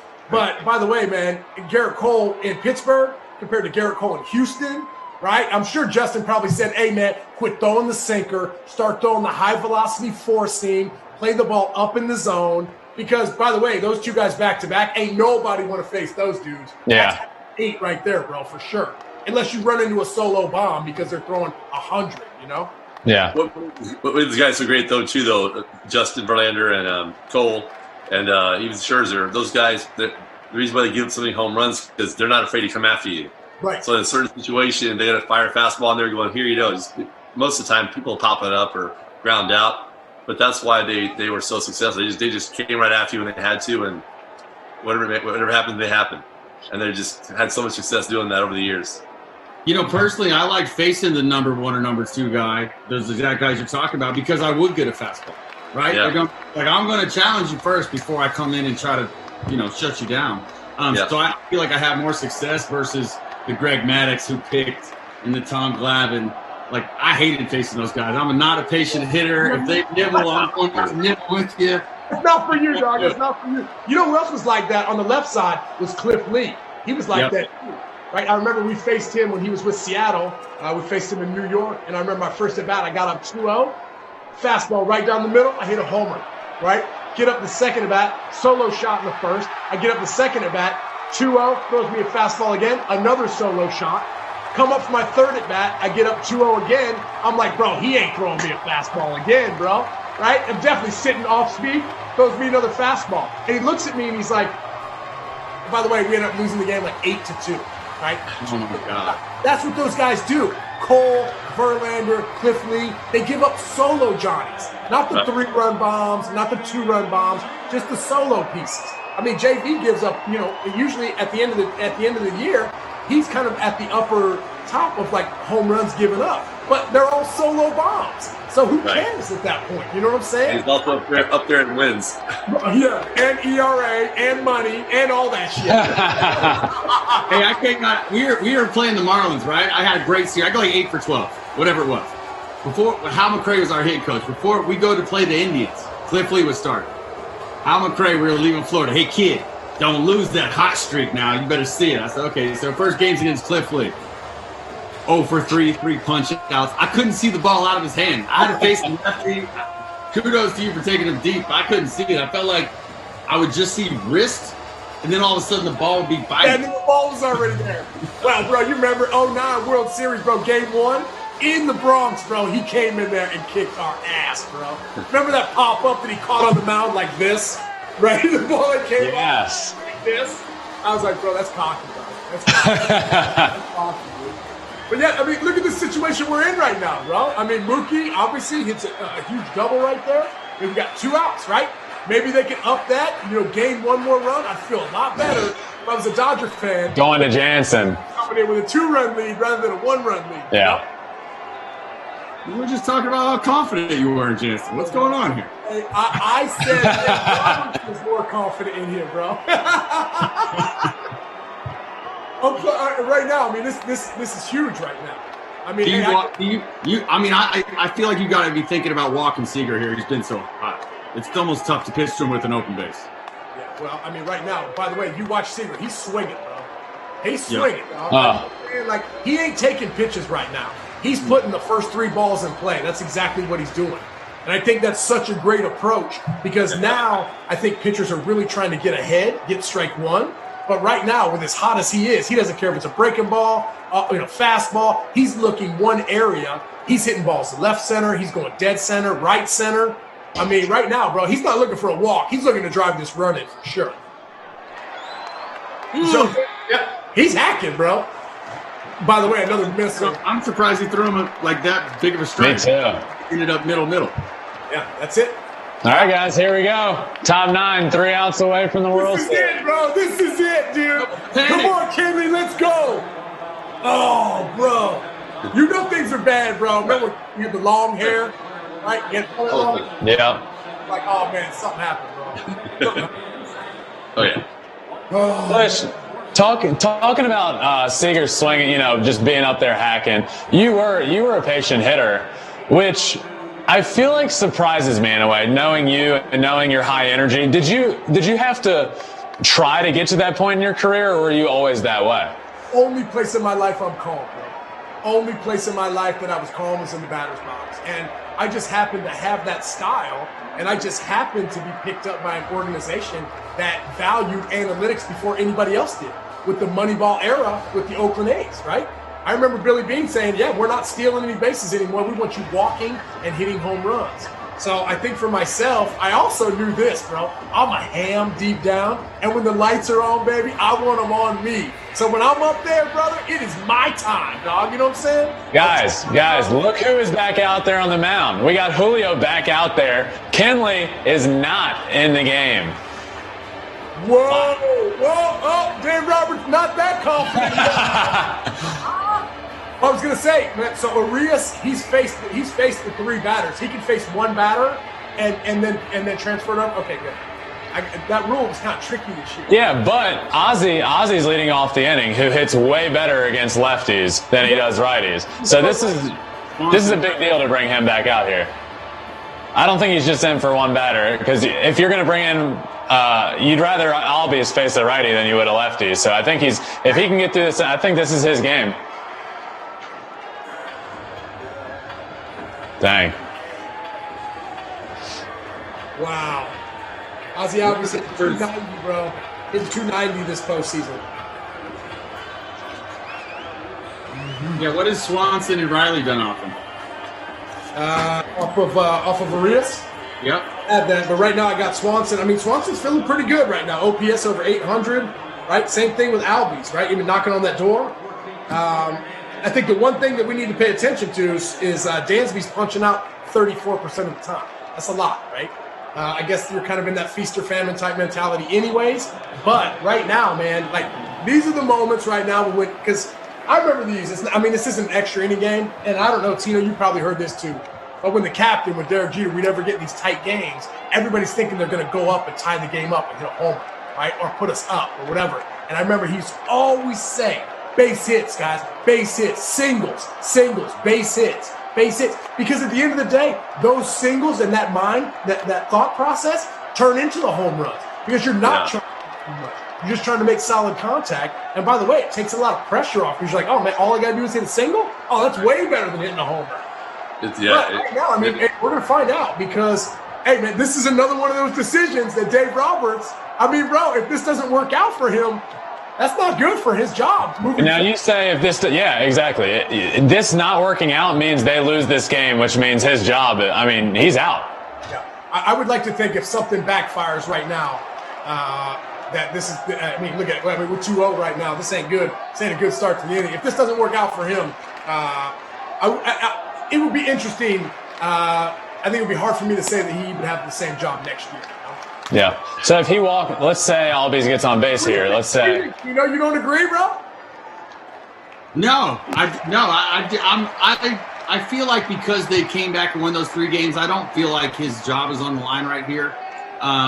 If anything, you mentioned this earlier. I'm wondering what the organizational game plan was if they got to this 9th inning up only 1 run with Jansen. Honestly, I'm wondering if there was a conversation. It's definitely a team effort decision. Yeah, I'm shocked. I'm shocked he didn't come in. It says a lot. It says a lot, I think, about his confidence level in him. I don't think that's just Dave Roberts' decision there. Yeah, I think that goes a little higher than him, right? Yeah. So now he's starting to warm up. Like he hadn't thrown a pitch. He's not even on the rubber right now. Hey, he's crow hopping, bro. Yeah. He's crow hopping ball. Well, he used to be a catcher, right? True. Here we go, bro. Oh, Tricky little play right there. Nice play. Hey, man, he's made some unbelievable backhands running into the ball, right? Like running through the ball. Kids at home, remember, that's amazing. Stay through the baseball right there. Don't just stop and come up on that. You did a great job coming through that ball. Obviously, Albie's great speed getting down the line. But, man, here we go. We got Dansby Swanson, and then who's up after Swanson? Riley. Oh, man, Riley, bro. What a story. What a comeback, bro. He hit a bomb to tie it up after that base running blunder. Oh, it's a good point. We could have a tie game here if it wasn't for that. You know what I'm saying? So we got Dansby here down 1 out with a bomb already earlier this game. Hey, he's feeling pretty good, by the way. Yeah, well, Ben, you were talking earlier. You were talking about Dansby and just how awesome it is to see him playing like the first pick in the draft. Yeah. He's kind of one of those guys. He's always been known as a defensive guy, but to see him offensively kind of explode into what he has right now, it's awesome to see because those are those flowers like kind of budding a little bit into complete players. Because when you take, I mean, let's be honest, bro, the first pick in the draft, he better be a baller. You know what I mean? Right. And right now, with where he is, he's confident. And, you know, I mean, he's going to be the shortstop for the Atlanta Braves for a long time. Yeah. But I know for myself, when I hit a home run early in the game, the first 3 or 4 or 5 innings, and a home run in my pocket already, my at-bats for the rest of the day are like so much more relaxed and so much easier. Like this at-bat right now is like, he's got to be feeling pretty good, especially facing a lefty. Yeah, exactly. Well, right now, man, I can't believe this, bro. Like, hey, he faced a left-handed pitcher, has faced 2 right-handed batters in the 9th inning, bro. Like, how crazy is that? Yeah. And Kenley didn't even throw any pitches in the bullpen. It wasn't even a thought. Yeah. Switch. I don't even know what to say. That's 2. We got 2 down. Here we go. 2 down, 1 out. 1 out to go, boys. And we going to the ship. We going to the ship. Let's get it. He's a genius now. Wow. Don't say it yet. Not yet. I'm a fan of Dave Roberts. He's an amazing man. No doubt about it. I've gotten a chance to spend some time with him. Bro, how great is he? Not only as a player, obviously we said 2004, right? Had a huge, obviously stolen base, run scored in that decisive game against the Yankees. But wow, to see him right here, man, I would love to see Dave Roberts win a World Series. I'm not lying, man. Like I would love to for everything that they've been through. Oh, that's it. That's it. That's it. Yeah.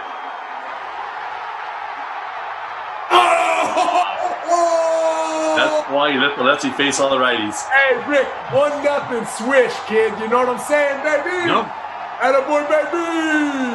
Wow. Well, there you go, ladies and gentlemen. The NL champs, Los Angeles Dodgers, baby. This is fantastic, bro. Tino, Rick, Ben, this was amazing, dude. Wow. I'm so happy we got to do this. Can't wait to do it again. World Series starts on Tuesday. Everybody come back. Ben, tell them where they can find us, bro. Yeah, you guys keep on. World Series, guys, I'm pumped. We get to do this again, fellas. Key, you can find us anywhere on any of the digital platforms. The Fox Sports app, Twitter, Facebook, YouTube. But you better come back. It's going to be even better. We got the Dodgers and the Rays. I'm pumped, guys. It's sort of like a David versus Goliath sort of situation with the rosters and the money and the superstars. And I'm pumped, guys. Today was a blast. Well, by the way, if anybody filled out a bracket, did you fill out a bracket at all, Rick, for this? No. No I bracket? wish I would have. Oh, bro, look like a March Madness pool to me, bro. I had to fill one out, dude. Had to get in there. By the way, both teams I picked to be in the World Series, just throwing it out there, dog. Oh, look at that. Look at it. There it is. You know what I'm saying? Woo! Man, oh, man. I mean, pretty much everything except for the Chicago Cubs in that one. Right? Yeah, the Twins went far too, though. Oh, yeah, no. Didn't happen, bro. It didn't happen. But this is absolutely amazing. I love this. I mean, look at the celebration that's going on right now. I mean, this is huge. I just remember, man, for myself and Tino, you as well, when that final out was made, and obviously this isn't the World Series, but this is a huge out. I just remember ground ball to Robbie Cano, over to Mark Teixeira, the final out, 27th World Championship. And I just remember the feeling that came over, right? And by the way, who doesn't appreciate a dog pile, bro? I was an outfielder. I was one of the last guys to get in there. I'm up over the top, you know what I mean? Enjoying all of that. These guys celebrate, though. That answers all your questions about whether this is a real important or not. That's what it's all about. This is amazing. That's why they're playing. It's legit. Hey, I have to ask. Does Urias close the next game in a closed situation? I don't know, Rick. You'll be sitting in that seat right there to find out, brother. They got breathing room now. Yeah, no doubt. Well, this is definitely kind of one of that things, right? I mean, like right now, real quick, let's kind of get into it. Wait, who you got right now? Just off the cuff, World Series picks, off the cuff. Who you got, Tino? What do you got? Tampa Bay, man. Tampa Bay. Oh, TV in 5? Lightning, Rays, and Bucks. You got Tampa and win. How many games? Oh, 6 or 7. It's going to be a long series. All right. Tino says Tampa in 6.5. Who you got, Rick? I got the Dodgers in 6. Oh, Dodgers in 6. Wow. Yep. Man, dude, I mean, you know me, man. I mean, I'm an AL East guy. I mean, I don't like the Rays as much as you do, Tino. So I'm going with the Dodgers, bro. Hey. Dodgers in 5, bro. Dodgers in 5. Wow, Dodgers in 5. X-factor right there. The Rays are just a different team, man. Interview at the start of the game right there, please. Roll tape. Guys, I had the Rays in February before the season. I'm sticking with them. I got the Rays in 6. I agree with Tino, 6 or 7. They win in different ways. They win a lot of different ways. Yeah. There we go. Rick's got the shirt on. Rocky versus Apollo, bro. Coming at you, bro. That's 2020. it. Never quit. That's it. Never quit. Wait, man. Hey, we got to wrap this thing up, bro. What an amazing time. Thank you guys so much for watching, paying attention. Hopefully you learned some stuff, got some great stories. Hey, we're all going to be back starting on Tuesday night, right? Come and check us out, right? At MLB on Fox, Twitter, Facebook, Instagram, YouTube, all that stuff. Come check us out. One more time. My name is Nick Swisher. I got Tino Martinez, Rick Ankiel, and Ben Verlander. Thank you guys so much for watching. We'll catch you guys on Tuesday.